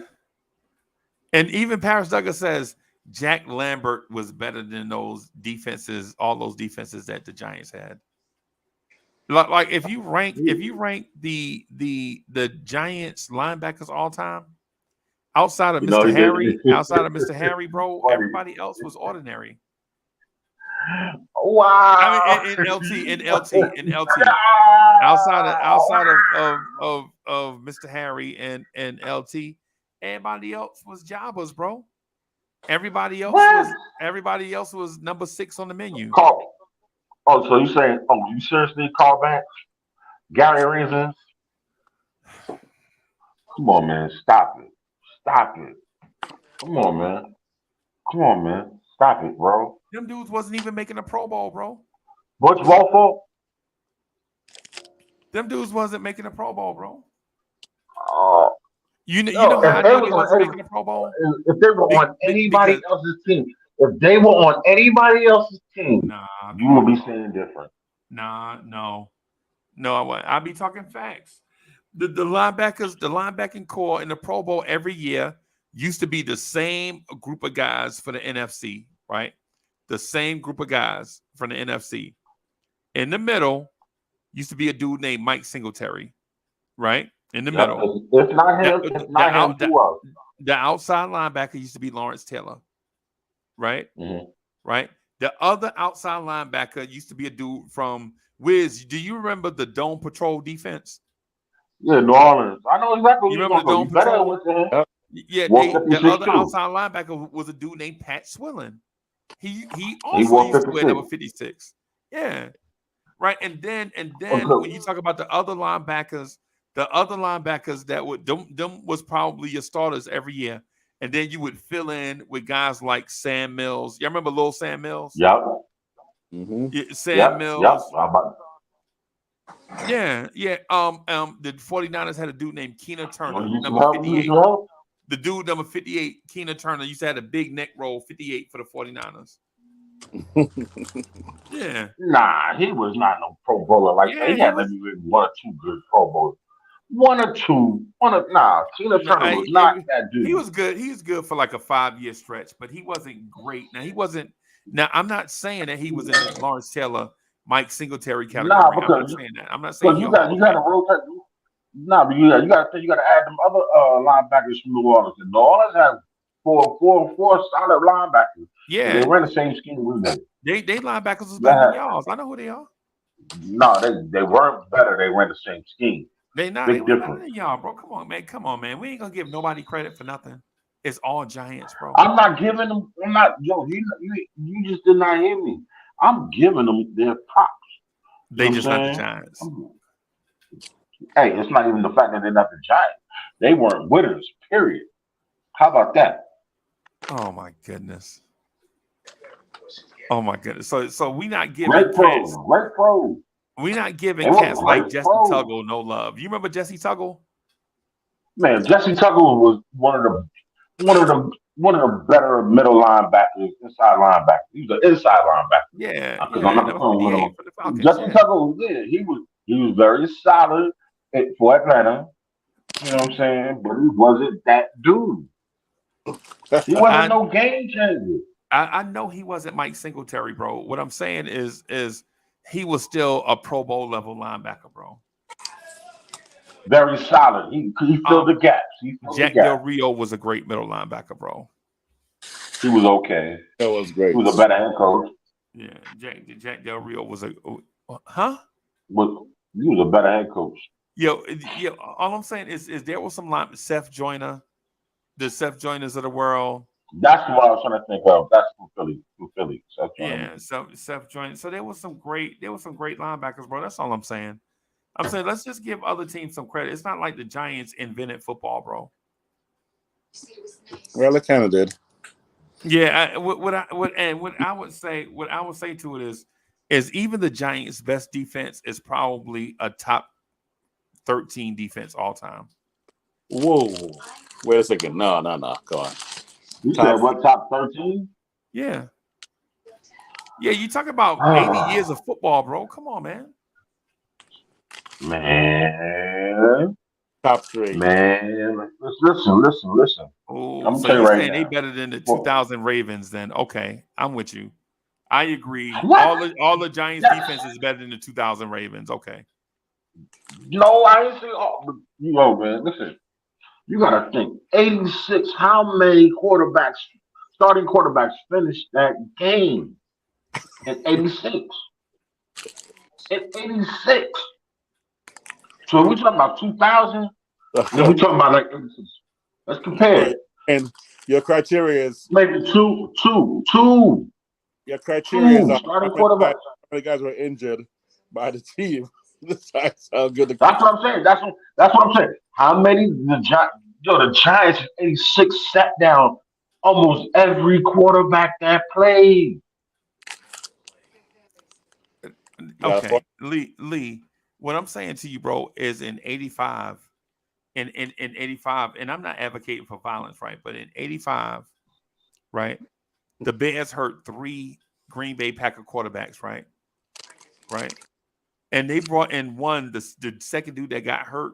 They gave him smelling salts to go back in the game, and he didn't want to go back in the game. And they pushed him out on the field. And you know what he did? He didn't go to the huddle, bro. They got to delay a game because he wouldn't even go to the huddle. I'm telling you, bro. I You understand. talking about one game? You talking about one game? I'm talking about 16 games, bro. Do the Giants have the sack record, in season sack record? No. A player does. No, he don't. Oh, Strahan does, right? Or did somebody break it? Nobody broke that. A lot of people tied it. Nobody broke it. What I'm gonna say is this: I think the steel curtain defense, the Pittsburgh Steelers of the '70s, had a better defense than the Giants. Okay, then. Yeah, Anybody want to argue that? Well, I can't argue that because you know what I'm saying. I was too young to even say that I knew or I can acknowledge it. So where Paris Duggar and Bully at? I need all the Giants fans to step up. Paris Duggar is a Giants fan, Bully a Giants fan, Trini a Giants fan, right? I'm saying right now, Trini a Giants fan, and Comega maybe a Giants fan. All the Giants fans. I'm gonna take the 1970s steel curtain defense over the big blue wrecking crew of the 80s. Ain't no way y'all can tell me that the Giants defense is better than the steel curtain. There's no way. There's no way, bro. Y'all want to go that's by only because it's probably because it's more Hall of Famers on that team coming up. At least a Hall of Fame at almost every position that defense. So Paris Duggar says Steelers fans' son, them. I don't know what that means. No, he is a Steelers fan. He is a Steelers fan. This dude ain't no Steelers man. That dude ain't no Steelers fan. Yes, he is. The man just said it earlier. He said it. I'm a Steelers fan, but LT was the greatest. No, Paris Duggar ain't say that. Paris Duggar, you a Steelers fan? Because if he a Steelers fan, I'm about to clown this dude. You in here supporting, you in here co-signing the Giants, and you a Steelers fan? Man, he knows what truth is true. Trini said he a Steelers fan. Paris Duggar is a double agent? He just said himself, I'm the biggest Steelers fan ever. Oh my God. And you in here co-signing for the Giants? Because he knows truth is true. Yeah, he just lost. You the one who don't want to give us our props, Freezy. You're the one. You're the one arguing against this. But you know, it's cool. Against what, the Giants? I don't even care. The Giants. I know you don't care. I know because you still. The Giants ain't really on nobody's radar, bro. The Giants. And I love that. Team ever. You know what? And I love it. And I love that fact too. You just said there that we're the luckiest team ever. Because you know what? I said this to you the other day. I'd rather be lucky than good sometimes. Yeah. I remember when we heard y'all kicker. Y'all used to have a kicker named Ali Haji Sheik. I remember him too. You remember? He's a left foot kicker. Ali Haji Sheik. Y'all kicker was missing so many field goals. Y'all brought in a dude during the week named Ali Haji Sheik against the Bears. And we got through the line so fast that dude crapped his pants. You're right. That man was y'all had kickers. Y'all kickers was missing so many. And then y'all brought in one dude. He was supposed to be Mr. Perfect, but he was the dude before Ali Haji Sheik used to always hit the uprights in y'all stadium. Right? Y'all remember when Giant Stadium used to have like the wind tunnel, like the wind come through there and be swirling. And kickers be aiming one way and the ball get pushed the other. Yeah, man. Yeah.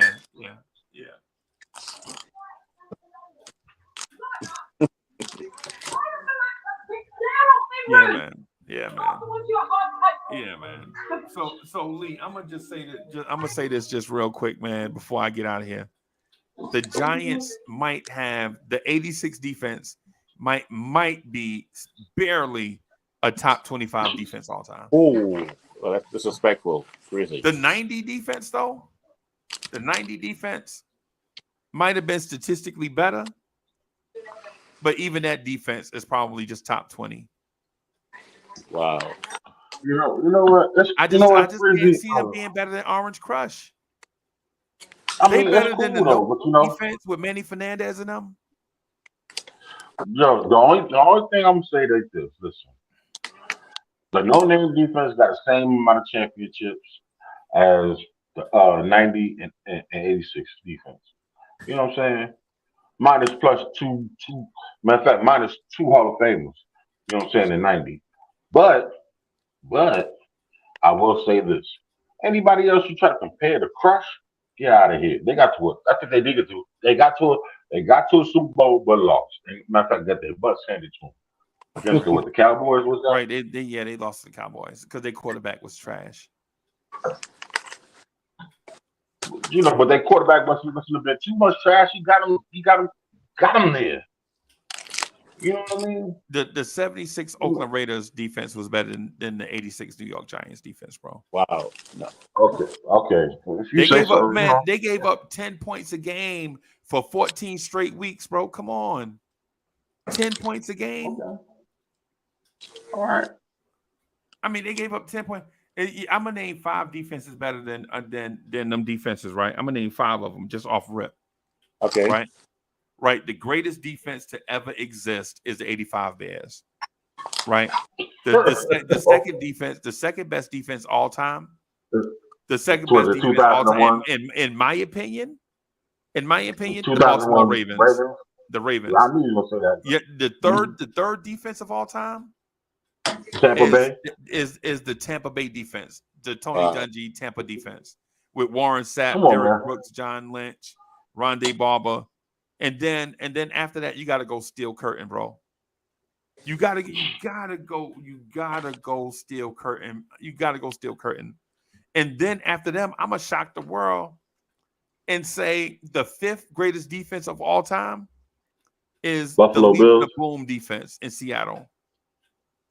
Whoa. Okay. With the no-fly zone, you couldn't even pass against them, bro. Wow.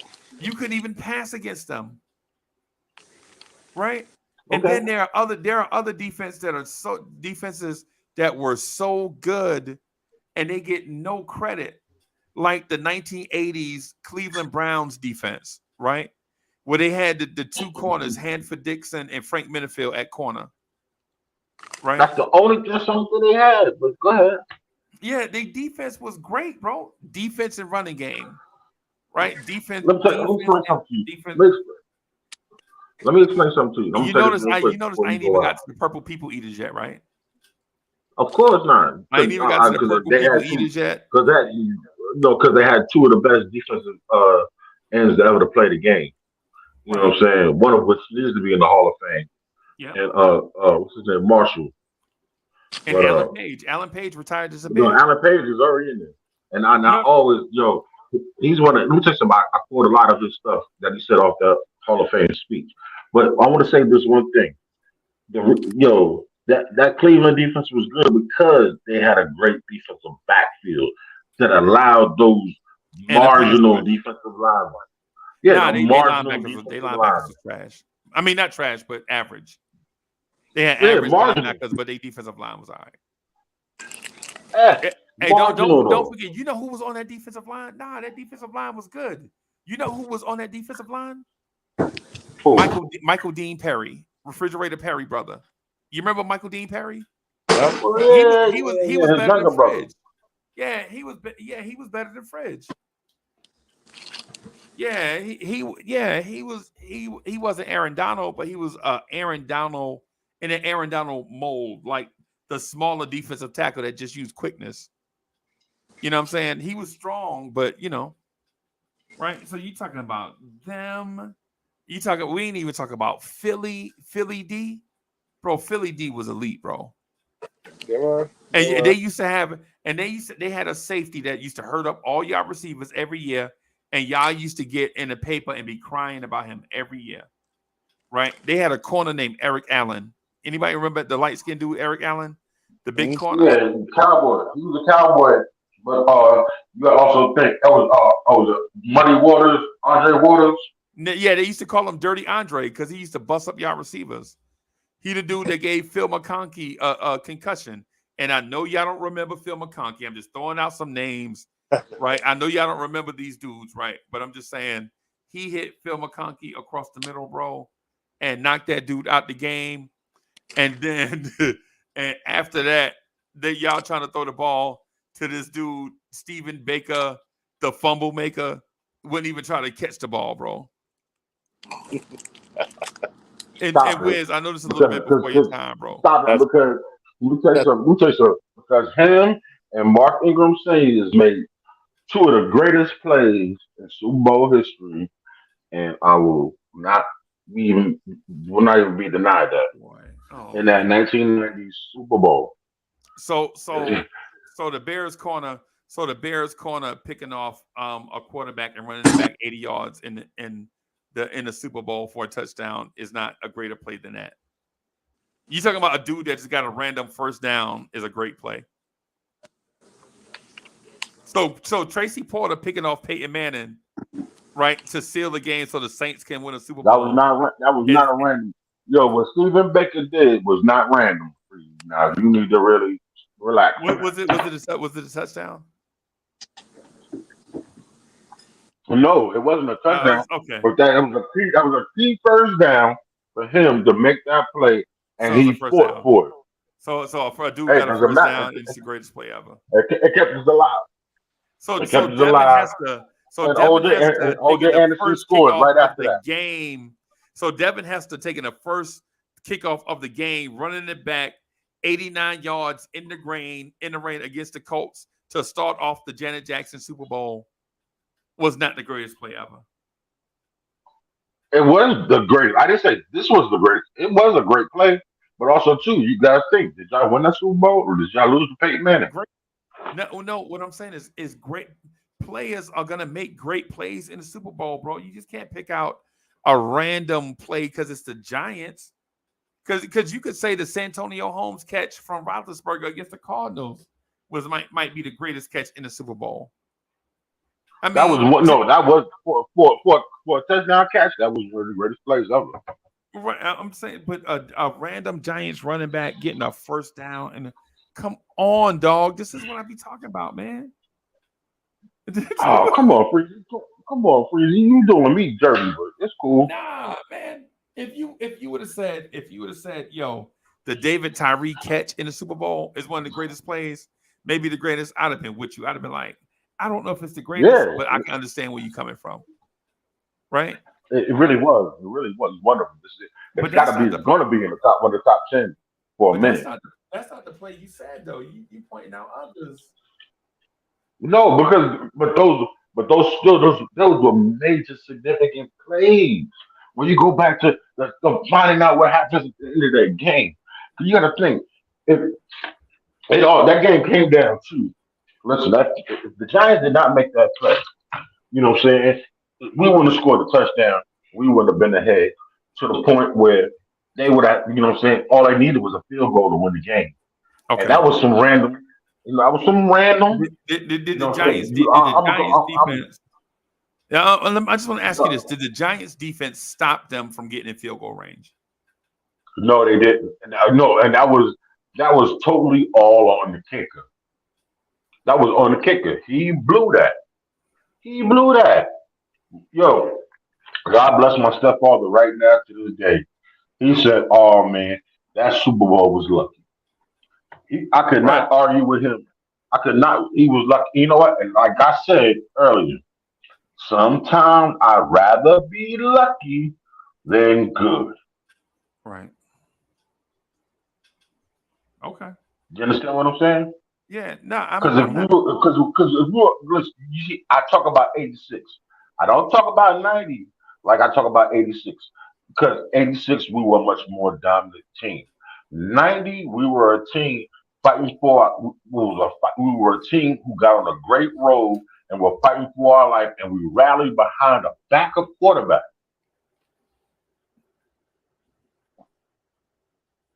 A backup quarterback, a third stringer, somebody who probably shouldn't have been in the league. The dude went and played special teams to stay on the field.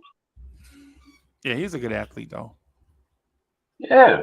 Yeah, he's a good athlete.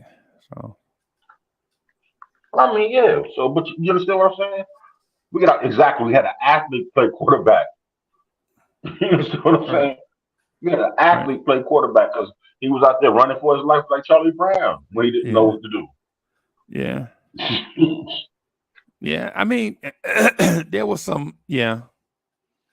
Yeah. The 86 year was lucky.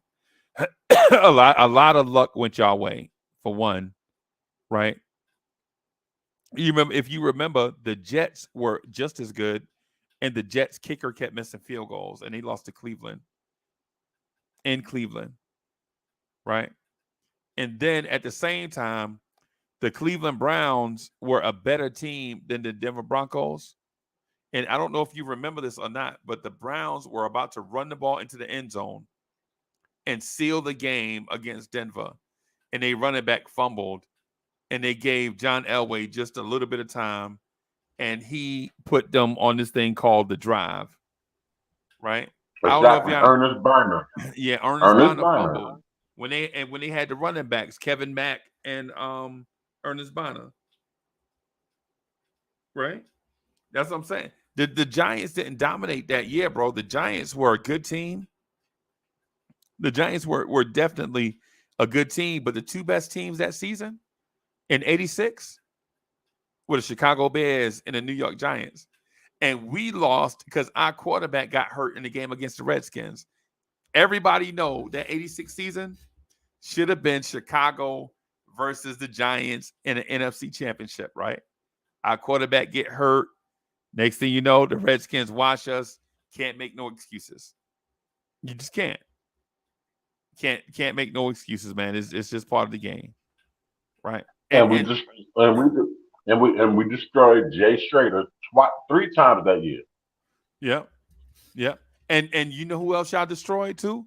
That same when we were supposed to beat the Redskins, and y'all was supposed to beat the 49ers, right? And y'all destroyed the 49ers. I think y'all beat the 49ers like 70-0 or something crazy. We're talking about in the NFC Championship game. No, in the divisional round. Y'all beat the Redskins in the NFC Championship game because our quarterback got hurt. Well, yeah, man. Things happen, bro. That's what I'm saying, man. We got to take things into context. I'm not knocking the Giants, bro. I'm just saying things don't always shake out like how you think they're gonna shake out, man. You just got to give other organizations credit, man. They get paid too. You know what I'm saying? That's all I'm saying. Before we say the Giants are the greatest thing since grilled cheese, then when somebody troll y'all because they ain't, then everybody get offended. All I'm saying is, if you're a Giants fan, give the Cowboys some respect. They better than y'all sometimes. Okay. Are they? So the Cowboys not better than y'all sometimes?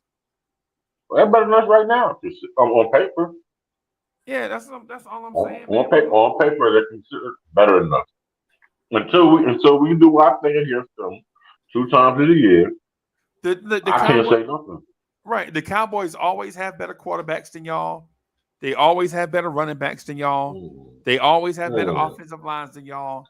You know what I'm saying? But y'all always, it seems like y'all always have a better defense than them. Seems like. Right? Seems like y'all defense is always better than them. Right? They always have better receivers than y'all. They always have better tight ends than y'all. I mean, it is. They have because they always have a better relationship with the press than we do too. So it doesn't matter. I mean, because am I wrong? Who all time? Who got better quarterbacks all time? The Cowboys or the Giants? Cowboys.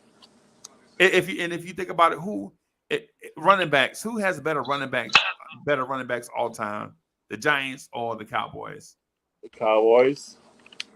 What? Yeah, it's not even close. What? It's not even close. Look, listen. I'll give you Emmitt Smith, and I'll give you stinking what's his name? Tony Dorsett. Right. After that, who else is there in the Cowboy world? Bob Hayes was a wide receiver. Yeah. I'll give you him. Dorsett, I'll give you him. Yeah. Who else? Michael Irvin. Yeah. Okay. Drew Pearson. Yeah. Yeah, the receivers, the Cowboys receivers, this ain't even a conversation, bro. No convo. Yeah. Yeah. I can't argue that. I can't argue that. Don't be coming to me talking about no Amani Tuma, bro. I don't want to hear it, bro. Dominic Hickson. I bet Dominic Hickson was good. Nah, bro, I ain't. OBJ. Yeah. Yeah. All I'm saying, man. Thank you, Wiz. Yeah, the Cowboys always have better tight ends than the Giants. The Giants, they might have one great tight end ever. But the Cowboys, man, Doug Crosby, you remember Doug Crosby? Man, Doug Crosby was like throwing the ball to Velcro, bro. You know what I'm saying? Doug Crosby was like throwing the ball to Velcro. It's like, you know what I'm saying? I mean, and I like Mark Bavaro too. Mark Bavaro was like putting the football in a Brinks truck. It was like he was like putting the football in a Brinks truck, bro. Once he got the Brinks, bro, you weren't never getting that football back, bro. And he was gonna run 10 people over for fun. Mm-hmm. Man, I remember Gary Fensick hit Mark Bavaro so hard that Mark Bavaro got up and was walking the wrong way. Right, was walking the wrong way, and they had to go get him. And you know what Mark Bavaro did? Mark Bavaro put that helmet back on and strapped up, went back to the huddle, and caught a touchdown. And that thing makes you so mad, like you can't kill him, bro. You know what I'm saying? So yeah, that was a $6 million man. Talk about it.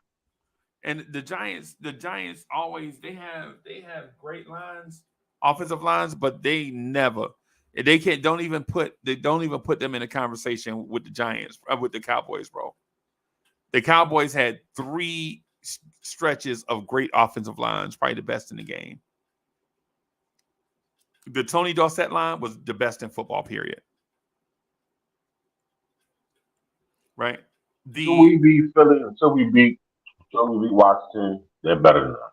Yeah, Washington offensive line with Bostic and all them, the Hogs. Yeah.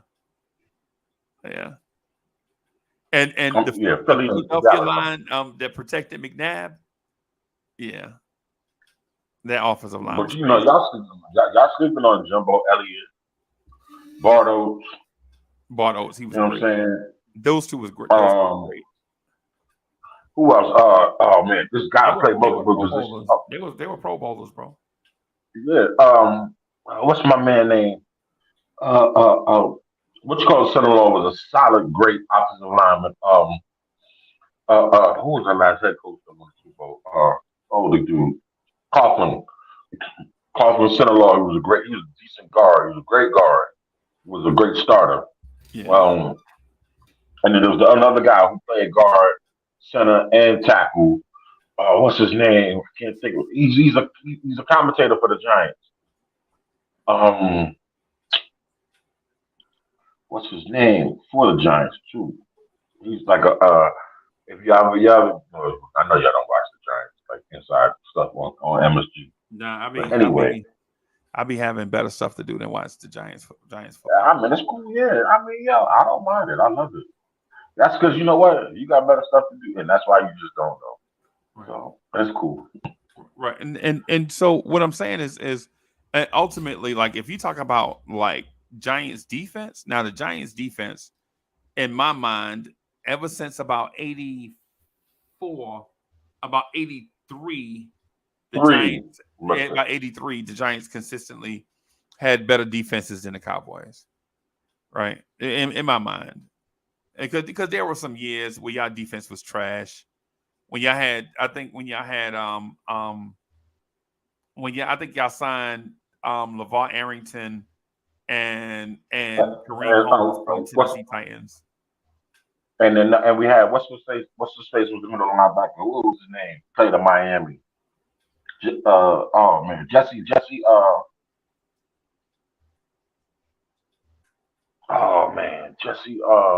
Jesse James. Nah, he played on that Miami team, college team. Jesse, he won like 99. He played with Strahan and Keith Hamilton. Oh, Jesse Armstead. Armstead. That's who you talking about from the U. Mm-hmm. Yeah. Yeah. That's my guy. He was on the coaching staff for a grip. Yeah, man. So the Giants they have their good stretches, bro. But I'm not ready to say that they better than the Steel Curtain or the Steelers from the 70s, period. Right? I'm not ready to go that far. We arguing opinions, brother. You know what I'm saying? So it is what it is. And we talk about players, and also too, and from my perspective of what we saw as players' effect on the game. You know, the straight hand, he was just, almost. I mean, straight hand was a beast, but it took straight hand what 2-3 years to develop to who he was. Human Yara had about 3 or 4 great good years. You know what I'm saying? Justin Tuck had about 5-6 good years. You know, until injuries piled up on him. Yeah, and Justin Tuck, when Justin Tuck left and signed with the Raiders, that was it. Because Justin Tuck left because of Justin Pierre-Paul or Jason Pierre-Paul. Yeah, and that's another one. Yeah, people are blowing off the fingers. Y'all always forget. It's always one guy that y'all always forget, right? Y'all always forget Matthias Kiwanuka. Y'all always forget Matthias Kiwanuka. That's how I know. Let me tell you something. Matthias Kiwanuka. Let me tell you something. He's a great football player. But he didn't know what. He didn't know what he was. Yeah, you know what I'm saying?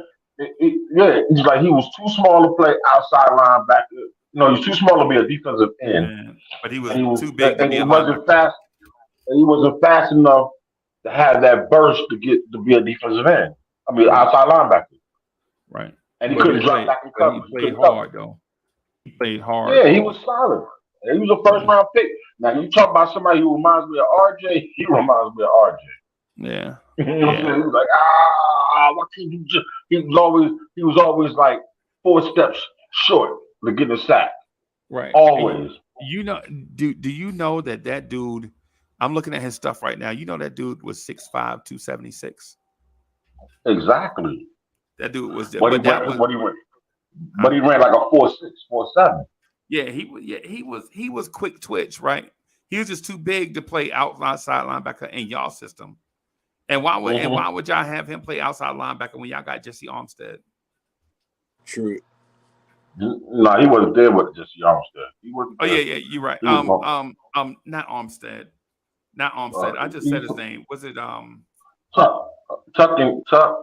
He was there. Kid was there with JPP. You know, and you know me. Yara. He was there. He was always the fourth fiddle. You know what I'm saying? If you look at it, but what's the name?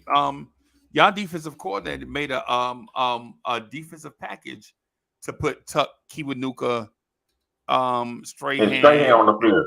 Yeah, all of them together. JPP wasn't there. That was you talking about what's my man? Oh man, he's with what's called. He's with Kansas City now. Oh man, he went and became a head coach and found out he was not good enough to be a head coach. He was trash. He got the he got the Rams job. He coached the Rams after Fisher, Jeff Fisher. Mm-hmm. You know, Jeff Fisher used to play cornerback for us, right? Yeah, and matter of fact, he used to play cornerback. Yeah, I remember him. He was slow as trash, but anyway. But he had hands. He had hands, though. Yeah, but you know, we got one of your what was it, Dave Durison? Yeah, we got Dave Durison. God bless his dead. He won the Super Bowl with y'all. Yeah, in '90. Yeah. You know what I'm saying? Yeah. So, God bless him. Man. I think did y'all get Leslie Frazier also? Leslie Frazier used to play for us too. You know, we used to have all the DBs. In the 80s, we had all us and the 49ers had all the DBs, bro. True. You know what I'm saying? Yeah, y'all did. Y'all did. You remember Tim McKay and Eric Davis for the 49ers? I remember Tim McKay. And Eric Davis. They moved Ronnie Lott to safety because Tim McKay and Eric Davis was so good. Yep. Yeah, exactly. Yeah, man. They were much more faster. Yeah, we had Gary Fensick. He was the hammer. And people like, yo, what was they? People asked me, they was like, yo, you keep saying Gary Fensick, and who did he play like? Did he play like John Lynch? No, John Lynch was a thumper, but Gary Fensick was a headhunter, and it's a difference. It's a difference. Gary Fensick, we used to have to keep 4 safeties because Gary Fensick was either knock himself out the game or our other safety out the game. Right, just coming in like a kamikaze, bro. We had to keep 4 of them. We legit had to keep 4 safeties, bro. If you, I don't know if y'all remember this in the Super Bowl, but Gary Fensick hit the Patriots wide receiver so hard that they held up the Super Bowl for like 3 minutes, bro, scraping them up off the field.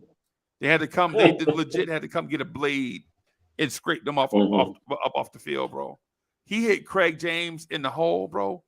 And Craig James fumbled. Y'all know Craig James worked for ESPN? Went to SMU with Eric Dickerson? Yeah. It was never the same after that.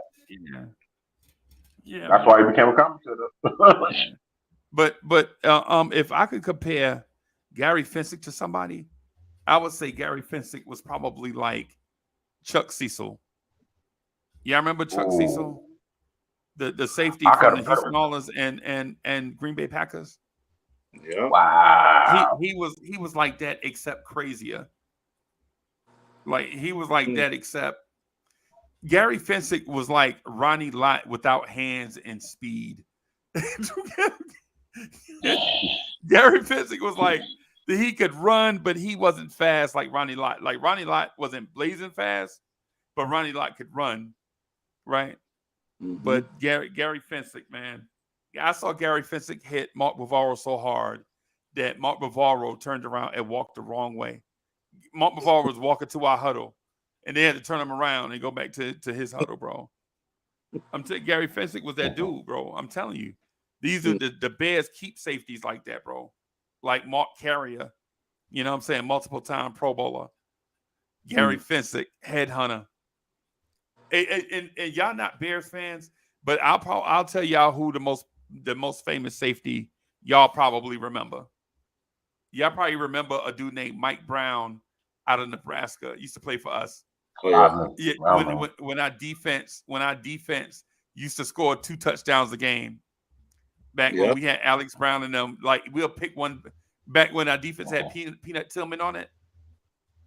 You remember that? When Devin Hester would either score a touchdown or the defense would score a touchdown, or we'll punch the ball out and get the fumble for a couple of fumbles. The Lance Briggs or like a defense. Mike Brown. Oh, yeah. Yeah. Now, question for you. Listen.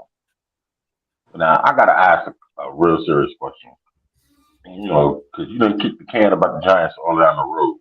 I mean, why aren't the Bears, as far as many great players as you all have had, and notable players, because you just said that the defensive, what's his face, should be in the Hall of Fame, the kick returner, punt returner, should be in the Hall of Fame. Devin Hester, yeah. Yeah, Devin Hester. And it's a shame how the league looks at defense, like special team players. You know what I'm saying? Kickers, punters. You know what I'm saying? Right. You know, it's a shame how they look at them, but still, why aren't y'all a consistent winning franchise? That's what I want to know. Because teams that play on the water can't control the climate. That's why. Like for instance, people will say, Giants play on the water. No, y'all don't. MetLife. We got that's right off. It's in the swamp. Nah, bro. I'm talking which is far from the water. I'm talking about on the water, bro. I'm talking about on the water. 10 miles away from the what's it? Is that the East River? Bro, but Lee, I'm talking about 0.25 miles away from the water. I'm talking about a quarter mile from the water. The only thing that separates us in the water is the parking lot. Right. Okay, so you're talking about Lake Michigan compared to Yes. the Atlantic Ocean. You don't remember how we beat up Randall Cunningham in the Fog Bowl? You remember the Fog Bowl? Yeah, that's the fog. Okay, I get you that. The But fog, guess yeah, where the we fog don't came from? Guess where the fog came from though? from Lake Michigan. I get it. I watched that game. I You remember don't that. remember And, and, the playoff and the Randall playoff Cunningham threw game. for 400 yards. Yeah, I'm saying you don't remember the playoff game where we beat y'all when Sean Landetta kept fumbling the punts. That's because every time he took his hand off the ball, the wind was blowing the ball. Every time That he was tried in to Giant kick it, the Stadium. wind was. I Y'all don't was in remember Giant that? Stadium. That No, was in Giant Stadium. bro. Okay. That was in Giant Stadium, bro. So I got a clip I want to play you, right? Because when you look at Sean Landetta, right, you know what's written in the end zone? Bears. Okay, I want to I'm see it. telling you. I might be wrong. So it might have happened in Giant Stadium too, right? But what I'm saying is there was a playoff game, right, where we beat y'all 10-0, and the reason why is because we put 11 people in the box to stop y'all running game because y'all couldn't throw the football in the wind with Phil Simms, bro. I We knew agree with that. you. We knew that, right? And it's True. not that Phil But, Simms yeah, wasn't a good quarterback. that was 85. Nah, that was not 85, bro. That was not 85. We played the Rams and the 49ers in 85, bro. I promise you. Which brings We to didn't play each other in 85. my question is this: how come neither one of us have any superstar quarterbacks in our history? Because of the wind, outside conditions. Exactly. Exactly. We don't play in stadiums and we're not out west. Oh man. Cause who's your best quarterback of all time in Bears? Who's the best Bears quarterback? Oh, Lee, you right. Lee, you right. We sure did beat y'all in 85. I told you. Yeah, we beat y'all 21-0. Is that 21? Yeah, we beat y'all 21-0 in the playoffs. You right, Yeah, bro. You and all of absolutely that, right. but we were the only team to hold you to 21. Y'all were killing everybody else. Yeah, you absolutely right. Yeah, we didn't play the 49ers. The Giants beat the 49ers 17-3. Yeah, you are absolutely right. And the Rams beat the Cowboys 20-0. Yeah, man. Yeah, you're right. The Bears didn't give up no points until the Super Bowl. They gave up 10 points in the Super Bowl. That's crazy. But but here's the thing to it. Now the Bears know that, right? It only took them 100 years to realize that the weather is a disadvantage to the away team, but it's also a disadvantage to the home team. Right. That's why the Bears never had a 4,000-yard passer. Right? Because even though Green Bay is cold too, right? And they have wind, but they don't play on the water, bro. See, the air in the Arctic air in Green Bay hit different. It's that dried, freeze you to the bones air. Yeah. Whereas in Chicago, when it's 0 degrees and that wet air be hitting you, bro, it just want to put you to sleep. You know what I'm saying? Just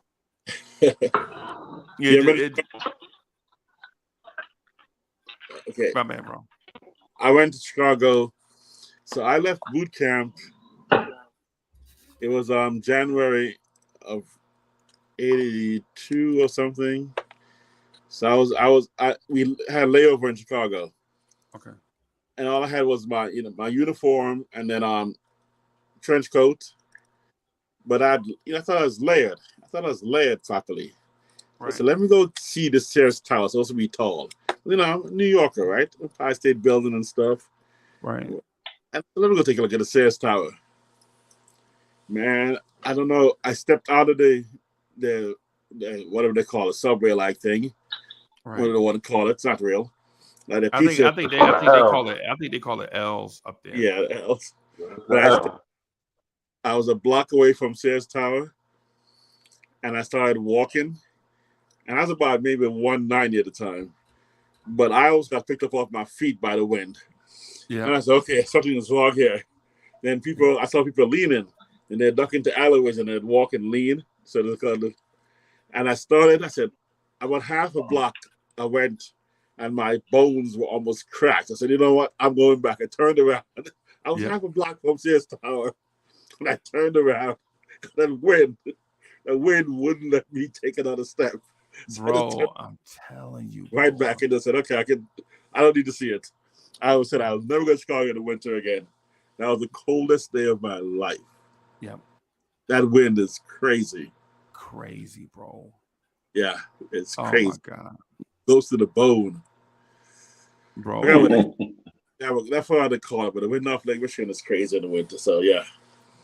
But get to the point though about why the Bears don't have great offensive skill players in the Hall of Fame.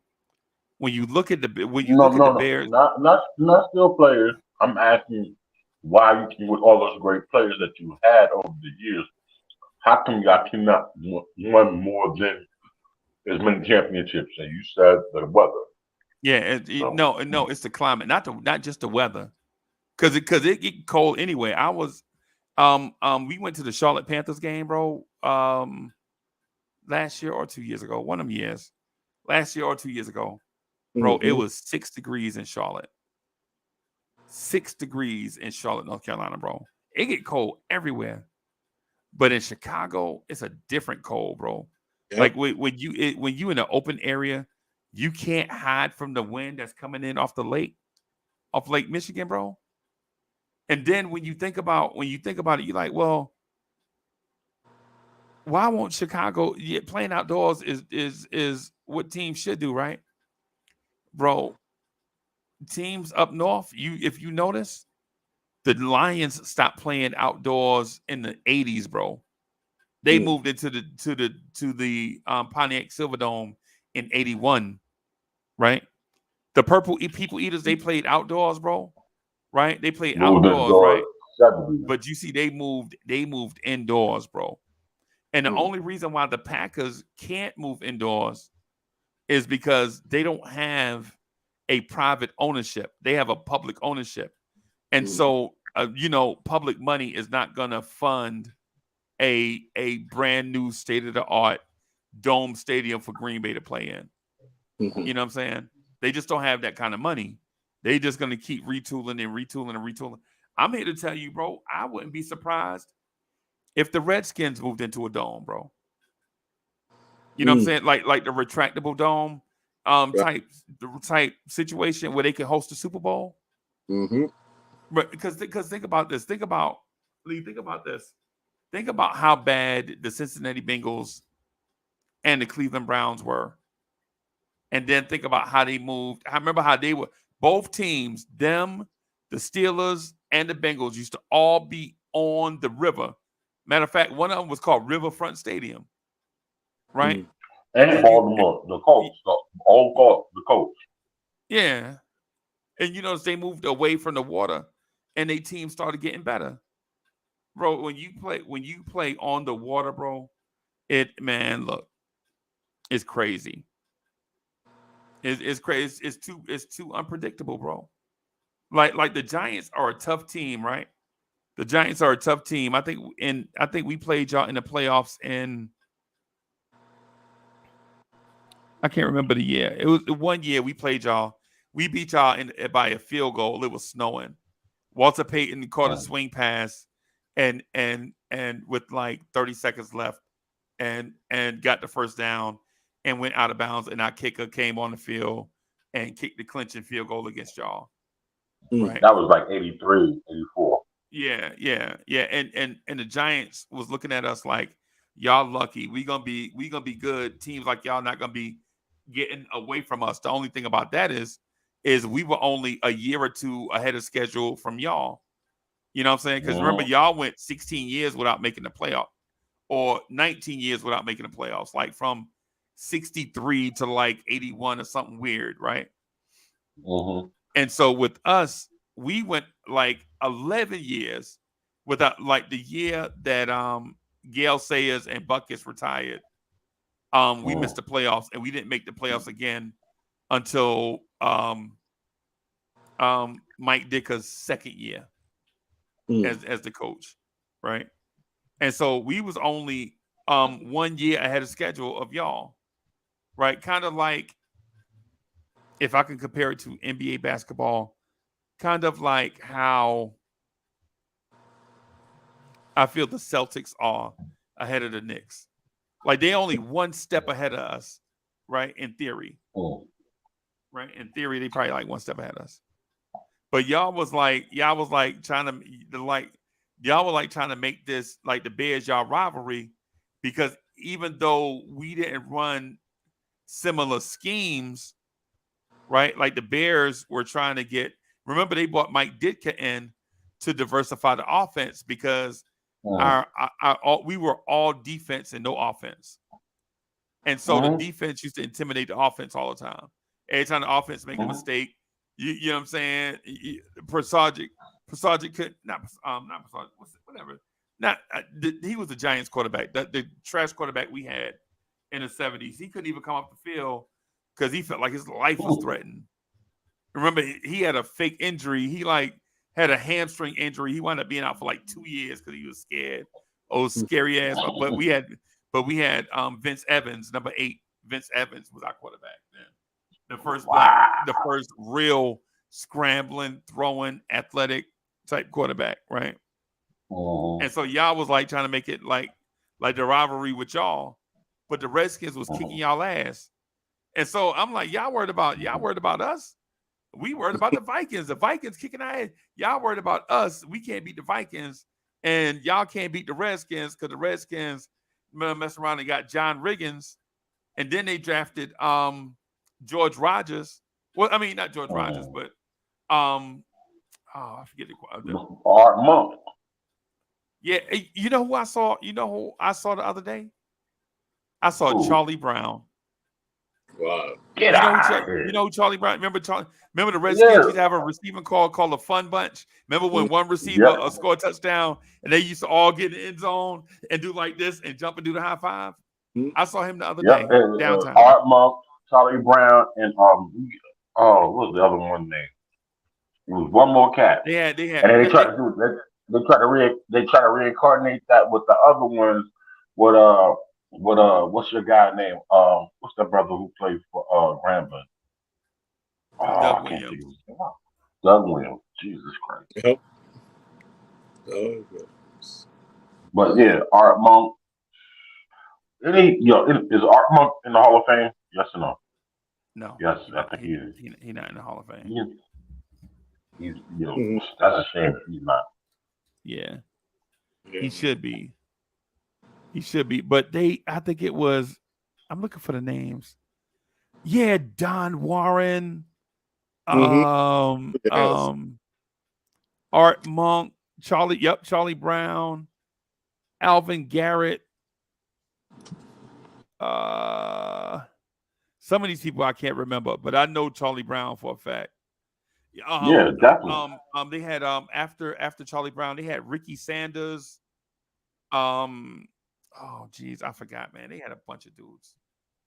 They had a bunch of dudes. But anyway, yeah, I saw Charlie Brown the other day just walking down the street. Like, hey, man, you know, y'all ever walk up to an old man that's famous and just say something weird?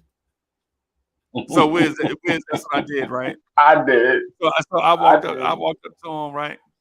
And so he walking down the street, and so was it recent? No, when I first saw him, this is a few years ago when they were doing the downtown, the downtown revitalization project, all that.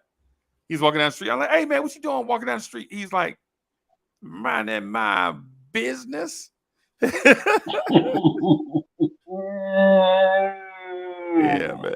Yeah, man. Oh God. Yo, that's not as bad as when I ran into George Gervin when I was working at the airport. Concourse C, this is the only concourse I think within like 4 or 5 concourses that had a smoking section. So my man in there, and he smoking a long cool. I bullshit BS you not. He in there smoking a 100. Who's 100? I bet you took him an Man, hour to smoke that thing, bro. when he was in there, yo, when I said that man was in there with his legs crossed, chilling, and nobody knew who he was. Wow. Nobody knew who he was. And I'm just like, oh my Wow, that's God. George I'm Gervin. sitting there. I'm sitting there smoking on my Newport short, looking at him like, what? He made me sit there and smoke another cigarette till he got done. Yeah. So when he got up, I was like, yo, I normally don't mess with people. This is exactly what I said. I normally don't mess with celebrities. But I said, when I see one of the 50 years, I was real low key quiet with it. When I see one of the 50 years greatest players that ever played, you know what I'm saying? I said, yo, you were one of my all time favorites, but you know, Doc was my guy. You know what I'm saying? And he said Doc was everybody's guy. He was my man too. Yeah. And he Doc shook was my a hand. dude. He got the step in. And I was like, wow. Like I don't get that.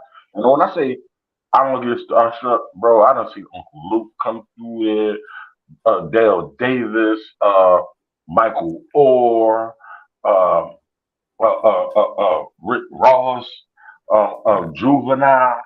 When I see people come through that airport all stinking day, you know what I'm saying? I never get starstruck. I just keep it pushing. Man, that was the only dude I felt like I had to speak to because I would never see one of them players ever again in my life. Yeah, man. True story. Man. It looked like Wiz about to call in the night. Wiz, you about to call in the night, bro? No. He prepping that salmon. But actually, USA plays in about 5.5 hours. Oh, okay. Who they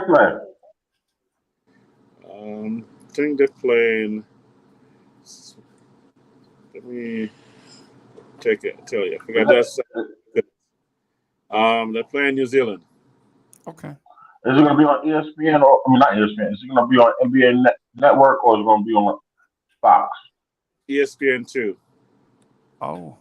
But someone actually put in a chat that there's a website that actually shows it earlier. You know what? I know where I can catch it. I know exactly where I can catch it. I know exactly where I can catch it. I got an app that Worldwide gave me. Yeah. I'm gonna catch that guy. Someone put it in earlier. Is it an app? There's an app that actually has them. Wiz, before I get out of here, right? Because I've been up for a while, right? Before I get out of here, I just want to ask you a simple question, bro.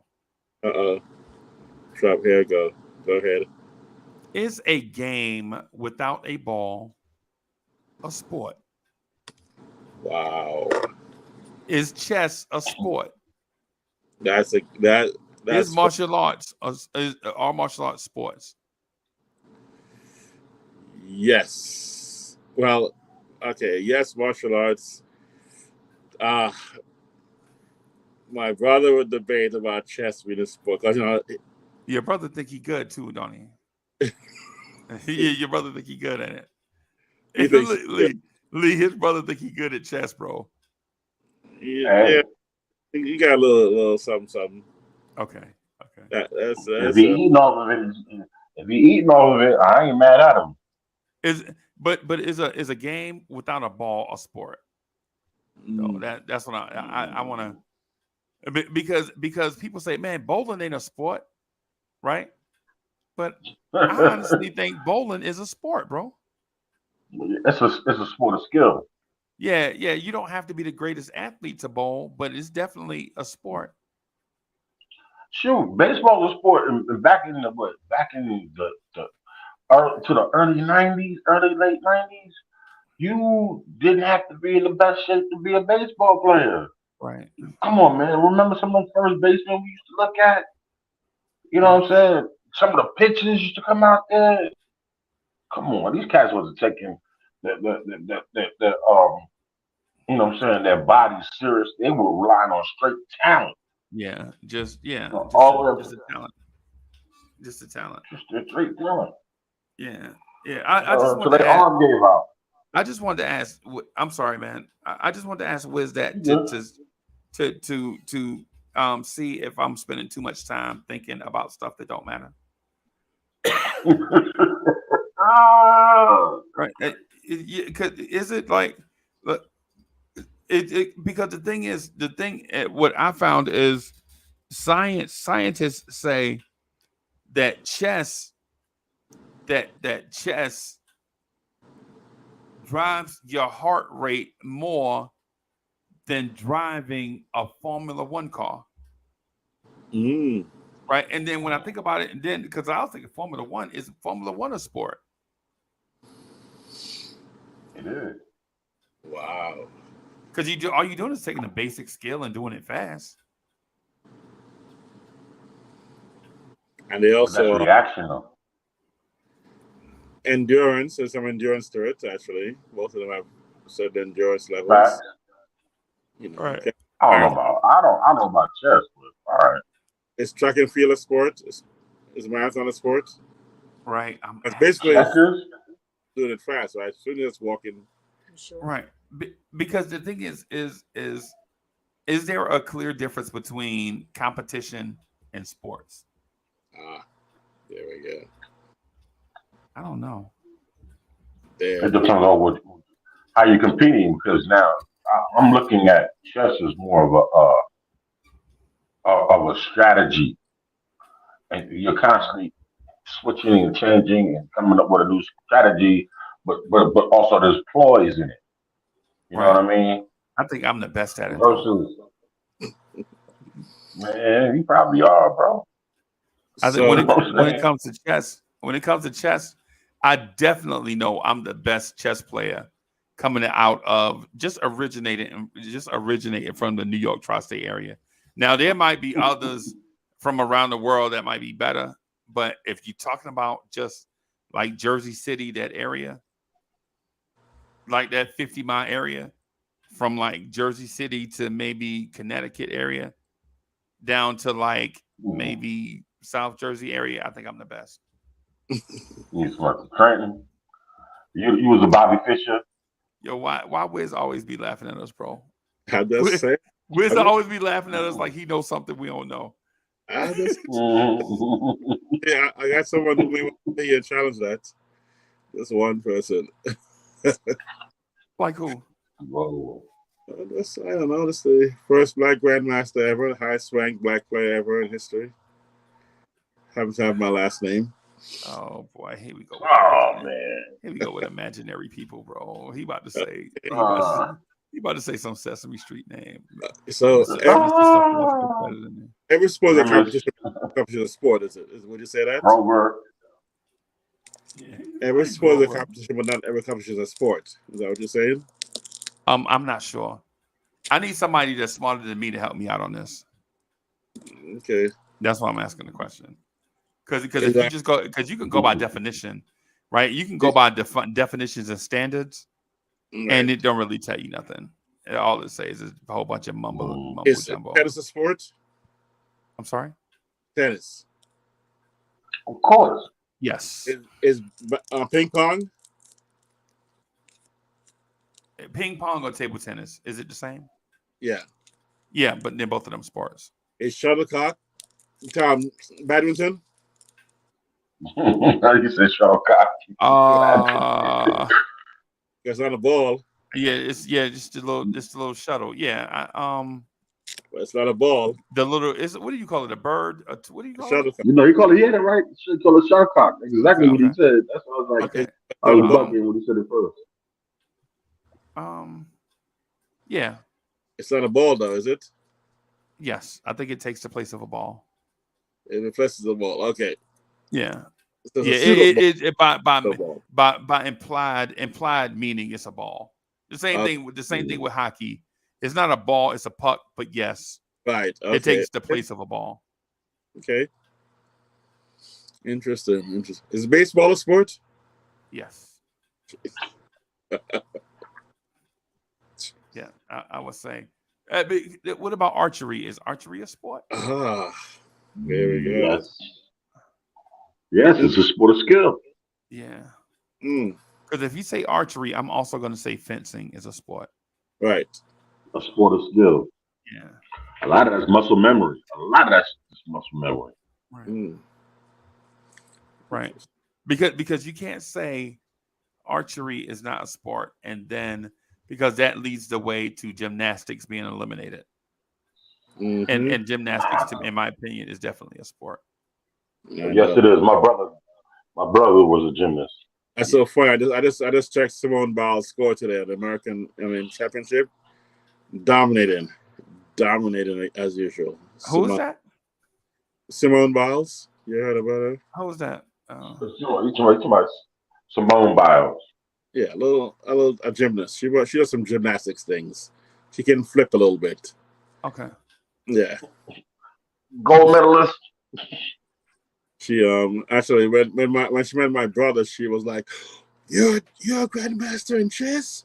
Oh my, and she was like, he's like, oh my god, you're Simone Biles. He was like so fast. Yo, salute to Knicks for life. But you said Simone Biles was impressed by some random grandmaster? Exactly. Yep. You're the first black grandmaster in chess. And I'm like, he goes, you're Simone Biles. You know that, right? Wow. He was like, it was a funny picture. My brother's 6'1", maybe 6. Yeah, okay. And so took a picture with her, and she's like 5 feet tall, man. Oh wow. So your brother's pretty good at chess, then, is what you're trying to tell me? Yeah, some. Mm-hmm.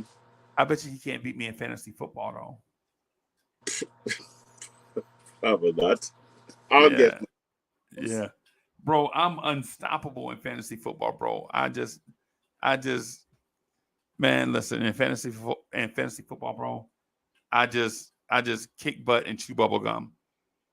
You know what I'm saying? and then sometimes I just run out of bubble gum. That's how you're losing the playoffs against me? I ain't lose, man. I'll let you have that, bro. Oh, okay. I mean, you dominated the regular season, though. Regular season, you were Randall, and I was RJ. Yeah. Kinda, except, yeah. I was Brunson, actually. You were Randall, I was Brunson. You know that will never happen again, right? Really? Hey, did we have no draft yet? When's the draft? I don't know. I hadn't heard from Coach Malpeak. I ain't heard from him in like a year. Oh, man, because I want to crush you guys again, man. I'm the reigning champ. Yeah, I'm the New York Giants of fantasy football for Blonde Stairs. We can't, but Giants fans don't know enough about football to get in fantasy leagues, bro. Hold on a second, stop. No, I just don't know how to play fantasy football. Now, if you would, somebody would take some time just to let me know the nuances real quick. I'm pretty sure, just like the natural person that I am, that I can easily. It's easy to trade me all your best players and get out the way. That's how it goes. Nah, that's not gonna happen. Nah, because see, if it's anything like, you know what I'm saying, like I think is it a random draft every week? Am I correct? No. First a random draft and the start of the season. And then the random, but we have a draft. We go one by one, picking the best players we thought. And who did I give you last year? Running back. What's his name? I gave you I traded you my boy. Said boy, what was the top running back last year? The year before. He's from LA, the Rams? Tennessee. Tennessee. Tennessee. Saquon Barkley. 22. No, 22. From Tennessee. Yeah, Saquon Barkley, bro. No, I kept Saquon. But I gave you what's his name? Tennessee Titans. Derrick Henry. Yes. I gave you oh man, that was a bad I should have never given it because the next week he put up like crazy numbers. But I had Saquon and Derrick Henry. And then I always regretted it until I won a championship. But that was so it worked out for you. That's how it worked out though. But I wish I kept Derrick Henry though, because he's a bad boy. I wish if we can find 6 other men, you and I, and like 6 other knowledgeable football dudes to get in and just crank it up, bro. We could do that. Yeah, like most of the Giants fans. Not knowledgeable football dudes. Let me say it different. Knowledgeable fantasy football dudes is what I'm saying. True. I meant to say. That's what I should have said. My bad, Lee. I ain't mean to insult your you know what I'm saying, your football knowledge. Now, I will insult your Giants intellect though, but not football. Maybe coming from a Bears fan, I take that as not an insult, but as a what do you call it? The opposite. You know what I I'm can saying? name 3 Bears running backs right now that if they played for the Giants, y'all will have their numbers tattooed on your arm. Okay, tell me right now, please, please, and Matt Forte. don't say, nope. Matt Forte would have been the greatest running back in Giants history, bro. Hold up, we had the first version of him. It's called Tiki Barber. But come on, No, let's go. no. First version of him, Frank Gifford, maybe? A dude that can play receiver, running back, all over the field, quarterback, whatever. Matt That was Forte. Tiki Barber, but that was Tiki Barber. But come on, let's We used to go. call Number 2.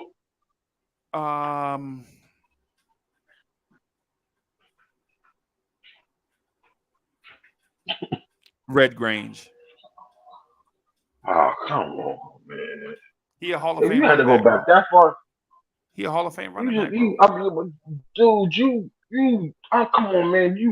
You went past my grandfather for that one. But he a Hall of Fame running back, bro. He was the first All dude right, in the NFL to rush for 1,000 yards. I give you him. Okay. Who else? Gail That should have been says. number 1. Gail says. Oh, just like y'all do. 6 years. 6 years of greatness now. Yeah, he was Barry Sanders 6 years of before Barry greatness. Sanders, bro. 6 years of greatness. 6 years of greatness. Too bad y'all didn't have the offensive line to take care of him. Right. And too bad he didn't have the size, the width of sweetness. He said, the give me willpower to stay 18 healthy. inches of daylight. He said, if you give me 18 inches of daylight, it's a touchdown. Yeah, because let's keep it funky. The dude is actually the size of a wide receiver playing running back. Nah, he was Tony Dorsett size, bro. He was taller though. Dude was 6 foot 180. 6 foot 1. Yeah, exactly. He was Reggie Bush before Reggie Bush before Reggie Bush. Yo, 6 foot 180 is a wide receiver, bro. In today's NFL, that's a wide receiver. Even back then, that was a small dude, man. Okay. I forgot y'all like y'all running backs. Y'all like y'all running backs like Ron Dane, 5'8", 347. Hey man, short and plump. You know what I'm saying? Just like we were like our power forwards. Chubby chasers. We chubby chasers. We chubby chasers who can run. Yeah. Who can run? Except for Ron Dane, he couldn't run. Man, Ron Dane was, come on, man. Ron Dane was the worst.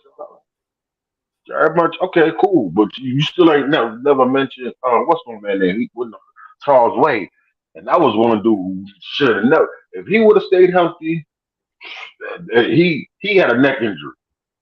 Yeah. If he had a knee or ankle injury, he would have been back. Yeah. Charles Wade is one of the greatest running backs I've ever seen play. In a short period of time from that.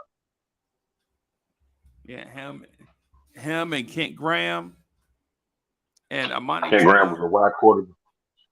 Amani Tuba was a great wide receiver. He was one of our best long time standing wide receivers. I think he's our all-time leader. No matter what name I say, he can be like, yo, he was great. Watch this. Hakeem Nicks. Oh man, Hakeem Nicks should be in the Hall of Fame. Solid. I didn't say Amani Tuba. I didn't say Amani Tuba. Nope. He made a great catch. Solid. You know what I'm saying? Right. Come on now. Victor Cruz, considering his story, if you know his story, he's had a great career. I wish I had his career. Yeah. So I wish I had his career. Wiz, you want to do the football league? You want to just put some feelers out there and see if people want to join and do it? Yep, definitely. Because let me tell you something. I wouldn't mind doing it if somebody would teach me real quick. It ain't gonna take me long. You know what I'm saying? Real quick. basically all you got to do is get the best players. That's it. Get the best players, and the other stuff is easy. Just get the best players. Right. Don't be a dude that go in there like you a Giants fan, and then you just trying to sneak and get all the Giants. You know, like, Pat Mahomes still on the board. I'm gonna get Daniel Jones and see if Pat Mahomes gonna fall. I ain't gonna do it like Ribby did. You still ain't told us the results of the basketball thing. Man, but I ain't gonna do it like Ribby did it. Yeah, I try to do it, man. But people kept telling me that the shows just wasn't feeling the shows. So I was like, okay.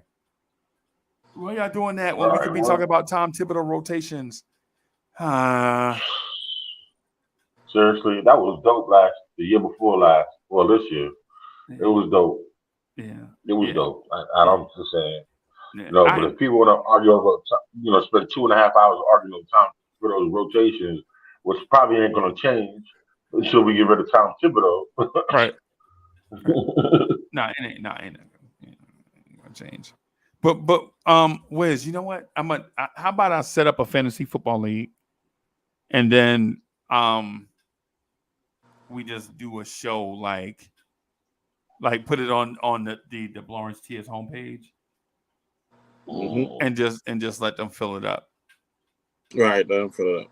Yeah, let them fill it up, and then we'll have a draft. Yeah, Corley. Yeah, it's actually not bad, not hard.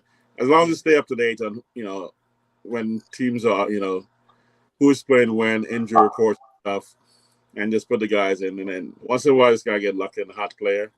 But if you have like 4 or 5 running backs to choose from, wide receivers. Because it's basically stat laden. Yeah. It's all about the stats.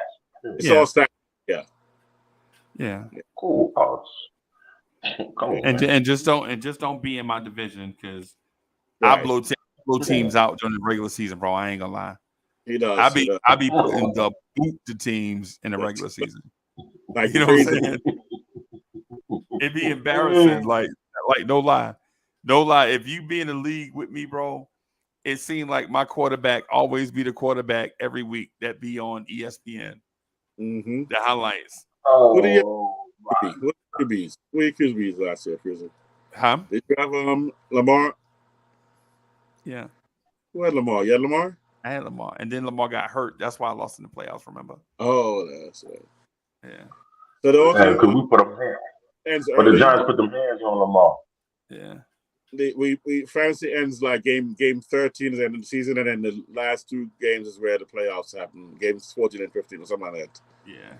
And where the 17 games. I see where all the hate comes from, because last season, you know what I'm saying, you had Lamar Jackson, was the starting quarterback in fantasy, and when he played the Giants, we made a fool of him. Yeah.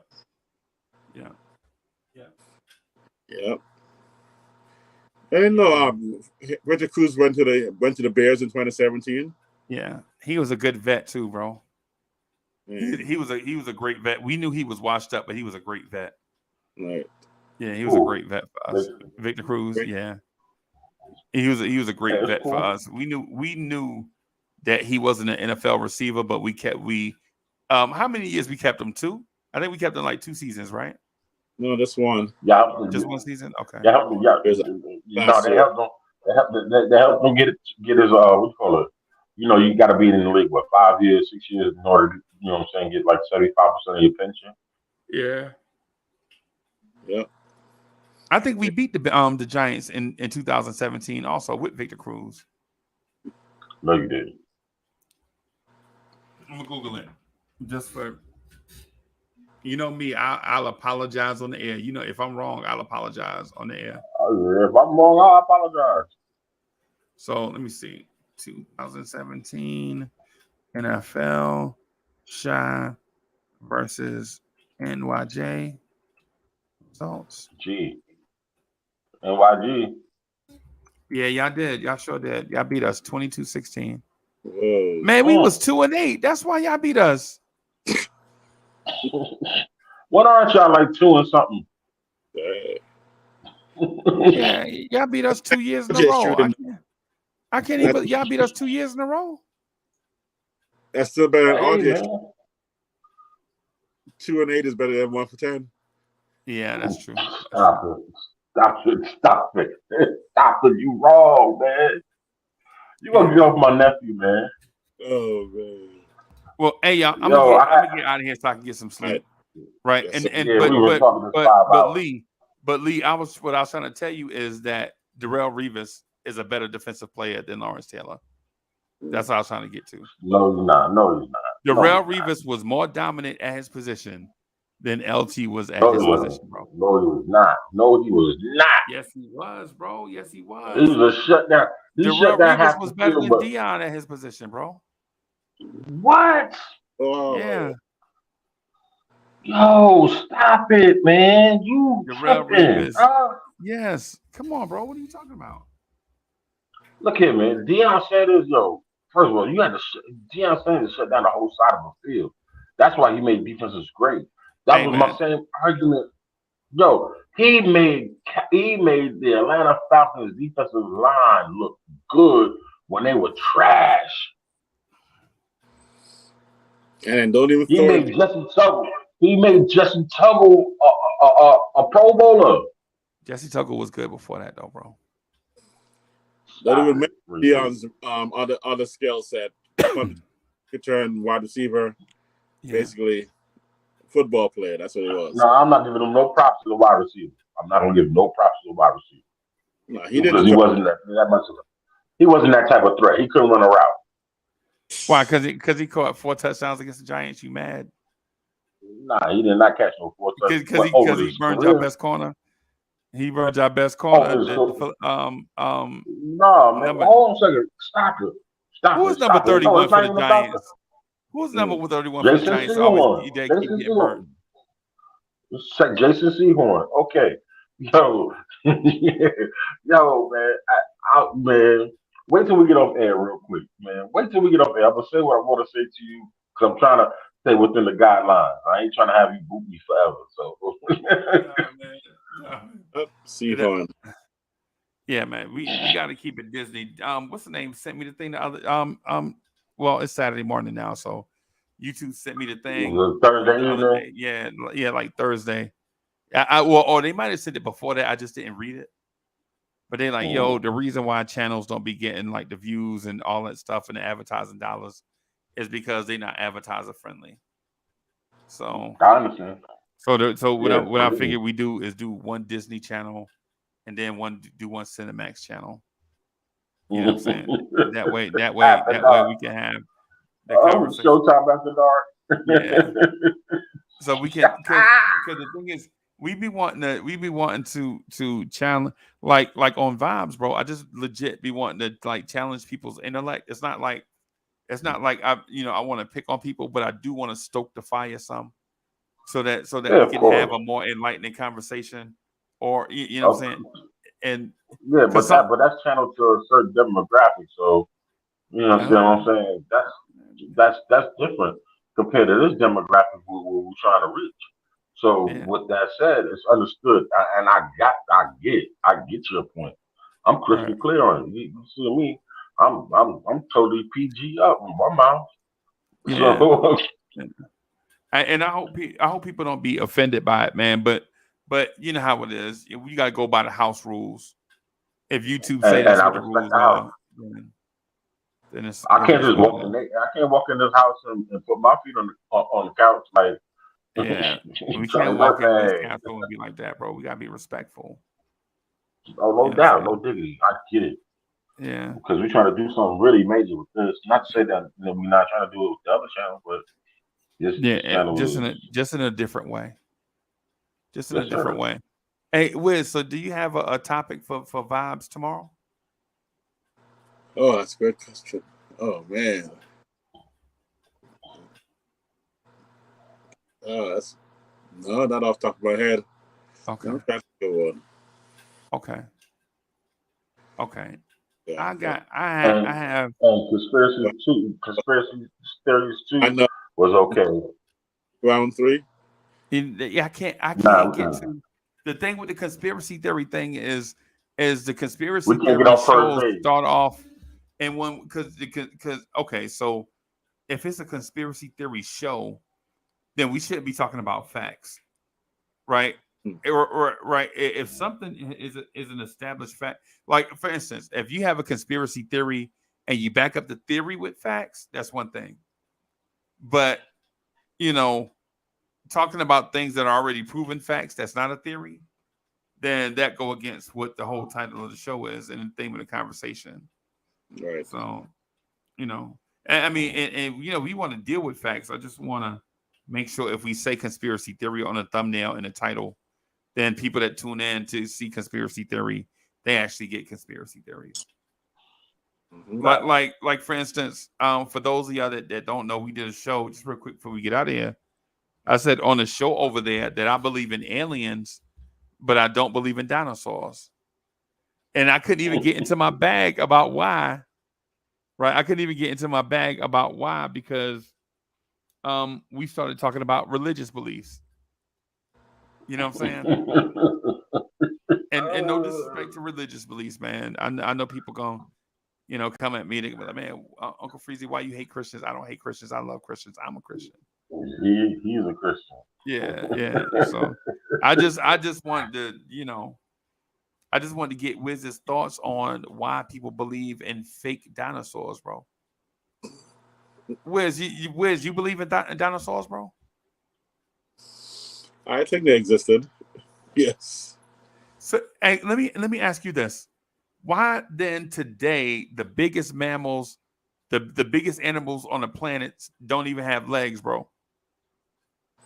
You talking about what they went to the water, dove in the water, and don't use their legs no more? You know what I'm saying? I just don't think. And when you look at an elephant, elephants in real life are huge, right? In real life, like you know, you go to the circus, you see an elephant, or you go to the zoo, see an elephant. Bro, people are trying to tell me that there were animals 50 times bigger than an elephant. Well, let's So let me ask you a question, real quick. So you don't believe in mammoths? I don't believe in. I'm sorry. Mammoths, like the woolly mammoth. No, that's fake. Okay, so you don't believe in pterodactyls? No, I ain't say pterodactyls. No, they fake. So you don't believe in the saber-toothed tiger? No, that's fake, bro. The Temptations wrote a song about that. That's just my imagination running away with me. Stole your song, Wiz. So the all the fossils that are being found are fake. Are fake. Okay. All of them. Man-made. All of them, bro. Even though they show you where they actually dug them up from. Okay. I'm just saying, bro. You know, I'm just saying. I'm going by the National Geographics that I've witnessed in my life. You know what I'm saying? Where I actually witnessed and seen this. You know, and I understand. You know, you want to see it, the type of believer, type of guy, and wonder why they still don't exist now to this day. Right. You know, I mean, I get it. You know what I'm saying? Because also the same thing that's going to kill us, killed them was climate change. That's what they say. Yeah, I'm gonna say. But they were saying, but they've been saying that for years way before before we started questioning climate change. And to this day, some of us question climate change. Yeah, I think it's the biggest joke mankind or one of the biggest joke mankind be playing on other humans, bro. If for instance, I can draw lineage, right? So I can draw lineage, right? If dinosaurs existed, right? How come you don't see a complex upgrade of those animals here and now? Right? But you know what they call? They call the ostrich and the emu for the pterodactyl.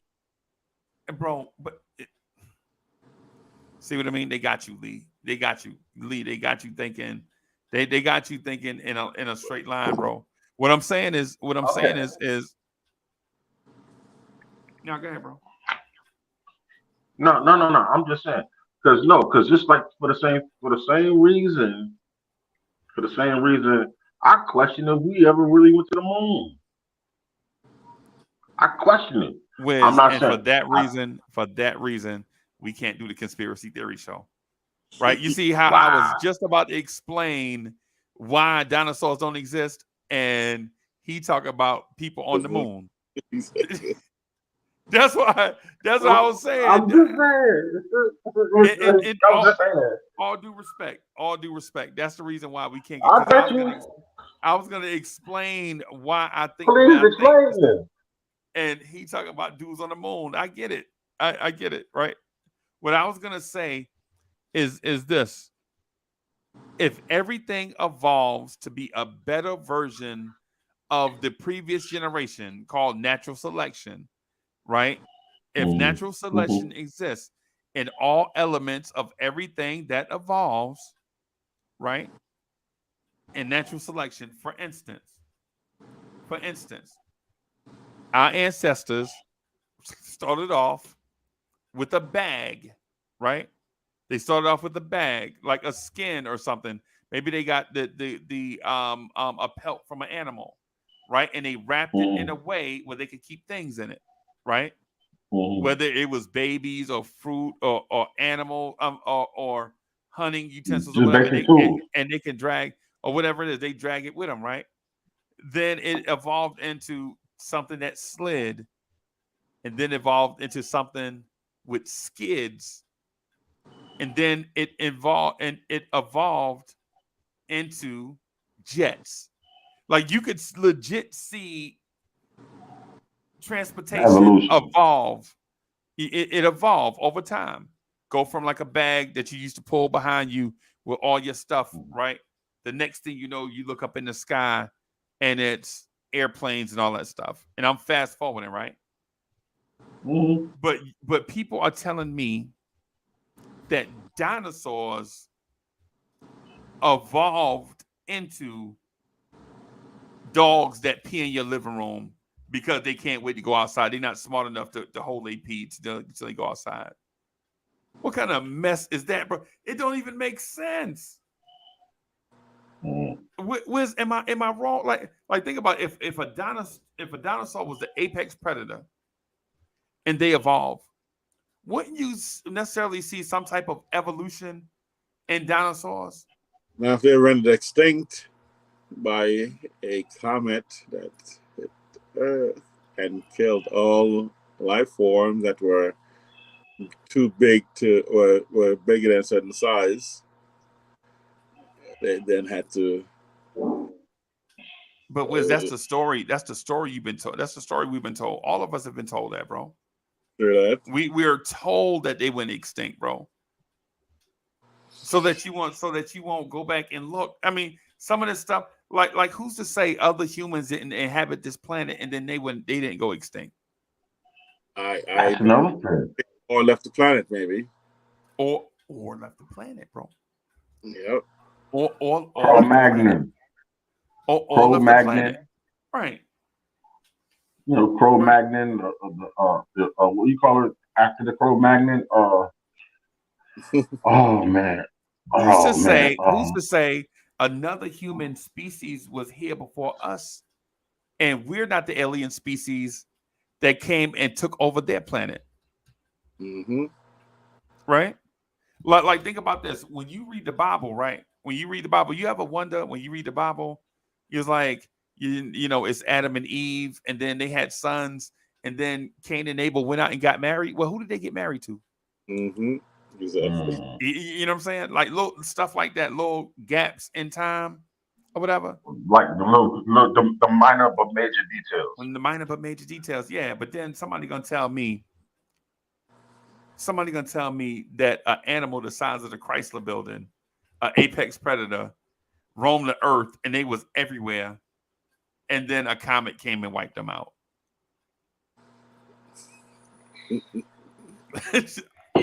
I mean, you know. I'm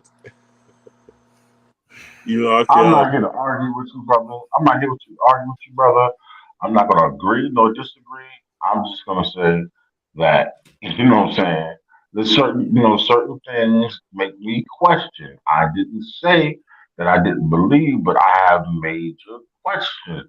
Because my thing is, and going back to what I have a question. I mean, I have an issue with is that we've been to the moon and we've not been back there in over 50, almost 60 years. Right. Right. I think And I why? think what How I come? think what happened is they went to the moon several times. They found all the stuff that they felt like they needed. If you keep going back, you keep getting the same stuff. You know what I'm saying? Why spend all the money going back? It's not really, in my opinion, it's not really worth it financially to keep going back when you're gonna get the same stuff that you already had since 1968. Okay, You know what I'm saying? If you could colonize it, and that okay. makes sense. If you could That makes colonize sense. it, That okay. makes sense. If you could build a dome there and have life underneath it, like if you could terraform it, right? Then I could Hmm. get it, right? But if you're going back to the same place, it's like timetable rotations, bro. You know what I'm saying? You get the same thing over and over and over again. But It's but the dino, redundant. but the dinosaurs thing, I just can't, bro. I just you can't, you know. But that's a vibes and stuff conversation, man. Mm-hmm. Mhm. Right? Yeah, that's a vibes and stuff conversation because it like Eve Blue Juice says this, right? So think about this. This is a perfect scenario, right? So you ever seen a caterpillar? Like we all know caterpillars eventually turn into either moths or butterflies, right? Right. They evolve into But something but that is outside of the door. but that is in one circle of life, right? That's in one Mhm. season that could happen. But you telling me dinosaurs existed 60 million years ago and they ain't evolved to something? You tell me humans evolved over that time, but no other creature evolved? Mhm. I'm gonna tell you something. I look at that like the ocean. You know what I'm saying? Like just because we can't see it doesn't mean it doesn't exist or doesn't exist. There's parts of the ocean that we have never explored and Yeah. haven't, and probably won't be able to ever because of the amount of pressure that the water places on objects going down there. You know, just like those fools who went in that homemade sub and went to go float around the Titanic. I'm about You to get know, eat. I'm about to eat me a homemade sub right now. Oh, I'm sorry. I thought you saw. I thought you saw about Grimes, bro. I thought you was on, talking about a number on, six. on that note, good night. I'm done. You just shot me. You shot me. Wiz, this is the type of stuff that I be wanting to. Can you help me with it, Wiz? Am I wrong? Am I way off? It's difficult to debate that. I mean, I don't think you're off. But there's an argument pro and con. Ooh, I mean, I think the dinosaurs thing was created as a distraction so people wouldn't think about extraterrestrial stuff. mm, Because But if if you that's think hey, let me just think about finish. this. Just think about this real quick. Think about how technology from 1840 to 2023 evolved at lightning speed, right? mm-hmm. I got you. Think about how that evolved in lightning speed, right? And you telling me that only this era of human beings were smart enough to figure out stuff. Hmm. The debate would be: is there accelerant that happens when you make one step towards progress, and then it accelerates, or is it Right. linear? Does it advance in a very linear manner, or is there a potential that one spark then lights up the whole field and it takes off? And Yeah, we're in a time you're talking about exponential growth, right? exactly. I think So there's a such thing as exponential growth. you know, That's what I'm saying. I think the dinosaur thing is like the biggest farce.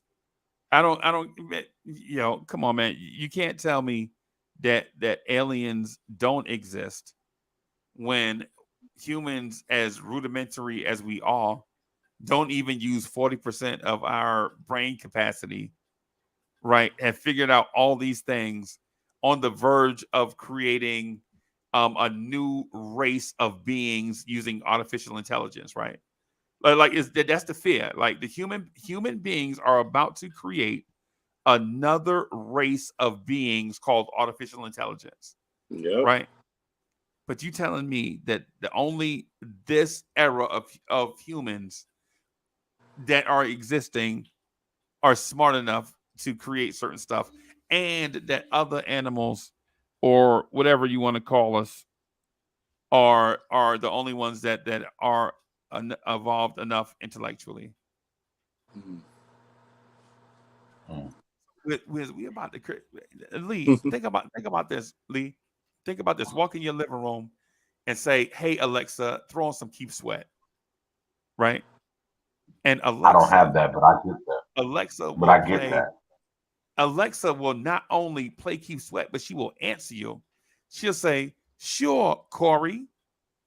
Right? She'll say, "Sure, Corey." She recognized your voice, right? Mm-hmm. Recognize you, and will do exactly what you said. Mhm. But then we're saying that other animals and things like that would not have evolved right alongside us. Mm-hmm. Good point. So that means you believe potential for Planet of the Apes to occur in the future, right? I'm sorry, say what again?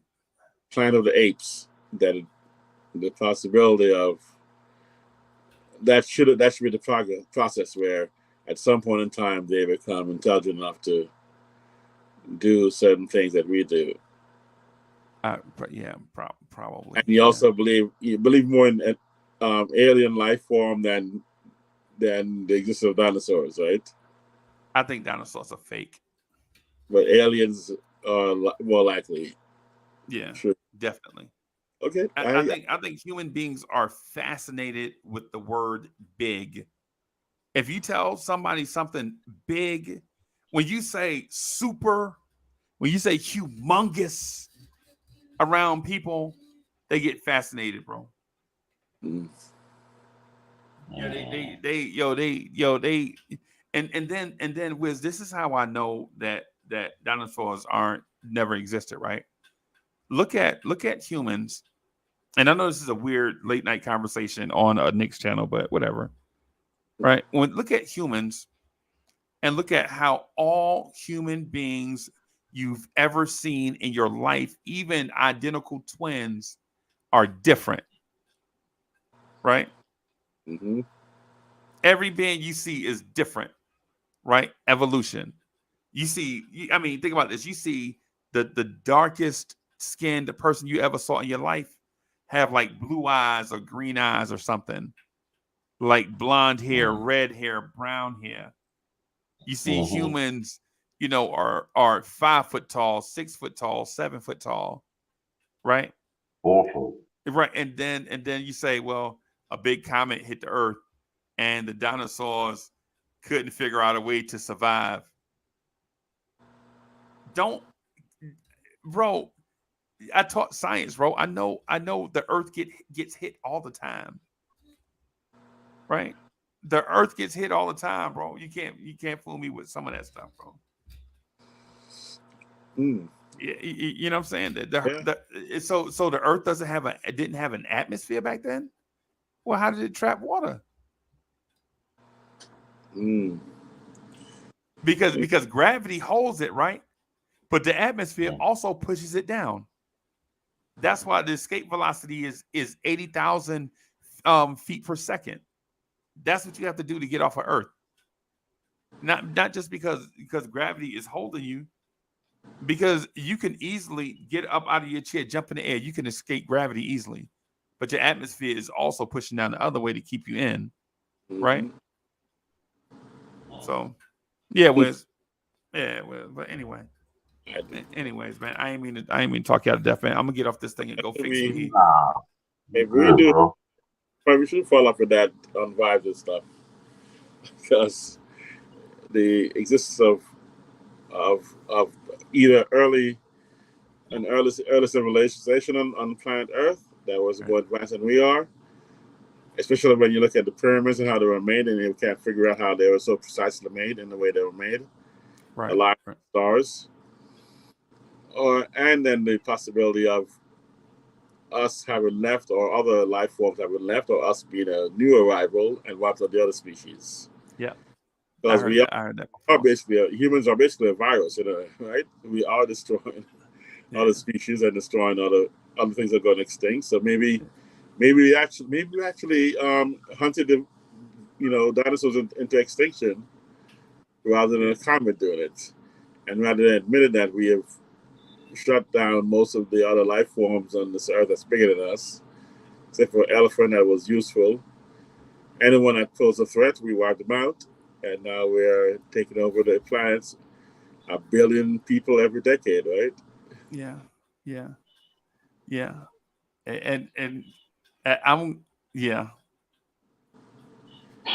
I'm gonna say this because I think this is a myth also. The Earth had 4 world-ending ELEs basically.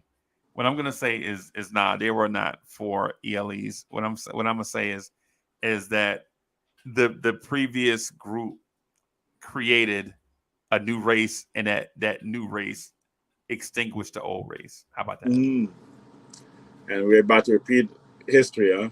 Skynet. Oh, there we go. Skynet, bro. So the Terminator's coming. Yeah, the Matrix, bro. Oh man, so my great grandbabies are gonna be batteries. I don't want to put it like that, man. No, I'm just joking. I You know what I'm saying? I want to put it like that, man. But yeah, Like like G cells or H cell batteries. basically what I'm saying is dinosaurs never existed. Because how does everything evolve except dinosaurs, bro? You know what I'm saying? I have a perfect correlation. There's some that evolve and some remain the same and some go extinct. Okay. I think we have the perfect example of a microcosm. His name is R.J. Barrett. Has not evolved. Oh. Not evolved, bro. After 5 million seasons. Wow. he's still 1 for 7 from 3. The jumper is still exactly the same. So, Man. but anyways, guys, I'm gonna get out of here. I didn't want to go all Easter Island and dinosaurs don't exist and all that stuff. It's just like fun conversation and all of that stuff. Just something to talk about. I doubt any of this stuff is true. I doubt any of it's true. Because we say you don't necessarily have proof. All you can really go by is what people tell you. Word of mouth. Yeah, that's all you can go by. Word of mouth. Yeah, and we all know that history is written by the winners. The losers don't write history. So it's one of them things, man. But all right, gents, I'm gonna get out of here. The New York Giants suck. And I'll see y'all. Sunday morning. All right, y'all. No Peace. doubt.